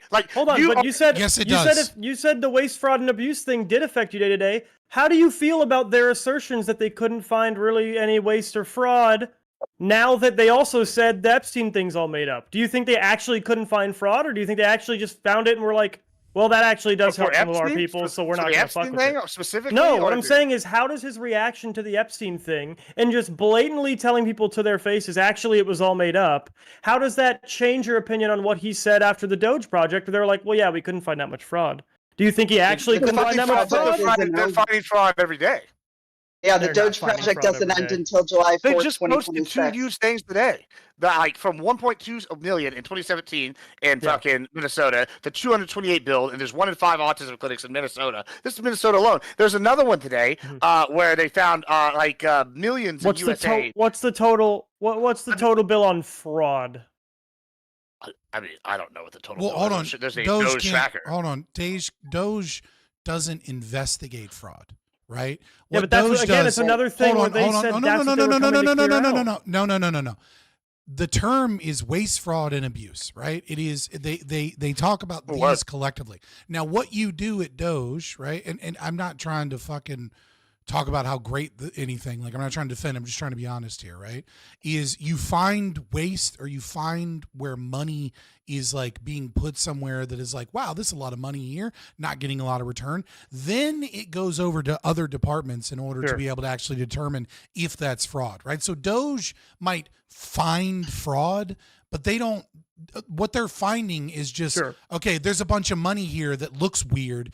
Then that goes to, OIG or, other agencies to determine whether or not that's actually fraud. So Doge, But Gibbs, I want to be the careful lack that of- we're not using Democrats' talking points of what fraud did they find? But yeah, that's not really that's their what job. The lack of effect, the wage and all that shit. That's what I care general, about. the general tiny fucking effect Doge has had. Do you now think there's a little bit higher chance that tiny effect isn't just because they're having trouble finding it or it takes a long time? Do you think now maybe there is just some fraud that they support just as much as the last fucking guys supported? There's waste that they support just as much as the last guys supported? It's not even fraud.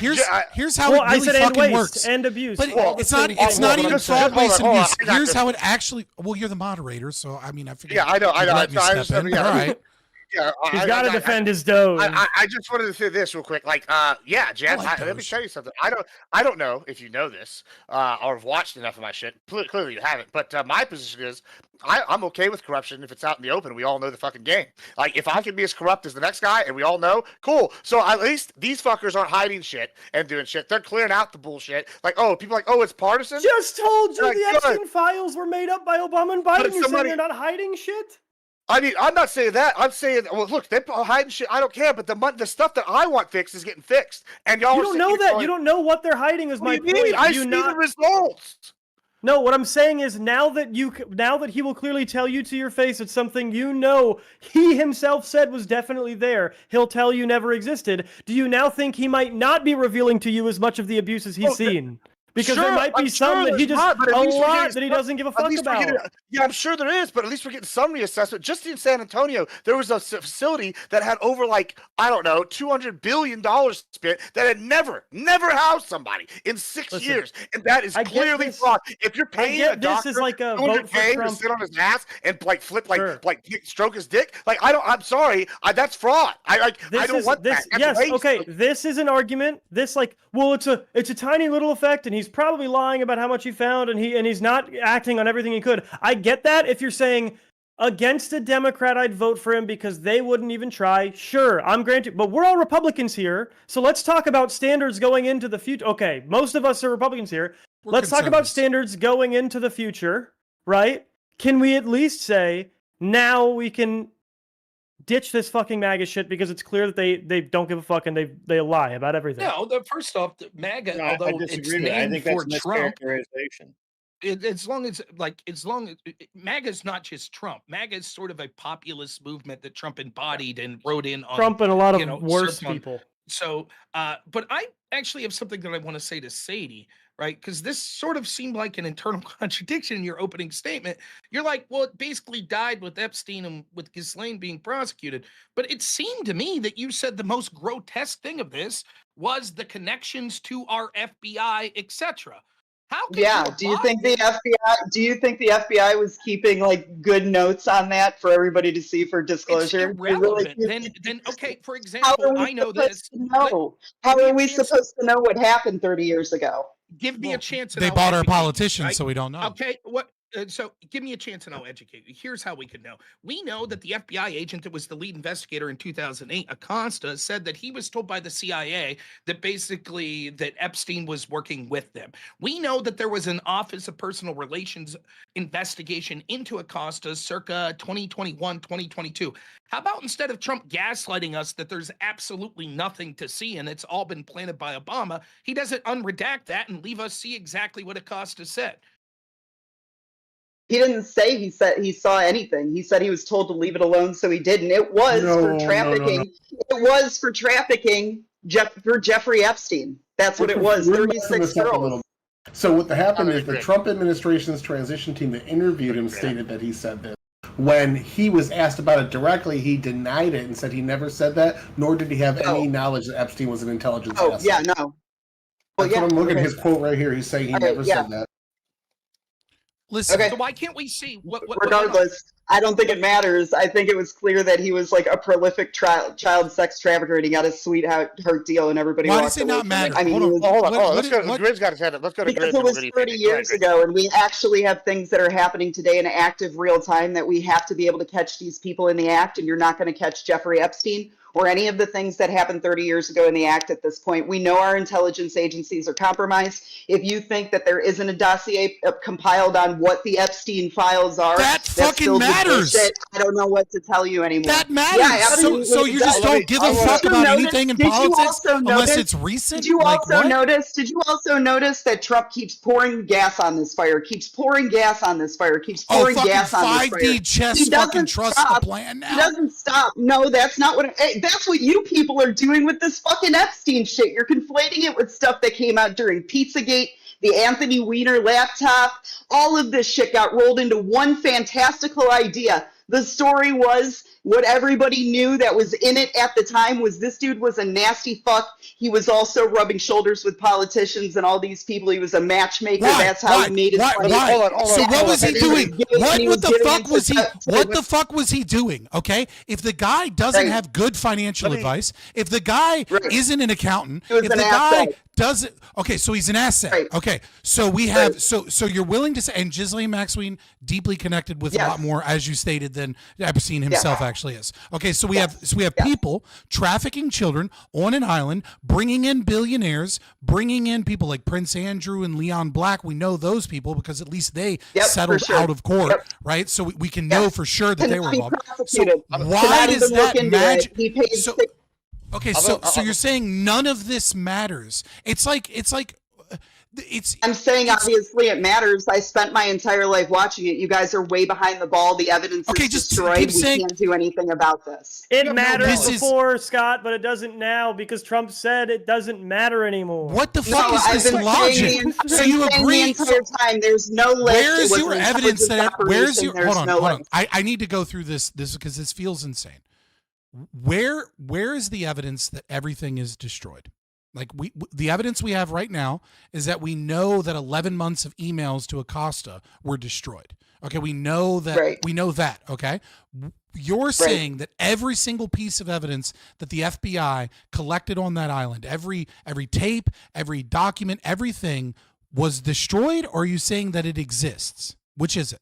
I'm saying that between Jeffrey Epstein, who knew this entire thing was coming, and probably what was ever left over, the evidence was destroyed. Yes, if there was any evidence like that.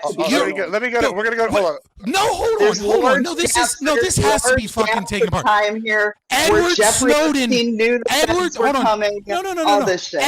Edward Snowden proved almost 2 decades ago that the government had the capacity to track people's emails and all of their outgoing and ingoing communications so long as it went through a Google server that was housed in Europe or through the Five Eyes program. Okay, he showcased how whole businesses were being targeted and all of their information was being housed by the NSA in Brazil so that we could do corporate fucking espionage against Brazilian companies on behalf of the CIA. All of this was proved, and he showed documents that they were only increasing their capacity. Not a fucking person went to jail. The only thing that happened was that the guy who lied to Congress works for CNN now. Okay, so in what fucking world is someone an intelligence asset and there's no fucking data available, and it's all gone. Like what are you talking Probably about? in every day, all the time, in every way. Okay, let me go to Grid. We're gonna go to Grid, then Rob, and then Tyler. All right, go ahead, Grid. I know you've been waiting. Go ahead. All right, I really appreciate that. This is a pretty. While it's interesting, it's something that I've seen. We've heard over and over and over again for the past few weeks. So I guess, Rob, I agree with you. That I think that. I think that Trump is not really handling this very well. I agree with you 100%. I think that he may or may not be involved. I don't know. I don't know that at this point anything would surprise me, right? So I agree with you. And I was trying to tell you I agreed with you, and then the things were out there. But I guess my biggest issue with the whole thing, and this and Scott alludes to this. He was really kind of he let his he was obviously very over the top when he said it, but I have the appropriate amount of rage that we should have for this. Fuck you to saying I'm over the top. Right. I still love you, but no. Yeah, I'm detached from it because I think the issue is so much. The issue to me is yeah, absolutely. The Epstein thing is horrible and it's bad, but dude's dead. And whether Biden said that thought if this comes out it'll mess up people's lives and stuff. Where was the mass amount of pushback on that? I remember some. I don't remember entire days spent on it. And probably Jeb 10 and Scott, right? Like, yeah, you're right. The left are a bunch of fucking hypocrites. Cool. Yeah. You're not going to hear anything. Right. Yeah, I don't. Yeah, and so that's why. Why expound on that too much? But my real problem is that all of the evidence is would you trust anything? So if the Epstein files are released tomorrow, would you trust it? It depends on what it was, right? And I know that sounds like a cop-out answer, but are we looking at look, here's really the logs of what the FBI was looking at the time, their conversations with Epstein. You could say, well, couldn't that have been doctored, etc. I will say to you what I was about to say to Sadie. One of the exciting things that if it wasn't for this debacle that I would have been is that there might actually be a review of Crossfire Hurricane and sort of what Comey cooked up with Brennan. I'll turn it to you and Sadie. Sadie and Grid, you're both telling me that investigation, Trump's just pissing away political capital and time because clearly we'll never be able to trust anything that comes out of any review of any FBI action because if there was wrongdoing by the FBI, I'm not saying that, Rob. Yeah, that's being completely obtuse about what the situation was. Yeah, I've been very we can trust it so long as it's against the Democrats. Go ahead. Here's the thing. I didn't say that we can't trust anything. I'm saying that this has been bounced around for 7+ years. It has been hidden. It has been wrecked on. I mean, it literally, I wouldn't trust anything they put out about it. And actually, and I wasn't really aiming this at Rob so much as Jeb. Jeb, you had a lot of things to say about this. And it just really sees like that if Dan Bongino tomorrow, Dan Bongino tomorrow says, I went over to Pam Bondi's house last night, and I had my crew there, and we made her go down and pull the files out, and here they are. Would you believe that shit? Would you believe a word that was published? I mean, yeah. Again, if I saw legal documents and they had a chain of custody and it was verified by sources that have been working longer than just in the Trump administration, yeah, I'd trust it. But obviously, there need to be. I don't trust it until someone goes to jail. Mitigating factors. I want to find out. Yeah, I'm actually with Baby there. I don't trust prefer it someone goes until to jail. it goes through court, and even then, we have ways of determining whether something has been altered and things like that. Like we were already able to determine that the footage that they released was altered. I wish I was as naive as you. I mean, it's not about naivety. I'm not saying that I would 100% believe it carte blanche. I'm saying I would give it a critical look, but I know I'm not giving a straight yes or no because there are so many different factors that are going to impact whether I trust what I'm seeing. All I'm hearing from fucking people right now is I know they're lying to me, so it doesn't matter. What the fuck, exactly, guys? yeah. We're going to Rob. I got to hop off. All right, adios, Jeb. All right, it was good, Jeb. Yeah, good talking. Do more of these, Jeb. Steelers. Yeah. All right. Definitely. Yeah. Yes, sir. All right, go ahead, Rob. Then we'll go to Tyler. Go ahead. Yeah, it just seems to me so black pill because I don't know if you two are trying to say this, but this is what it sounds like. This is how it's coming across to me. You know, our system's so damn corrupt that there's no point doing any investigation of the people that are running our system. Because let me finish and get my point out, please. Right? Like, because if it's of a serious enough nature, like the Epstein thing, and it's been going on long enough, there is a 0% chance that the things wouldn't have been doctored, destroyed, or something. So even if there is a shred of evidence, once it gets released, we won't be able to trust it anyways. So let's just move on and focus on other things. That would destroy the entire concept of Doge, right? Why even look into fraud? You don't think that these people would have cooked the book? No, that's a straw man of my position, Rob. My position is they've had 7 years to release 17 everything they've had, right? Huh? 17, really. 7.5. Since 2008. Well, I mean, like, it starts in. Well, I mean, the first court 96 is in that really 2008. Yeah, but I mean, it goes back deeper and longer than that. The investigation, right? Specifically but with specific known about victims. This as far, we've known about, or this has been in the news constantly. This specific issue, I wouldn't trust anything because it's been sat on so long. It's just like Hillary emails, right? Like if the Russians sent over the Hillary emails that they downloaded off their server back in 2018, would anyone fucking believe that shit? No, you wouldn't believe it because why? Why would you? What I'm going to do, I don't think you're saying anything different than me. I think you're saying there is a reason that this particular thing, we can't trust anything. Yeah. I need you to give me the specifics on this. So for example, you said, Sadie, please. Right? So, for example, you say here 7 years. So then if we're looking at other sorts of issues we shouldn't investigate, 7 years is the cutoff? Anything more than 7 years? I think that, well, here's my, I think that the way the investigation was handled, the amount of stonewalling, the amount of misinformation that's been given out about it, the way, Epstein's apparent suicide, now it's not a suicide, now maybe we're not even convinced he's dead now. I've heard, people say that they've seen him in exactly. Everybody's going full QAnon on this thing. And so I'm not black-pilled about this. I just think that in this specific group or occurrence, there's the information, the chance that the information is tainted is so high. It's been stepped on so many times. The Biden administration don't investigate. You would have suggested. I think there's actually, that's exactly what I'm hoping for. What I'm hoping for is an investigation that proves that it's been stepped on, that proves that people changed, altered it, that nothing matches up like it's supposed to. So Trump is a liar and a piece of shit, you're right? A fucking you agree? Idiot. It's what if Trump's lying, then absolutely. I'm hoping for an investigation. Well, it can't not be lying because he said contradictory things. Right. And Trump said people like you are past supporters who he doesn't want his support from. That's what he said. No, he didn't. No, he didn't. What he said was, hold on a second. Please, Rob, please. What he said is that there's a whole bunch of shit in there that's filled with hoaxes and everything else. Pam Bondi needs to go through it, and whatever she can confirm is legitimate, she should release. That was a statement he gave yesterday. That's been cut up and passed all over the internet. Did he not? Did he or did he not accuse Bill Clinton, Prince Andrew, both of going to the island and allude to the fact that they are pedophiles multiple times? Did he or did he not do that? Yeah, absolutely. Yeah, he did. So and should he apologize? Should he apologize? Should he come out should he come out?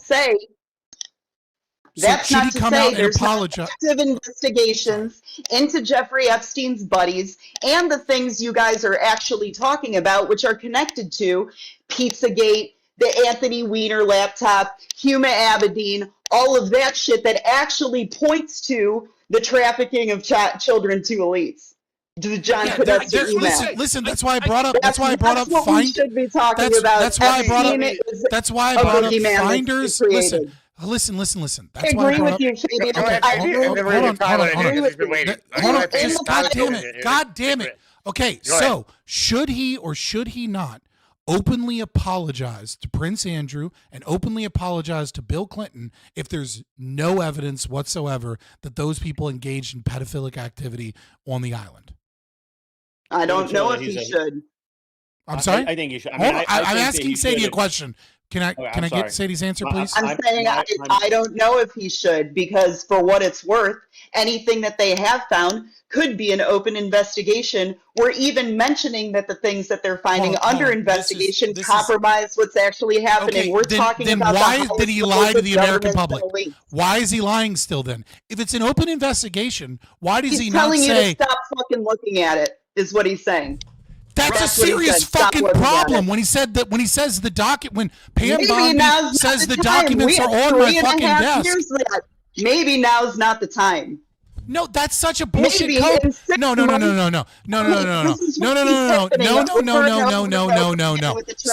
no. This is insane. This is fucking insane. This is what happens This is every single insane. time with the Trump administration. You guys get on this soapbox. 6 months later, it's vindicated. This is an ongoing investigation. Who's you guys? I mean, you will be if it's your first time, I guess. I don't know. What do you mean? What are you talking? No, if that is no. Listen. Just like with the fucking no. You're trying to fucking filibuster on this. I ask you one question and you give me a whole bunch of shit. You listen to me. Listen. It is if that is the case, then that is what Trump should say. It's really fucking simple. Maybe he can't say it. Maybe saying it alone implicates say it. Oh, maybe now's not the time. Yeah, maybe now's not the time. Maybe when we're not. This is the most giga level of cope I've ever heard. This is. I don't know how you can. I don't know how you can be so. Let me get control here. We're gonna go. I'm not about to throw in the towel in the first 6 months of a 3.5-year term when we're. You don't care if people lie to you and call you an idiot. So you're a liar and an idiot because you don't care. Hold on. All right, let me just get it here. We're gonna go Tyler. And then calling me a liar and an idiot. No. I'm saying you don't care if someone calls you that. So why I should call it to you? Obviously, you don't care. You don't care when Trump calls you a liar and an idiot. I don't give a fuck about Trump. Sadie, respond. Go ahead, respond, and then after she responds, Tyler's going because he has not been getting. No, I don't get emotional over posts on Truth Social. I do believe that Trump is in control. I do believe that there's things that I don't know about that I can't comment on. Wild, I know that not everything can be considered in this public sphere when we're talking about fucking intelligence operations. I know you guys know everything. Though you know everything that there is to know about this shit. These were people at high levels that were implicated. How long? Real quick. Trump has ballooned our deficit. Trump has ballooned our deficit worse than almost any other president in history. How long do I have to trust the plan? All right, we're going to Tyler. We're going to Tyler. Go ahead, Tyler, and then we can go to Tyler again. Tyler, go ahead. Okay, so man, there's a lot said since the last time I talked here. So I'm going to go with what I was going to start with. I made about a decade ago a comparison. There's systemic racism is the leftist thing to systemic pedophilia, that our government is run by these cabals of pedophiles that are just covering up all the crime. And despite that, we have no whistleblowers, no actual concrete proof of this. We have no eyewitness testimony, none of that, no convictions, none of that. We have eyewitness testimony. We have convictions. We have documents. What we have for Epstein is we have two people. Finders. One helped write a book. Just go look up Finders. I looked up Finders. It's not the same. It has nothing to do with Epstein. You're saying because crimes happened in the past, that proves crimes are happening now. That's not what I said. I said that you're alluding to. No, you're saying that it's a conspiracy and crazy idea that the government runs pedophile rings and sex traffics people and blackmail. If you read through the Finders documents, you'll see absolutely that. I read through what Finders was. Finders was a group that was not part of the CIA. The CIA was paying them for work. That doesn't mean they endorse it. Just like when the CIA was wiretapping drug just outside dealers, of Langley. That doesn't mean that the CIA just was outside actually of Langley. distributing. Yeah. The CIA was distributing. The FBI shut down the investigation. It's taking a fragment of truth and running with it to the point where the evidence does not substantiate the claim. There's no proof at all that Epstein worked with our FBI. Right. There's no list. There's no list, so we don't have to investigate. There's no proof that he worked with the FBI. There's none whatsoever. So to say with Finders, there absolutely is proof that they stopped the investigation. Worked with the FBI. Tennessee. There's no proof that Epstein worked with that's what happens if you don't do an investigation. You bury everything. There's been multiple investigations with Epstein. 2 of them led to arrests of him. Epstein was famous for hiring private investigators to fuck with the FBI when they were looking into him, and 2 of those 5 investigations into Epstein led to him getting convicted 2 times, once for sex trafficking and once for child prostitution. When they claimed that he was an Acosta's intelligence asset? He's or not that his lying. island is in the same fucking place the Acosta's CIA not does lying. money Acosta laundering? never said that. Acosta said flat out, I have no idea what they're talking about. So you're taking somebody else's word on what Acosta said, despite the fact that he denied it. Later, yeah, sure. Yeah, when he was Everything asked about it deleted. later. So somebody said he said this, they asked him about it, he said, no, I didn't say that, I have no idea what they're talking about. And you're saying that he's lying? Do you have any proof of that, or you're just kind of, everything that we're going off of here is speculation. The whole Epstein thing is based off of internet speculation where we're drawing dots that aren't there. It happens all the fucking time. We see it all over the internet for all sorts of things, pedophilia and all sorts of stupid shit. We see it with the fucking Hassan people, all this cope with like entrapment and shit like that. It's people that don't understand laws, don't understand the processes, don't understand what's actually happened, and saying that there's something more, that we have no proof of this.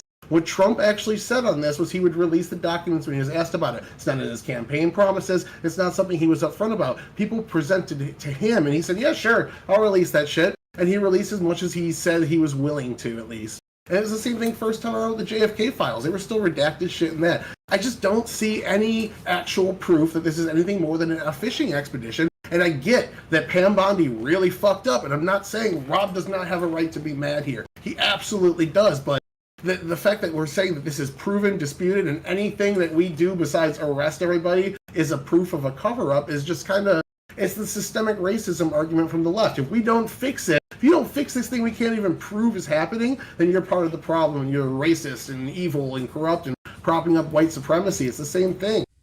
How is it the same thing? How is it the same thing? That's insane. One is a net. Go ahead, Rob. Go ahead, Rob.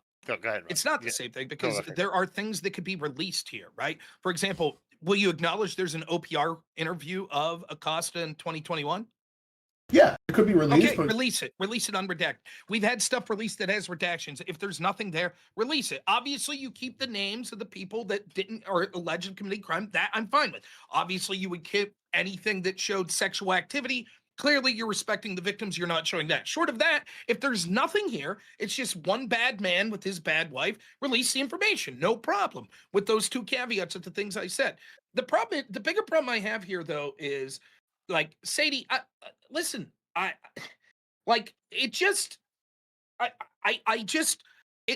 don't know that there's anything Trump could do that you would ever credit. This is QAnon level shit.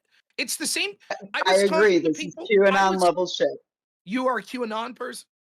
No, I agree that this entire Epstein thing and how it's been spun by whatever part of the right this is now is QAnon level shit. No, yes, it's the I agree exact with that. opposite. It's the exact opposite, right? There were people I was talking to like you in 2020 when I was flipping out about Trump endorsing lockdowns. And I said, this is a huge fucking mistake. It's going to I agree with you. It was a huge fucking mistake. Right. And let me finish. And you know what people were telling me? Shit, trust the plan, Rob. Trust the plan. You don't know what's going on behind the scenes. He's setting the trap. That's what's happening here. Trust us. Trust us. We'll know by the end of his term. Trump's going to win 48 out of 50 states. What you just said to Fabian at the very end there, when he was like, how long do we trust the plan? You said for 3.5 more years.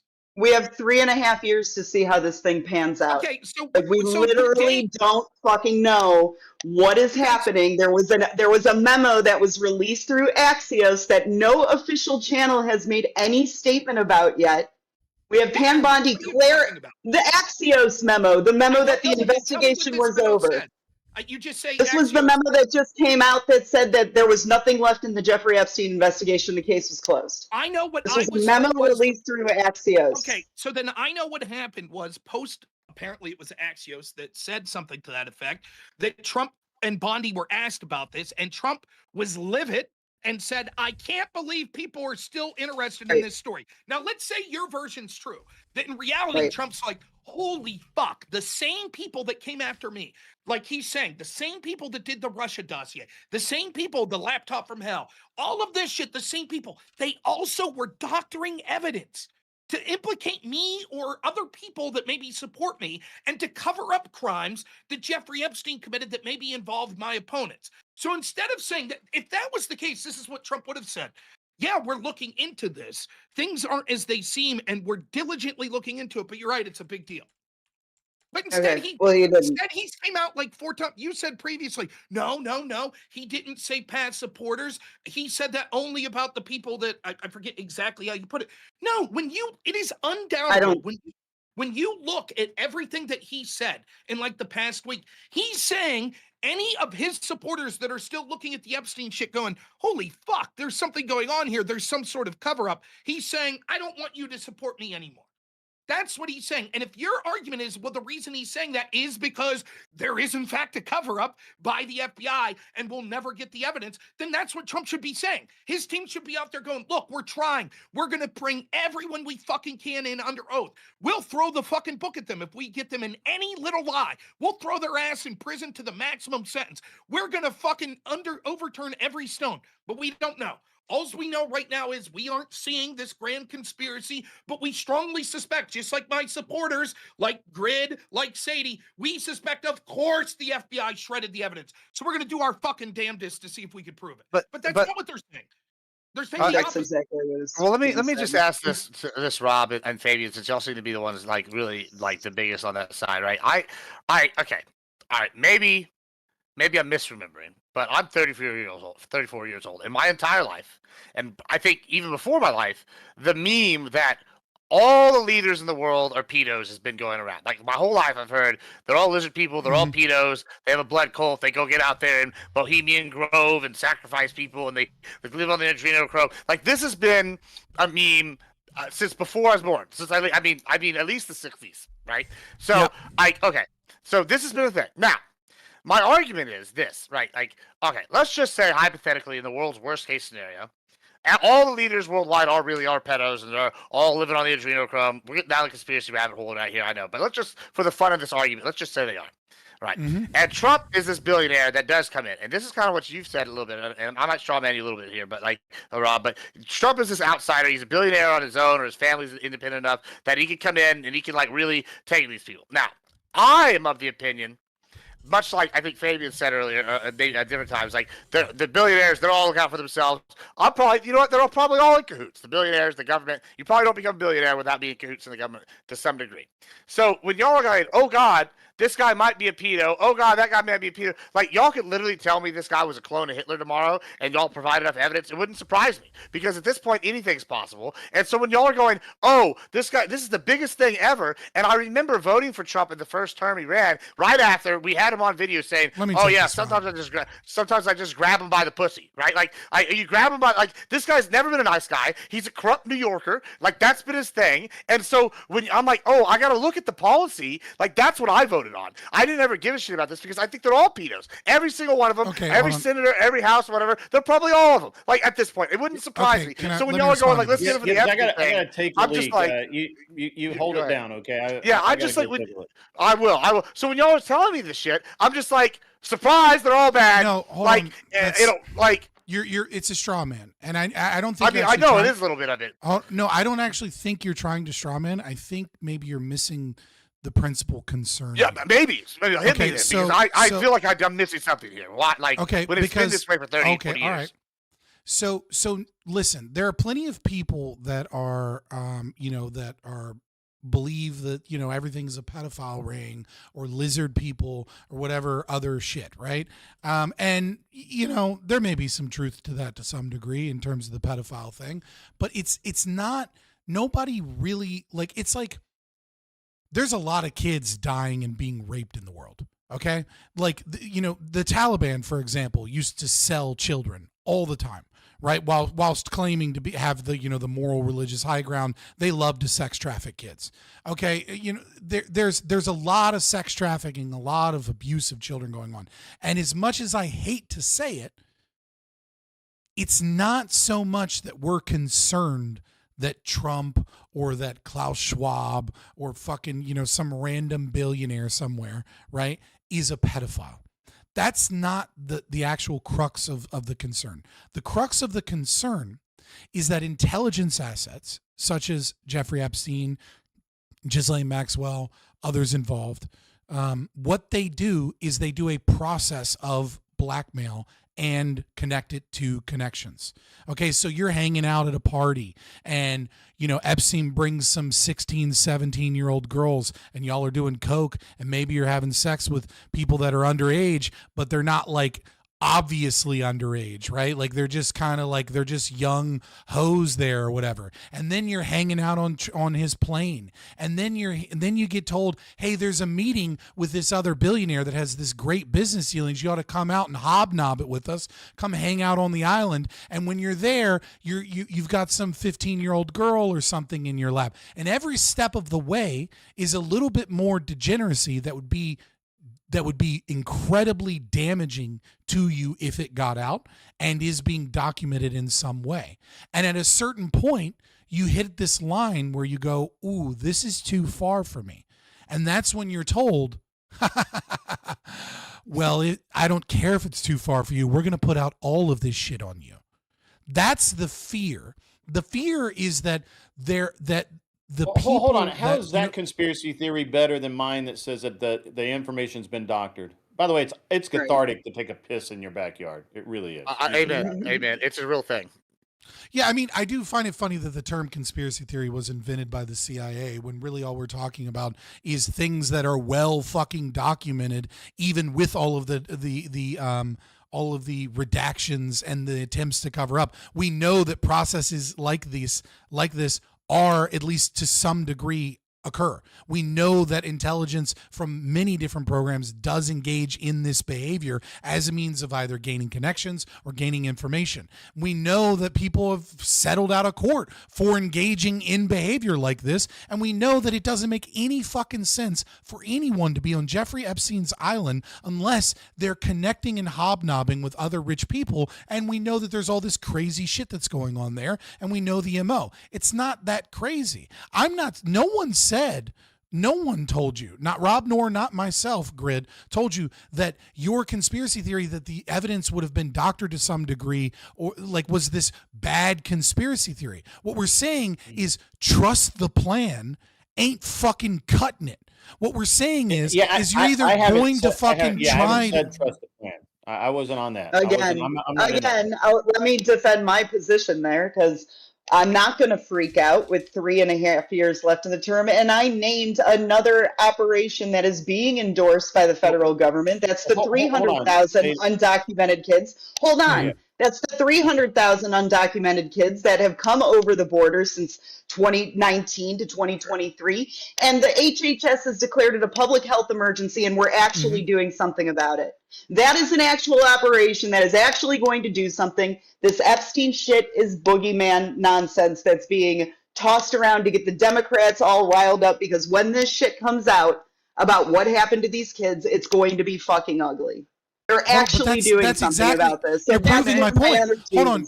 You're proving my point, right? You're proving my point that the general concern is not necessarily about just how much sex trafficking occurs in the world. Obviously, that sucks. Obviously, we should do something to stop that.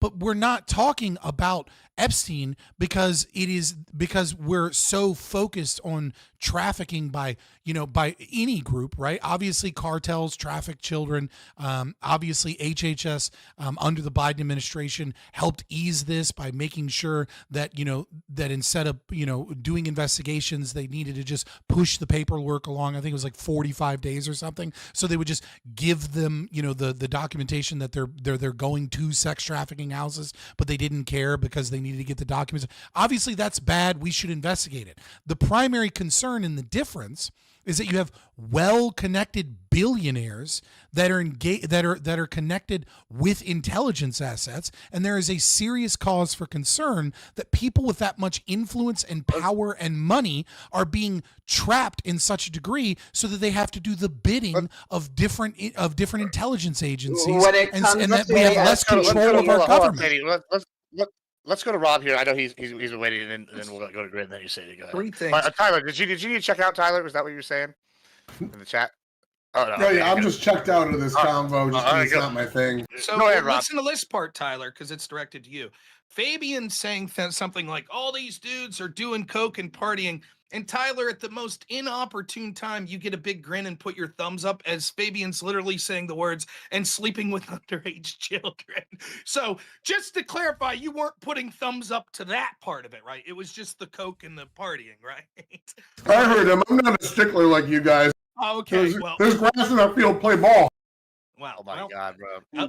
Can you not? Exactly. I don't know, man. Like that's. I mean, I make a lot of jokes, but that's rough, dude. That was sus. Yeah, don't do that. So number Don't two, do that. to Grid's That's gonna be point if about you ever Dr. become Evans. famous like Destiny. That's I know gonna be it's like the gonna play clip you right in the moment. fucking People event. won't stop putting it They're in your gonna be- fucking chat. I know. So, anyways, Grid, to your argument that this was doctored. By the way, I would be eviscerating you if I thought there was even a 1% chance that that was serious. So I'm gonna let it go. Grid, I'm to your sorry, argument which about part? the evidence being doctored, not Yeah. you, Grid, Tyler. I was talking about to the evidence Okay, being got it, doctored. got it.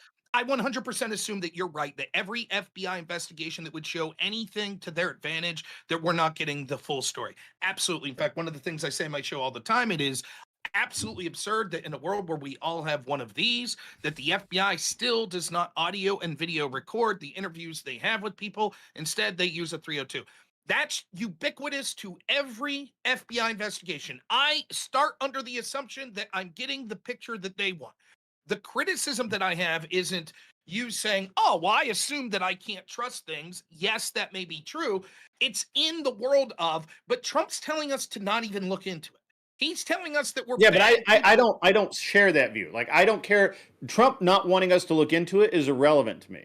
Like I don't feel one way or the other about it. I think it's kind of shitty, but at the same time, whatever. He's going to say what he's going to say. I'm not a mind numb robot.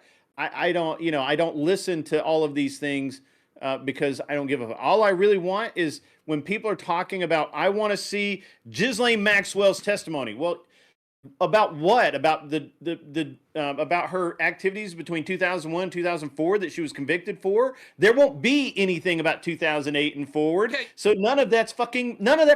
Okay, But yet so then people are calling for that shit. Like here's what I'll say that it here's gets what into I'll this. say It about gets this. into this weird loop, Rob. That it gets into this weird loop where it feeds on itself. Where you want to have this information, you think you know what the information is going to be, but we never. And this goes back to like Brother, you know, the loop Hillary's is that we want you to emails care. and- Please, I would love a chance to respond after Gibbs. Yeah. Go ahead. I'm sorry, Rob. I'm sorry. After you, no, finish your thought, Grid, and then I'll. Oh, no, I just at this point, this is what I know for a fact, right? Epstein was a piece of shit, and he did bad shit. I know that we all know that for a fact. I don't need any more proof of that of that, right? Mm-hmm. Whether or not Trump was involved, there's a high percentage chance that if he wasn't, he knew people that were, right? Can we all say? I mean, just agree with it. You're right. They travel in packs, and if he didn't, and matter of fact, he kicked Epstein out of Mar-a-Lago, right? Because for hitting on a young girl, as I recall. And so, yeah, I'm sure Trump knew something. Does that color my opinion of him? Yeah, absolutely. I think I don't want Trump for a neighbor. I've never said that Trump's a great human being that I want as my neighbor.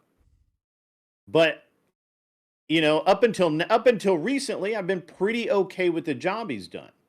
Right? I've never agreed 100% with the politician, and I never will. I just won't. This isn't a disagreement about Let how much money we should spend on roads. Hold on, baby. Let Rob respond. I did want to address Gibbs here too. Grid, I don't know. I could talk to you for hours about this. I'll just say, I'm sorry. Yeah, I know. And we can. You're welcome to talk to me for hours about it, buddy.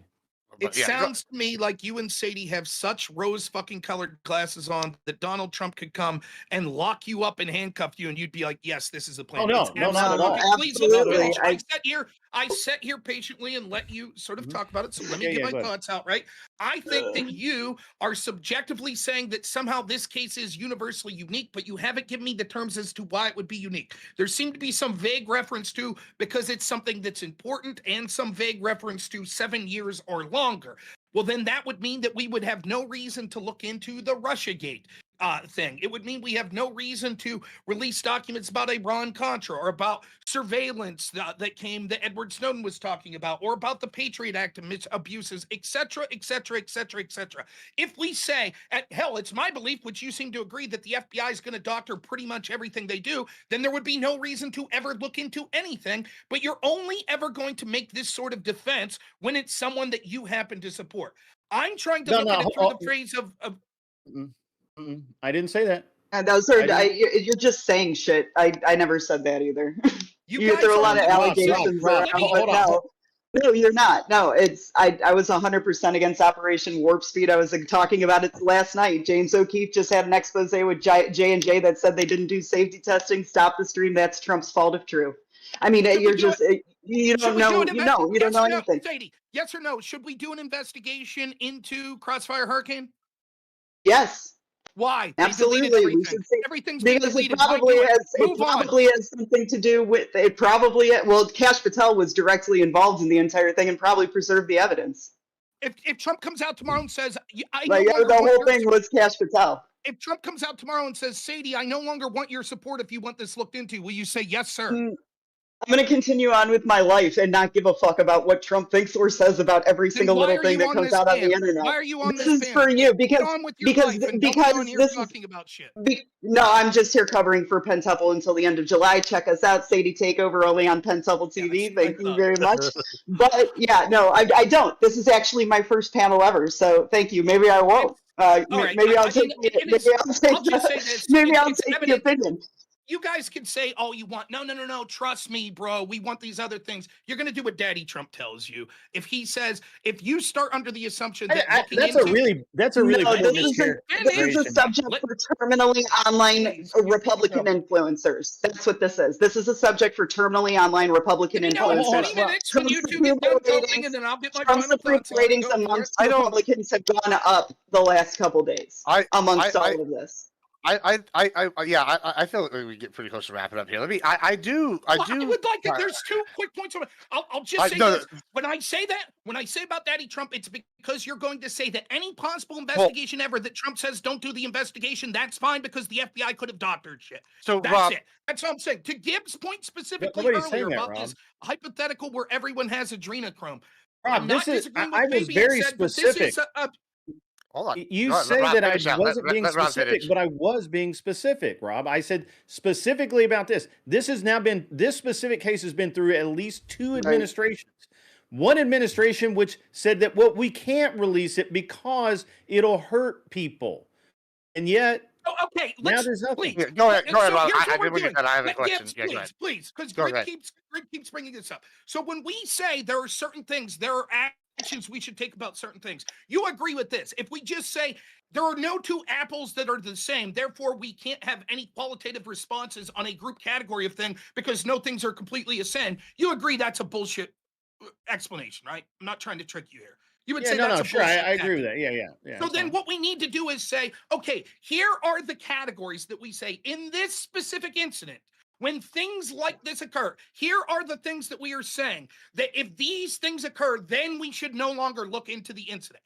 Now, you keep saying this specific one, just this specific one, Epstein, and I'm saying, okay, then give me the categorization. I'm using this. Look, we're talking about one instance. I'm not talking about Trump's global investigations. I think that he should be investigating a lot of different things. I think he should be investigating where the money went in Ukraine. But we're talking about one specific thing, Rob. If you would let me get it out. So then, what is it? Give me the factors about this one incident. So far, I've heard these types of things. It was through 2 administrations. It's consistent, Rob. It was 7 years. Is that it? So just to say, if another it has been through multiple administrations now. Multiple administrations. Right? That's there's a high chance that in the last 7 years that the evidence they collected, we don't know how many years ago, have been altered. We can't. Why would we trust that? So this is what I'm hearing so far. Would you trust Number one, it's been through multiple. It's been through multiple administrations. That's number one, correct? Yes. Yes. Obviously, that's problematic. Secondly, we can't trust what they may have deleted because it's been because it's been through multiple administrations. That's number 2. Yes, multiple administrations. We've had 2 different FBI directors, or 3 maybe. I don't know. I'm not actually. That all seems to be the same type of criticism. Multiple administrations, multiple FBI directors. Sure. Okay, that's it. It's already been used as propaganda. Let me finish. It's already. Let me finish. Well, you want to? Let me give you a third. This is Grid. I'm talking to Grid about this. Yeah. Please let Rob respond to me because. So I just want to be clear. Is that it? Have we exhausted the list of the necessary conditions of when we should not look into something? That if it's something that's gone through. I'm not saying we shouldn't look into it. Dude, I what literally the said there should be an investigation. I literally said that. Hold on. You might have to. It was very clear. Cut that. When you cut down your stream, cut that. What's that? What? Just mark it so you can cut it out. He did a gang sign on stream, like as his goodbye. Which me? I did. Oh, yeah. Tyler. Yeah. Oh, okay, whatever. Just move it on. He just did. He did the blood hand sign. I was like, what the fuck? I don't know what happened here. Oh, no. Okay, yeah. Anyway, go ahead. So I'll just. So to me, what you're suggesting is. You're saying you're not saying don't investigate, but you're saying trust Trump when he says that we don't need to look I into said it that whatever evidence that they release to you right now today is probably tainted. There should be an investigation into all of the people involved, separate of this, to verify the evidence, to vet everything. How hard is this to understand? If they released a report tomorrow, Rob, I wouldn't believe a fucking word of it. Would you release any report that the FBI releases tomorrow? Would you believe anyone? Can you think of a hypothetical? No, I wouldn't believe. I would not believe a report regarding anything on the Epstein files. I wouldn't believe a word of it because not just Epstein, any FBI, any FBI investigation. No, I'm not saying any FBI investigation. That's not. I didn't say that. I'm not. But that's what I'm asking you. Can I bridge this? Because it seems like we're beating walls. Like our head against the wall, Rob. Yeah, I know. I would like to get it here. Go ahead. So, listen. I think the biggest problem here is like more meta than this specific issue, and the problem is that it is about the concept of our government, whether or not our government is being controlled beyond our vote. In some capacity, whether or not NGO, like when we look at what NGOs do and how they operate, right? The CIA works with billionaires and NGO organizations for a whole of society approach. They go into countries, they create things like the Arab Spring, they create, situations in Ukraine potentially. What they do and what they have, there's all of this censorship, there's all this dirty shit, and there's this question that I think a lot of people have of like, how do we do something about this? And I think a lot of people have been married to Epstein, even though that's probably almost certainly not what is currently has people like Tom Steyer or George Soros or the Rothschilds or Klaus Schwab or Bill Gates or Pierre Omidyar, right? These billionaires that make billions by doing non-governmental organizations where money is given through grants and then it moves through and then it moves and it moves and it basically becomes impossible to follow. And somehow these people gain money from non-profit organizations that do the CIA's work and do the work of intelligence agencies. There's all of this corruption in shit. And a lot of people have married themselves to Trump, even if he didn't say it exactly, to the meta concept of drain the swamp. Right? A lot of people didn't vote for Trump because he was a Republican with good policies. And I understand maybe some of you did. Right? I understand some of you are like, I like this policy, I like that policy, I like this policy. But to a lot of Americans in the MAGA movement or conservatives, they're looking at corruption. They're looking at these billionaires. They're looking at these systems, and trying to say, who's going to drain the swamp? And when Trump has this opportunity to do something, I agree with you that like, a lot of this evidence has probably been deleted. A lot of it is tainted. And we're probably, no matter how hard we dig, never going to be able to find or dig in to that smoking gun that puts fucking some of these billionaires in the bottom of the prison, right? Like, we've been dealing with that since the French Revolution, all right? That the people in power, ever since then, the people in power have somehow been able to evade any fucking direct punishment. But I think what people want is they saw in Trump, at least, guy, this strong man, this bull in a china shop that they believed was going to go in there, and even if he doesn't get a goddamn thing done, he's going to expose some of their lies. He's going to give us some names. He's going to start the process of recognizing that our government is corrupt and that it has been designed that way, that it works for the billionaires and it works for millionaires, but for the last 60 years, it hasn't fucking worked for working class Americans, and it hasn't worked for regular people. Okay. And when he comes out and says, oh, the Epstein doc, oh, it's not a big thing. Oh, I'll release this. And he's blasé about it. And he's like dismissive about it. And he's saying contradictory statements. We don't know if he's bought or if he's not bought or if he just doesn't give a fuck. But at the end of the day, I think there are a lot of people that have righteous indignation for us finally feeling, at least in some degree, that somebody was going to start this ball rolling to try and expose these corrupt fucks, and all we're met with is roadblocks and bullshit. And so I get that maybe that's not important in your list of his policies, because maybe that's not specifically why you voted for him. Maybe you're already blackpilled to that concept. But we ought to fucking recognize why so many people are hurt in that domain, and why Epstein is an example of betrayal, absolute betrayal. And this trust that he'll do something behind the scenes, it's like, then just tell us something.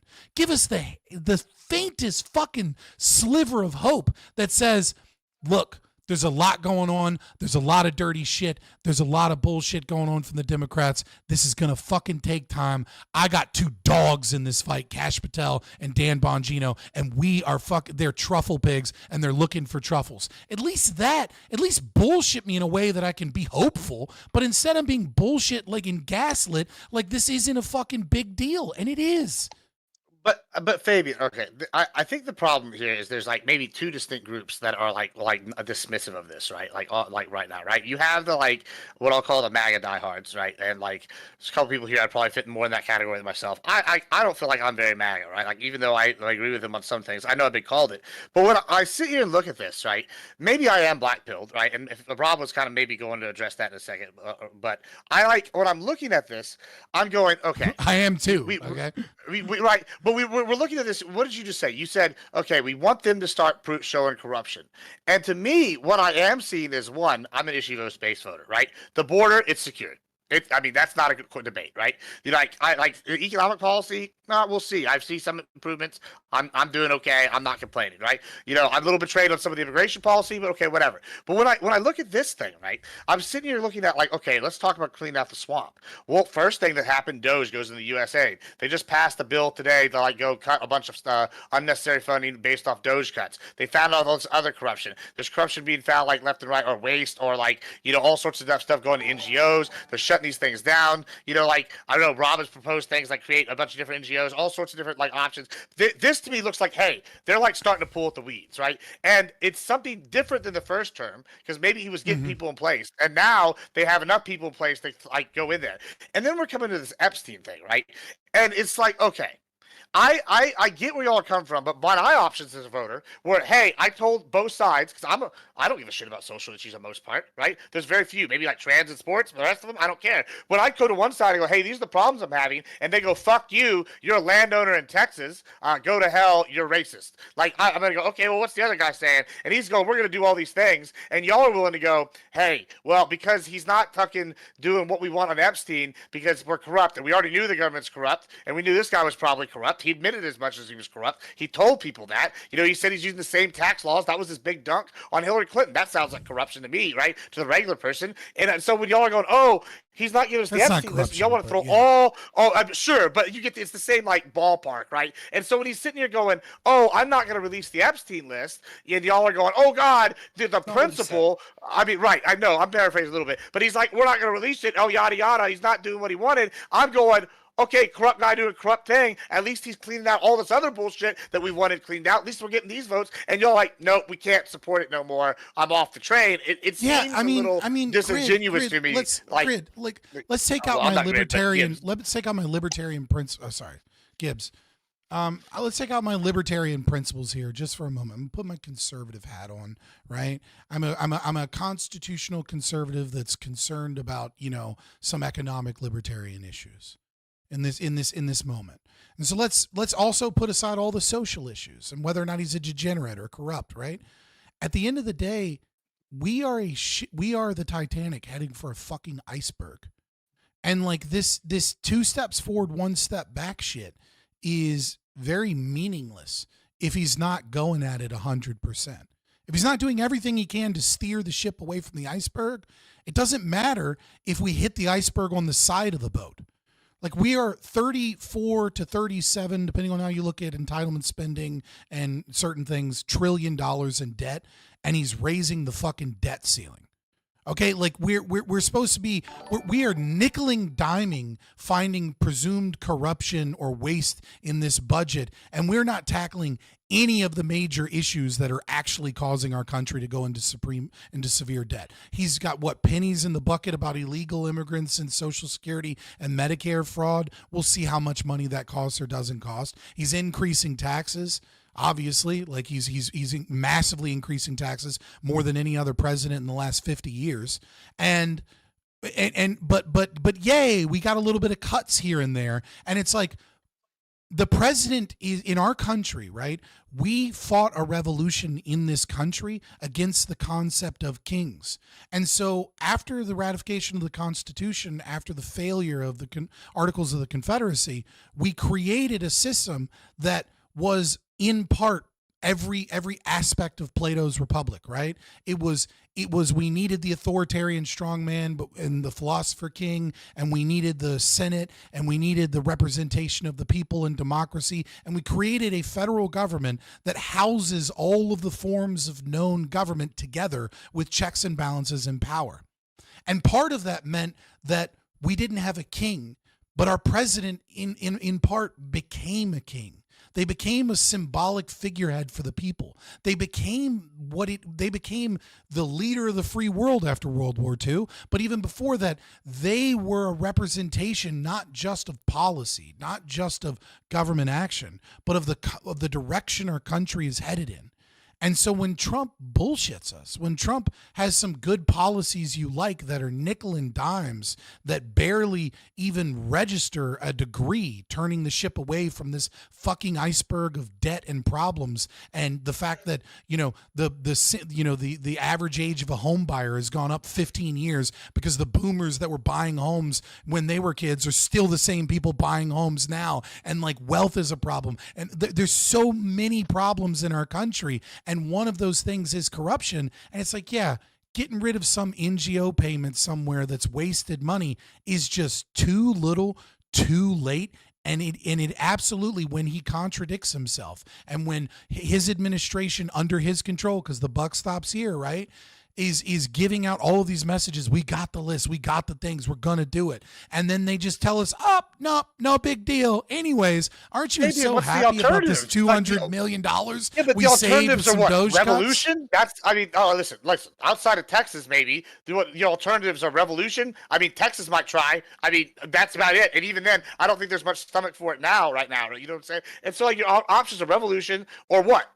I guess it's either we get a little bit of something with Trump, or we get absolutely nothing in the opposite with the Dems. Like, and y'all are acting like, oh, it's all over. What do we do? Like, I mean, do you want to I don't know. Like, That's a false dichotomy. That's a false dichotomy. You didn't deal with a single argument that I made. I mean, but Fabian, yeah, because the problem is, and this is the problem I have with it. I don't disagree with a lot of your argumentation, like from a moral, and a historical standpoint. Like, that's not the issue. The issue is I'm living in the here and the now, and the options I see are threefold. It's vote Democrat. I'm living in the here and now. All right, or I guess vote third party, which is not an option. I think revolution's a more likely option to vote third party successfully. So, if those are our three options, I mean, obviously it's vote Republican, and I guess at the midterms we can vote non-MAGA people in to send a message. I don't know, but it doesn't seem like you're offering an alternative, or even Rob here. I mean, I don't know. Maybe Rob can expound on his position. I don't see an alternative to the average not pro MAGA guy. But the average That's a complete misdirection from me saying people are betrayed and they want to. Because I didn't, in nowhere in my putting on groups. Nowhere in my putting on my conservative hat and explaining that from that perspective and doing that internal critique, did I ever mention don't vote? Did I ever mention vote Democrat? No, Fabian. Did I ever mention any of that shit? What we were talking about you is didn't, Fabian, but my point being was upset about a fucking betrayal. No, I understand that, Fabian. My point was, yes, I understand what you're saying. These people are upset about the betrayal, but there's a second group of people that are not saying we don't give a shit about this, and that's I think what I'm representing here, and is kind of like this idea that I want these things done. I'm not getting any of it with this, and then the other option is not realistic, and y'all are telling me I should be outraged. You're creating a false dichotomy again. Okay, okay. There are plenty of choices that you can have, and one of those choices is to sit here and go, "Hey, fucking what the fuck." Do all of the things you alluded and promised to and fucking hold Trump's feet to the fire. Nobody says you have to fucking vote Democrat or go with some other people or sit out. What we're saying is that this is a fucking betrayal and you should be yelling that it's a goddamn betrayal because Trump unironically is the most democratic president to ever exist in our lifetime because the dude is such a fucking narcissist that if enough people start screaming, he'll just 180 on everything he ever fucking said before and start doing some shit. We've never had a president like that. He's one of the few presidents that will respond to public opinion because he's so worried about his image and his ego that he'll actually just be like, oh, that was some old shit. I'm actually doing this shit. So fucking sit with us and put his feet to the fire. That's exactly one of the points I was going to make. So, I want to go back to something that was said 40 minutes ago here in a minute. But one of the things I was going to say is no one's saying I said it in my opening statement. If the elections in 2026 comes, I ain't voting Democrat, right? Because on this issue, even if I say this issue is I'll never vote Democrat. 0%. Right. There's a 0% chance that they're going to out real Epstein files. There's a 0% chance that they're going to out institutional corruption at the FBI. They are the face of that. So they're not going to out it. So then this issue's a wash, and I would look at the policies, and I think right now, as bad as many of them are, the Republicans probably are going to have policies that more align with what I want. What I'm saying, though, is that there there are two things. There is standing on your moral principle as an individual, like that, there has to be something for that. And when this guy tells me basically I'm a piece of shit because I'm upset with him for going back on the sole reason that or the core reason that I voted for him, which was to drain the swamp, and he's illustrating to me in the most obvious way possible, nah, dog, we're not interested in draining the swamp. That happened a long time ago. Then I have right to be pissed. I'm not going to sell out and all of a sudden pretend I don't give a shit about that thing that has been the core of my political beliefs since 2016. When I supported Trump and worked with Trump in 2016, worked for his campaign in 2020, worked in 2024 to get him elected, and now he's telling me. That's why I gave the example of if I supported Ron Paul and worked for him to audit the Fed, and then he came out and was like, fuck you, you're still worried about auditing the Fed. Hey, real quick, Rob. That's Real quick. I just think it's funny that you've brought up in your intro and again, audit the Fed, because you can go check the GOP's platform and audit the Fed has been there since 2012. And that's why I said, if you've been paying attention to politics in the last 100 years, you knew that this was going to happen, right? Because the Republicans have been lying about audit the Fed for the last, 13 years at least. Right. So yeah, I agree. But Ron Paul, that would be core to what he was saying, and it would be a slap in the face. But okay, the other thing is, Fabian's right there, and this is something I was going to say, right? And then I have one final point to make to you, Gibbs, and your hypothetical.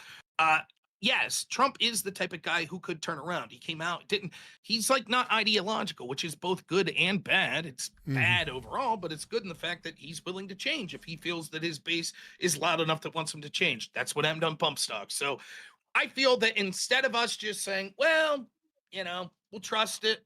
Well, yeah, who knows anyways? It's not a big concern of mine. The FBI doctors everything. If we actually want him to do an investigation, then we should be livid and say, what are you doing? Saying that we're no longer your supporters if we want you to look into this Epstein shit and get to the bottom of it. It's not so simple as it's a list. That's not what I'm talking about. That's not what Trump said. Trump never came out and said to the people that are just saying they want the list released. That's not what he said. He was talking about the people that are saying that there's something to see here. That would be implicit that one of the things to see is connections to the FBI trying to do a cover-up, etc. He told those people, you're no longer my supporters. That's what he said. That is outrageous. And if you look at it just through a political calculus, That's likely to cost him some amount of votes in the midterms. We could talk about the polling but the CNN poll that no one trusted until today says that he's up. Great. Okay, you trust that CNN poll. We'll see what happens. I think telling your core base anytime, any voter, let alone your core base, that you don't want them to vote for you is a huge fucking mistake, no matter what, whether your name's Trump or Biden or Kamala or anyone else. The last thing I want to say, though, is, and I think there's, and on this note, I'm sorry, I had put a lot in my mind palace here, right? The other thing, I'll say this directly to Sadie, and before I get to Gibbs' point here is, Sadie, and to a lesser extent, you, Grid, if something comes out, if all of a sudden Pam Bondi a week from now releases like, oh, fuck, look at this smoking gun shit we have of the FBI. We found this audio log of them talking, and it's like, cover this shit up, blah, blah, blah. Smear Trump, put his name on it. You're going to be like, this is what you'll say, because you said that won't exist. That's been deleted. You'll say, see, we were right to trust Trump. It's Schrodinger's Trump. If nothing comes out ever, you'll say, see, we told you. If something comes out, we'll say, see, we told you to trust him. When the reality is, the best chance to push to have a thorough investigation is to hold Trump's feet to the fire. I'll leave you respond and then get to the Gibbs part if you want. Oh, I mean, I'll straight up say that if anything that's released from here on out, I will absolutely take with a grain of salt. I will not be the guy who says, see, you see, he did it. See, right? Yeah, he did it. No, I won't. That's not just one sentence to add to that. Just one sentence to add that. Like Linda McMahon is there, and Trump has been involved with WWE. And like, I know this is gonna sound dumb when I say it, but like they invented seating. So like, I almost wonder if that like stunt they pulled with those interns taking all the boxes out was like, you know, binders, like planned. Yeah, the binders, or whatever. Like, was like, you know, like, because if you ever watch WWE, what they do for like secret promos is they'll have people do shit in the background. That seems very much the same kind of vein of like stuff, and Trump is familiar with that. Like, I think that leads into the tainted like theory quite a bit, a little bit, like just from who he's working with. I mean, I don't know, but go ahead, Sadie. They did it to take down those people. I think it's funny that everybody wants corruption to be caught and uncovered, but the idea that there's traps being set is trust the plan fucking conspiracy theory nonsense. Like I said from the beginning, this was an Axios memo that was released. No one's made a direct statement about it. They've only made clarifications. I've said the entire time there's probably no list. I've said the entire time when the binders came out, see, I'm telling you guys, there's probably no fucking list. So again, this had nothing to do with Trump or what Kash Patel said or what Pam Bondi said the entire time to me. But if evidence is produced, we'll have to take a look at it and see what it is. Like, it's as simple as that. No matter what, that we were right to trust the plan, and if no evidence is released, you'll say, see, we were right that there's no evidence. That's what you'll say. It doesn't matter what the outcome is, you'll say you were right. Because you I don't have a crystal ball, nor do I try to like assert like what is exactly going to happen within the next couple weeks. Because again, I said we weren't going to be talking about Iran in July, and I was right. But for everybody else, it was the end of the fucking world. But your position's non-falsifiable. You'll have the position whatever the outcome, you were correct. Well, again, I've been following this since 2008. This is the exact case that was used to falsify a court case against Trump that he raped a 13-year-old girl that was introduced by Jeffrey Epstein. This has already been used as COINTELPRO for a long time, has been my point the entire time. And what Grid keeps trying to tell you, and what I am telling you, I'm talking about the Epstein case. That has nothing to do with this claim. Again, that has nothing to do with this claim. I'm talking about the Epstein case specifically when I'm talking about this corruption, how it's already been used as propaganda. into that without actually answering his claim. Thank you. Again, I have my full weight behind the active operation that's happening, declared a public health crisis, 300,000 missing kids, NGOs are being pointed out. That's actually happening and being uncovered right now. But no, I don't look at that. Let's continue to talk about this Epstein boogeyman. We're having congressional hearings about this stuff, and I don't know if any of you are talking about it.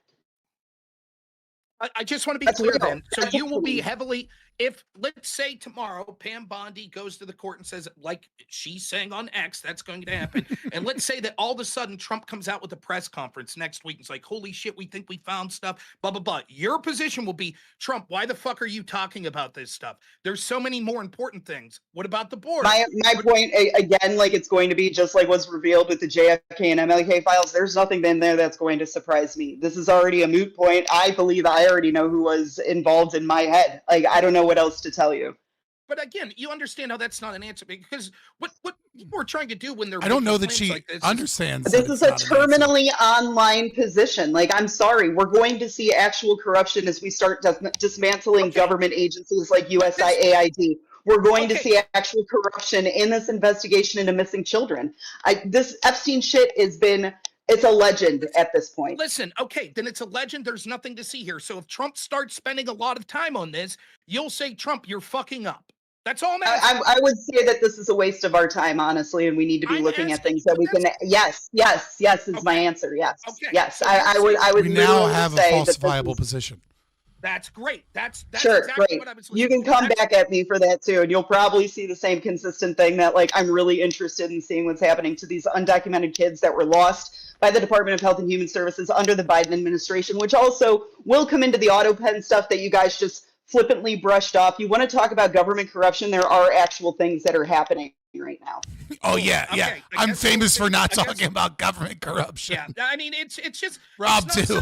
Like like I could do 10 hours Average of show every socialist. day talking about all this shit, and me getting pissed off because Trump says I don't want your support anymore on an issue that I also talked about for years, going back to 2019, and all of a sudden, you're ignoring all the important stories.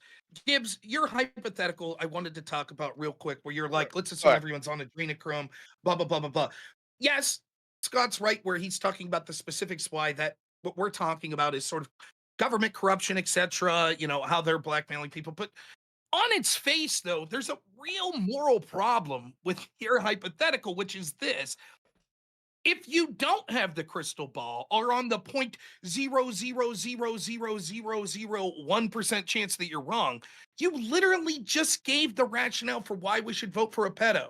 Because you're like, I assume they all are. So even if I openly know that one is, that was Gibbs that assumed that. No, listen.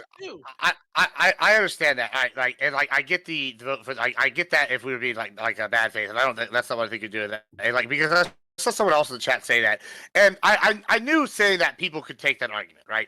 But that is not what I'm saying. What I am saying is it's like a damned if you do, damned if you don't situation, right? Like, let's just say, and this is why I said beginning of that worst case. Like, okay, they're all pedos. You have no options but pedos. What do? Right? And I don't think that the option, like, personally, my option would be, yeah, let's do a revolution. But like, if you went to 9 out of 10 Americans, how many do you think are going to jump on board the revolution? And I guess when you have whatever percentage it is to actually win that, right? Like, I don't think you do. So I guess it goes down to, okay, well, hey, if we're not going to do that, what are we going to do? Well, my options still, this side that says get fucked that are pedos, or this side that's saying, hey, we'll fix all these other things that are pedos. It's like, okay, cool, you're making a deal with the devil. Dichotomy.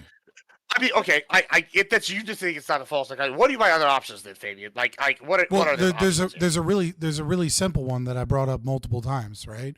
Which is that Trump is, whether he's an actual narcissist or just has narcissistic tendencies or whatever, it doesn't fucking matter. Kinda has We to have be a narcissist. documented evidence over and over and over again that Trump is willing to just 180 on a position if he finds that the public support changes on that. And so one of the things you can absolutely do is that you can hold Trump's feet to the fire, that you can be a part of a rallying cause in social media, on debate panels and all these places. Sure, absolutely. And be one of a million people, right? That is calling out that we need to public opinion. Right, that we need to call out this behavior. You can still do that, but let's say that doesn't work. And he's dying on this hill. What's like? And maybe I'm being like He's not gonna die on this hill. I'm not trying to be a dick or like whatever your argument. Like, because I agree that's a good tactic. All right, Trump so we can take that out. Okay. Let's say he doesn't do it. What's the next option if it's not the 3 that I said? So it's you said 2, right? And the 2 was I can either vote Republican or I can start a revolution. 3. I guess 4 can be vote third party, but I don't think that's going to be. I think that's. I mean, there are a ton of things that you can do in your life to fight corruption and do things, right? Like, one thing that you could do is fucking, vote with your wallet in local communities. You could vote with your feet and move to fucking New Hampshire and be part of the Free State Project. Another thing that you could do is, support libertarian causes and things of that nature. There's a lot of avenues of your life in the way that you can engage in politics, other than just vote for a Republican pedo or vote for Democrat pedo. Republican No, pedo. no. All right. I mean, good, just on a micro, better. on a micro. I can already tell you where you're looking at this wrong. Like, I'm not looking at it from that. Like, did you know in Texas, the third party, the biggest one was the Texas Nationalist Movement. Yeah. They no longer exist. You know why? Because the Texas Republican Party merged and adopted. So now Texas Republicans is, hey, we're working towards it. Same thing is kind of happening in New Hampshire, right? They're becoming Sure, very sure. libertarian. But hold on. My point is, though, yeah, we can do all towards that. But what is the solution on the macro, like right now? What can you do? Let me, like, if I may step in here. Here's where your hypothetical will fail, and I don't think. I think it's a bad hypothetical for you to be using because I think it strawmans your own position, which is there is a difference between suspecting something to be the case and definitively knowing it. I will tell you what I would do within terms of service to the best of my ability. If I knew that in perpetuity for the rest of my life that my option would be child sex offender 1 or child sex offender 2, then they would be taking me out in a body bag. That's what would happen. If I 100%, if they both came out and was like, here's the videos of us doing it. Here's the 100% proof. There would not be but offender 1's tax policies slightly better for me. No, morally, then God would judge me because I could not exist by that. The problem is, like, I don't think you're saying, first off, you exacerbate your hypothetical in two ways. One is you make it a claim of certainty, which clearly we don't have now, even if we heavily suspect. That's why the worst case scenario. Yeah. Right. And the other thing is that you make it the most heinous crime possible, as opposed to sort of, well, there's a suspicion that there is a cover-up of other people doing this. For example, if it turned out that there definitively was proven that both Trump and Kamala, saying that was our options the last two times, or you know, whoever the next two people be, generic Republican dude versus minority, disabled Muslim, black lady, Democrat candidate, whoever the fuck they put up, right? If they're both 100% confirmed, they both admit, hey, guess what? Since we're both child sex offenders, we'll both just admit it. I'm not voting for either, right? Like, I wouldn't say, oh, I support Trump knowing this because he's bad. I wouldn't give a shit how good I thought the policies would be. I couldn't bring myself to do it. So what I would say to you is that although I think you're right, and I think Scott, and I think Sadie and Grid, I think we'd all agree at this point that we think there is insane fucking levels of corruption at all levels of our politics. I think that is so endemic that that's the issue that we should be fighting against, and that we should be trying to put people, even if we think it's a small, even if it's a small chance. I'll take the guy that's got a 1% chance of doing something like that versus the guy that has a 0. Now, in that world, though, this is where I find your position, Gibbs, to be entirely defensible. Okay, but hear me out. If it's only a low chance of anyone doing anything meaningful anyways, why wouldn't I say, you know what? It's not that I don't find any corruption to be important. It's just that it's already baked in my head. They're not going to do it. They're not going to do it. So why not take the guy that's fucking helping my bank account? He's moved the fucking Overton window on these trans issues, right? He's protecting children more. We're getting to the bottom of some of this, like, kids that have been lost or were trafficked under the Biden administration. That's a defensible position. I'm not saying that's not. It was just your hypothetical. I think you're doing yourself a disservice because the hypothetical is so fucking ridiculous, you know? Well, yeah, I mean, no, I understand that. And I mean, there's a reason I did that. And the reason I did that is because, like, the way I run it, we're all Republican or conservative or whatever, right? Like, I feel like when we can talk amongst ourselves, we're not like trying to get ducks, but like, I put that forward because one, I'm trying to be moved on this issue one way or the other, and right now it's really hard for me, right? And so I want to like put this like horrible like no-win situation out here because I know that's what the left is gonna do, right? And I like want to be able to stand on my own feet with this conclusion, even in the worst case scenario. So the way I'm looking at it, like, yeah, I think I don't know, I just maybe I'm black-pilled. It's all a loss. Is kind of where I'm at right now. I just don't see dying on this hill. Is I guess where I'm at. Like, why is this the specific hill that you'll die on? Other than it's like disgusting. Yeah, I mean, like, and it is disgususting, and they should all be put in wood chippers if they are. Like, but like you know, like I guess that's what I'm. Like, keep going back to the concept of pedophile. Deal with what the actual. Yeah, Gibbs. Can I mean, like, I get his argument.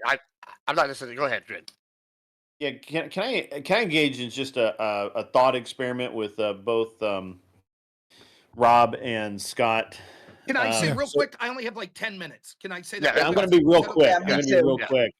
So if it were the case that we know that the Democrats and independents and law enforcement, everybody investigated Trump doggedly, exhaustively for the year leading up to the election, the 4 years he was in office, and the last 4 years that he was out of office, and that not one real shred of evidence has put him on a plane, on the island, anywhere, and not one shred of evidence. And they've looked.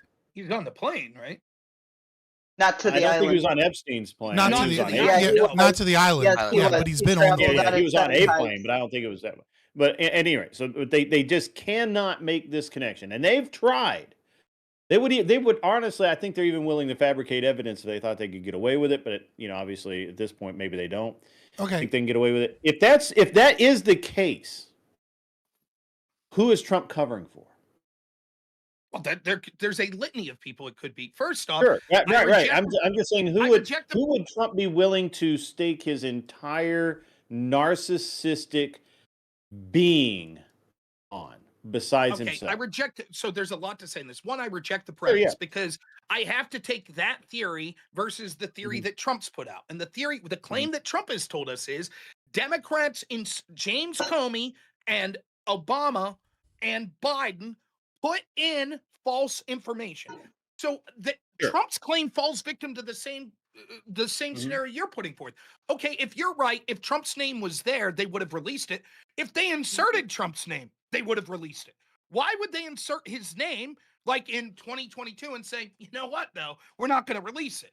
And any rationale you could come up with is the same rationale you could say, okay, that's why they also wouldn't have released his name if he was legitimately there. So I reject the scenario. But if we say, okay, let's say it's not him. Let's say his name wasn't injected, and let's say his name was never on it. Who could he be protecting? All sorts of people. I think Trump, more than most people, would be sympathetic to this. Hey, Mr. President, some of your donors, wealthy donors, some of your associates, some of the politicians that support you, some of the people that are questioning whether or not they're going to support the big, beautiful bill, whatever, right? They didn't do anything at Epstein Island, but they did show up there, and they did fly on the plane to the island, and they did go hang out with Epstein here and this, but they didn't do anything.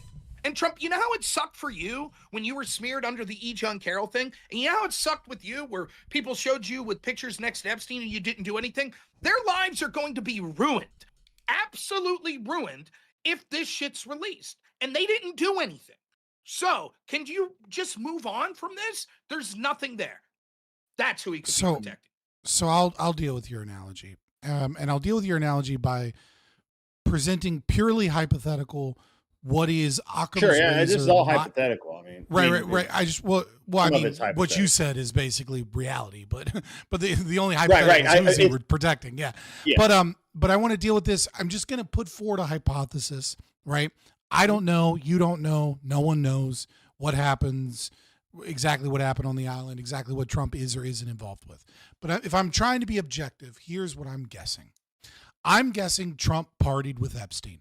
I'm guessing the guy that says that, talks about grabbing girls by the pussy is a joke and, called him a friend and said that, he likes young girls. He's a good guy, right? I'm guessing that he probably partied with them. And maybe, I don't know if he did or didn't, but maybe he's, been involved in some underage party shenanigans, that was common in Hollywood and common in billionaire parties in the 80s and 90s. Literally, you can just look at music in general in the 70s and 80s and 90s, and you will find a billion examples of like, she's 16 going on 17. You know what I mean? Like of people that were older what's teenagers. His name married.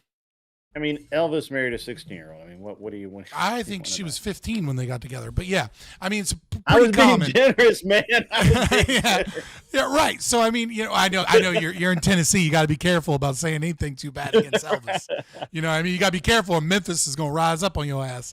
But That's right. But anyways, so I think that's what happened. I think he started to see what was going on with billionaires on that island and different connections, and then I think he saw Epstein go out of line, which is he touched a 15-year-old girl, or was it 15 or 16? I can't remember her age now, at Mar-a-Lago, and was like, dude, what we do at the party in the New York City skyrise is not the same thing you do at my fucking establishment, dude. Like, you're weird. I think, and again, all hypothetical, I think then a bunch of people started coming to him and being like, that dude does a lot worse shit than that. You don't know half of what that dude does. And then he found out that he was probably from the rumors and the grapevine and maybe, from other people that were close. So this dude fucks kids, right? That this dude fucks kids on a goddamn island, and he does it with a bunch of billionaires, and he gets connections and he connects people.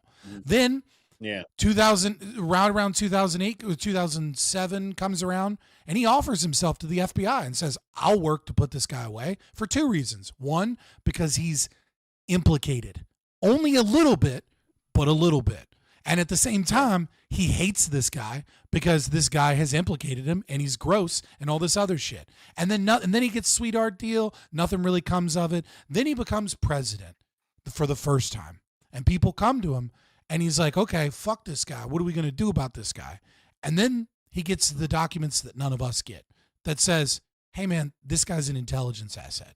This guy, he's not doing a lot now, but in the past, he would implicate a lot of countries and a lot of different things. And sometimes dirty deals are made. That doesn't mean that they're fucking kids there, right? Maybe some of that has happened on the island, and some of it is, totally not with blackmail, but he's connecting billionaires with different intelligence assets and different people so that he can be inculcated and protected, so that he can do whatever the fuck he wants to do, and they'll protect him. Or maybe he is blackmailing people. It's hard to know whether or not all these billionaires were blackmailed or whether it's just an guessing, island right? Where this is where I'm guessing. Right? Let me just do this. Make this your closing, maybe, and then I'll make it my closing, right? And I think now he's in a position where he played with people and Epstein and that story and that salaciousness partly because of the way that they tried to use it to smear him. So he projected it onto other people. And now he's in a position, the same position, which is that if he releases the documents, all of everything that they have, it will ruin the intelligence agency to some degree in their reputation, like the other 20 things the CIA has already openly admitted to. This one would just be a little bit more recent. The CIA is right? horrible, man. CIA is right. Like, but it will, and like there will be people plenty of people that are still alive, a lot of bad billionaires, a lot of bad people, a lot of people will be, and there's not enough proof maybe to connect each individual to the actual crime. There's just proof that they're doing all this dirty shit together, and maybe there's some emails and some things like that, and the DOD and all these other people come to him and says, dude, you can't release all of this shit because it's hard to prove who did what, and on top of that, it will deeply endanger our relationship with Israel. It will deeply endanger our relationship with the UK. It will deeply endanger our relationship with 6 or 7 other fucking countries that we don't know about that were running different games tied with that. And this is all old shit anyways. We got new shit. We're doing other new things. We're doing other shiesty shit. This is literally would just cause reputation damage, and none of these people are going to go to jail anyway, so he's trying to fucking bury it. Because if he puts it out there, a whole bunch of people like himself will be fucking in trouble, or there'll be some proof. And the reason the Democrats didn't do it is because there isn't any hard proof in those documents that he was on some island fucking kids. We know he wasn't. But there might be some evidence that he was at some parties and shit. But if they try, there's no way to release those documents without also fucking up their billionaire donors and fucking up their connections with the CIA, because every one of these politicians has investments in things like In-Q-Tel, right? CIA front companies where they reward people and politicians for playing nice. And sometimes if you play hardball enough, you get killed by a crazy lone gunman who mysteriously is going to take out some Democrat politicians, but for some reason is wearing a fucking skin mask and his fat ass evades the cops, and he totally doesn't have a handler in a shed somewhere, even though he's a millionaire, even though he was doing CIA work in Africa, and even though and then gets caught the next fucking day. Oh, fucking, like, this shit happens to people that buck the system too much. And I'm Fabian Liberty. I'm an anarcho-capitalist libertarian. You can find me on Twitter or YouTube predominantly by searching Fabian Liberty. My friends call me Scott, so come over and be my friend. All right. Scott, that was awesome. Great. Go ahead. Yeah, Scott, that was awesome. I agree. I mean, that's certainly a very probable version, right? That's yeah. I'm Grid One Motorsports. You can find me at an Unreasonable Man on Twitter, or not? Yeah, I guess Twitter too. Whatever the fuck, Twitch, and on YouTube. He's an old man. He's tired now. I'm fucking. I've had a long day, brother. I have had and a long night last night. I'm tired, and the mental energy of dealing with both you and Rob at the same time is it's taxing. But it was good. It was a great conversation tonight. Really enjoyed it. Rob, I could go on back and forth with you because I think that we're close enough that we will agree on a lot, but we have just enough of a difference to be spicy.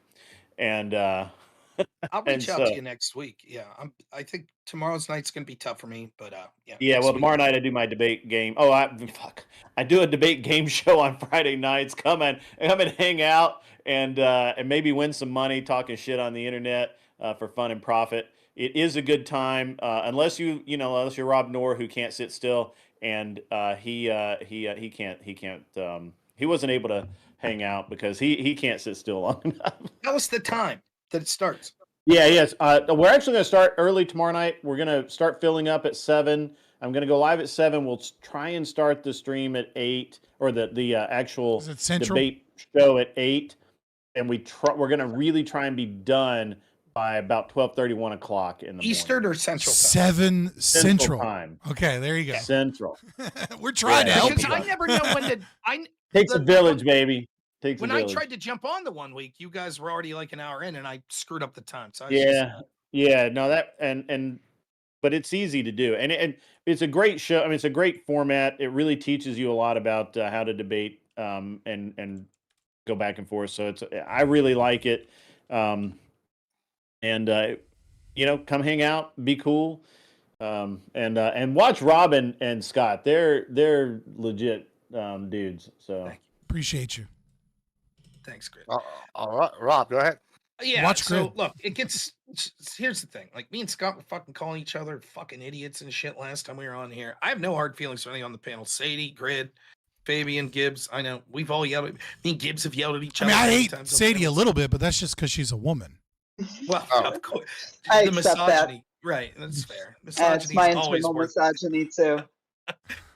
So no, it's nice that we can have people on here, despite the fucking narrative that, like, okay, I guess you wouldn't put some of the people that were in here. Fabian, I think's always been a little more critical of Trump, but I think you could say me, Grid, and Sadie have been Trump supporters. And the fact that we're capable of having such varying opinions on this, I think shows that there isn't monolithic support. And so I think that's a good thing, and that we're not going to fucking bitch and moan and cry and when things get heated. I think it makes for a more entertaining panel. And so I really appreciate these back and forths. If I could just give a final thought in this, like, listen, I don't regret my vote for Trump. I think he's better than Kamala in about every way. If my primary issue is outing corruption, there was no chance that Kamala was going to do that. I'm disappointed that I see with this Epstein story, this with Trump. This does not mean that I would not still support the things he does good. In fact, I support the things that Biden did that I think was good, despite not liking him at all. Any president, any politician, I don't give a shit their party. If they do something I think's good, I'll say that's good. So when it comes to victories that Trump has, yeah, I think that the securing of the border, I think a bunch of other things, particularly like the trafficked children that we're starting to find out about, I think these are all impactful victories. I think there's some things I'm disappointed in, and I think there's some things I'm pissed about. This Epstein one being, the tip of the spear and the most important one. But I think that what you're seeing is, despite the fact that I'll always remember Trump saying this, that there could be some amount of course correction on it. Now, the course correction's probably going to be bullshit. It's probably never going to get to the bottom of the issue. It's probably going to be a face-saving device. But at least there's that. And so you have Anna Pauline. I'm just looking as we're ending here tonight. Anna Pauline Smith's out like, yes, this was always the plan, phase 3. Bullshit, but whatever, right? Like, you have Trump saying, we're going to release all the grand jury shit. You have Pam Bondi posting that out there. That shit doesn't happen if huge swaths of his base don't get fired up. And the narrative that it's like, oh, well, it's just online people. I'm telling you right now, Trump's internal polling probably showed, particularly with independents, that he wasn't doing so hot. And they want to nip this in the bud as soon as possible. And the other thing is, we didn't get much into this, but my goodness. You know what Trump's superpower is? You know what the absolute fucking best power he has is? That his opposition are the fucking worst and dumbest people in the world.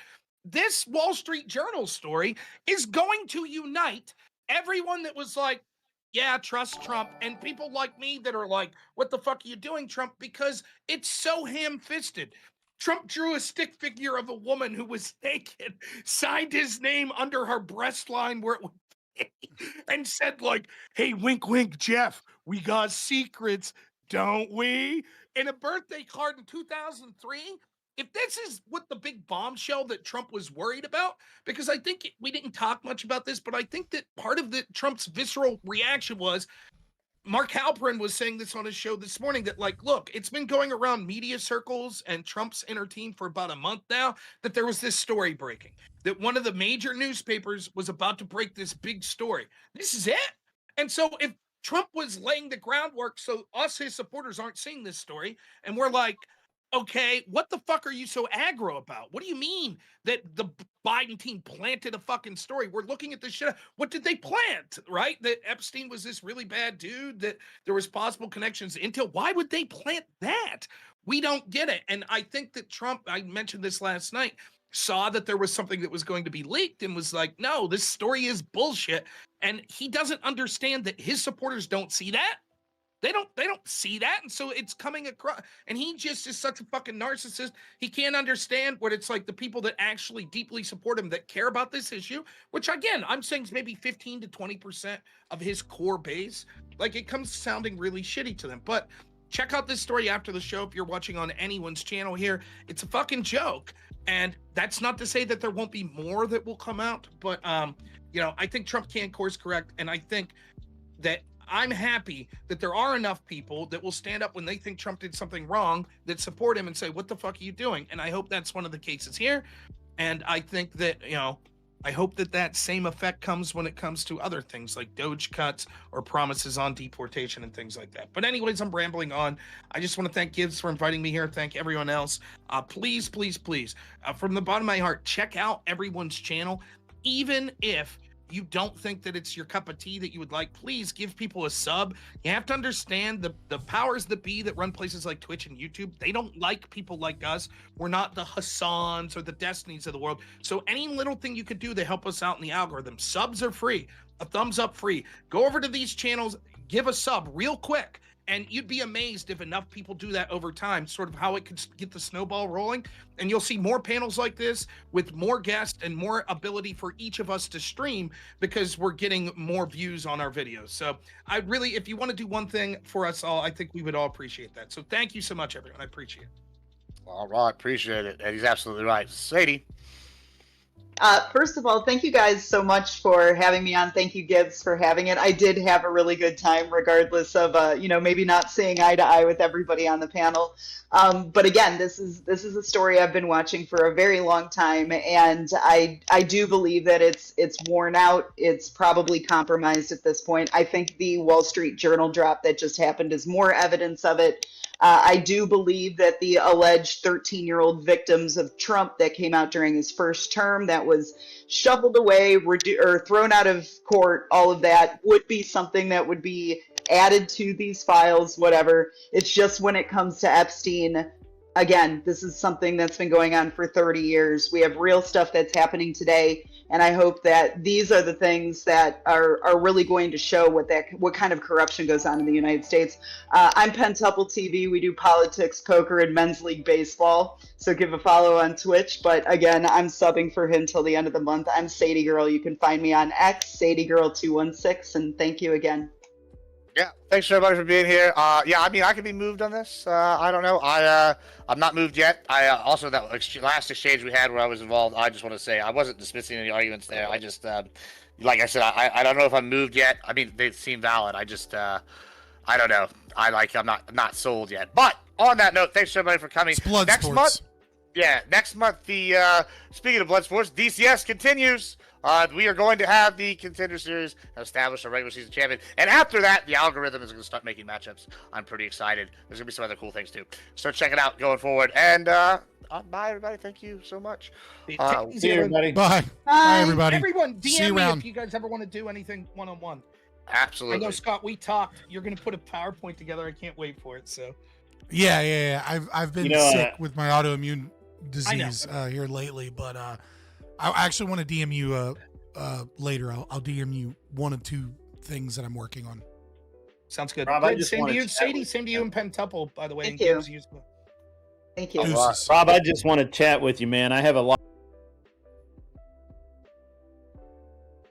Stop that virtual cam. Pull that up.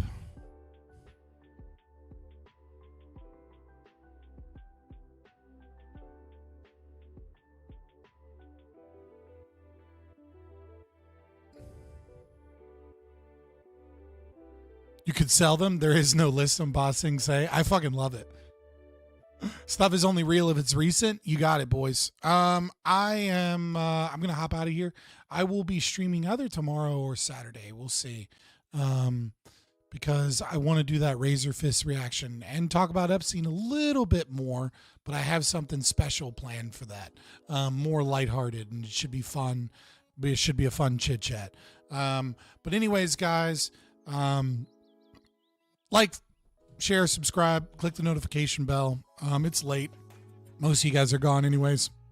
But make sure you join the Discord. That's where you'll get the go live notifications for sure, because notification bell doesn't always work. And follow me on Twitter. All the links are in the description, and they pop up in chat regularly. Deuces.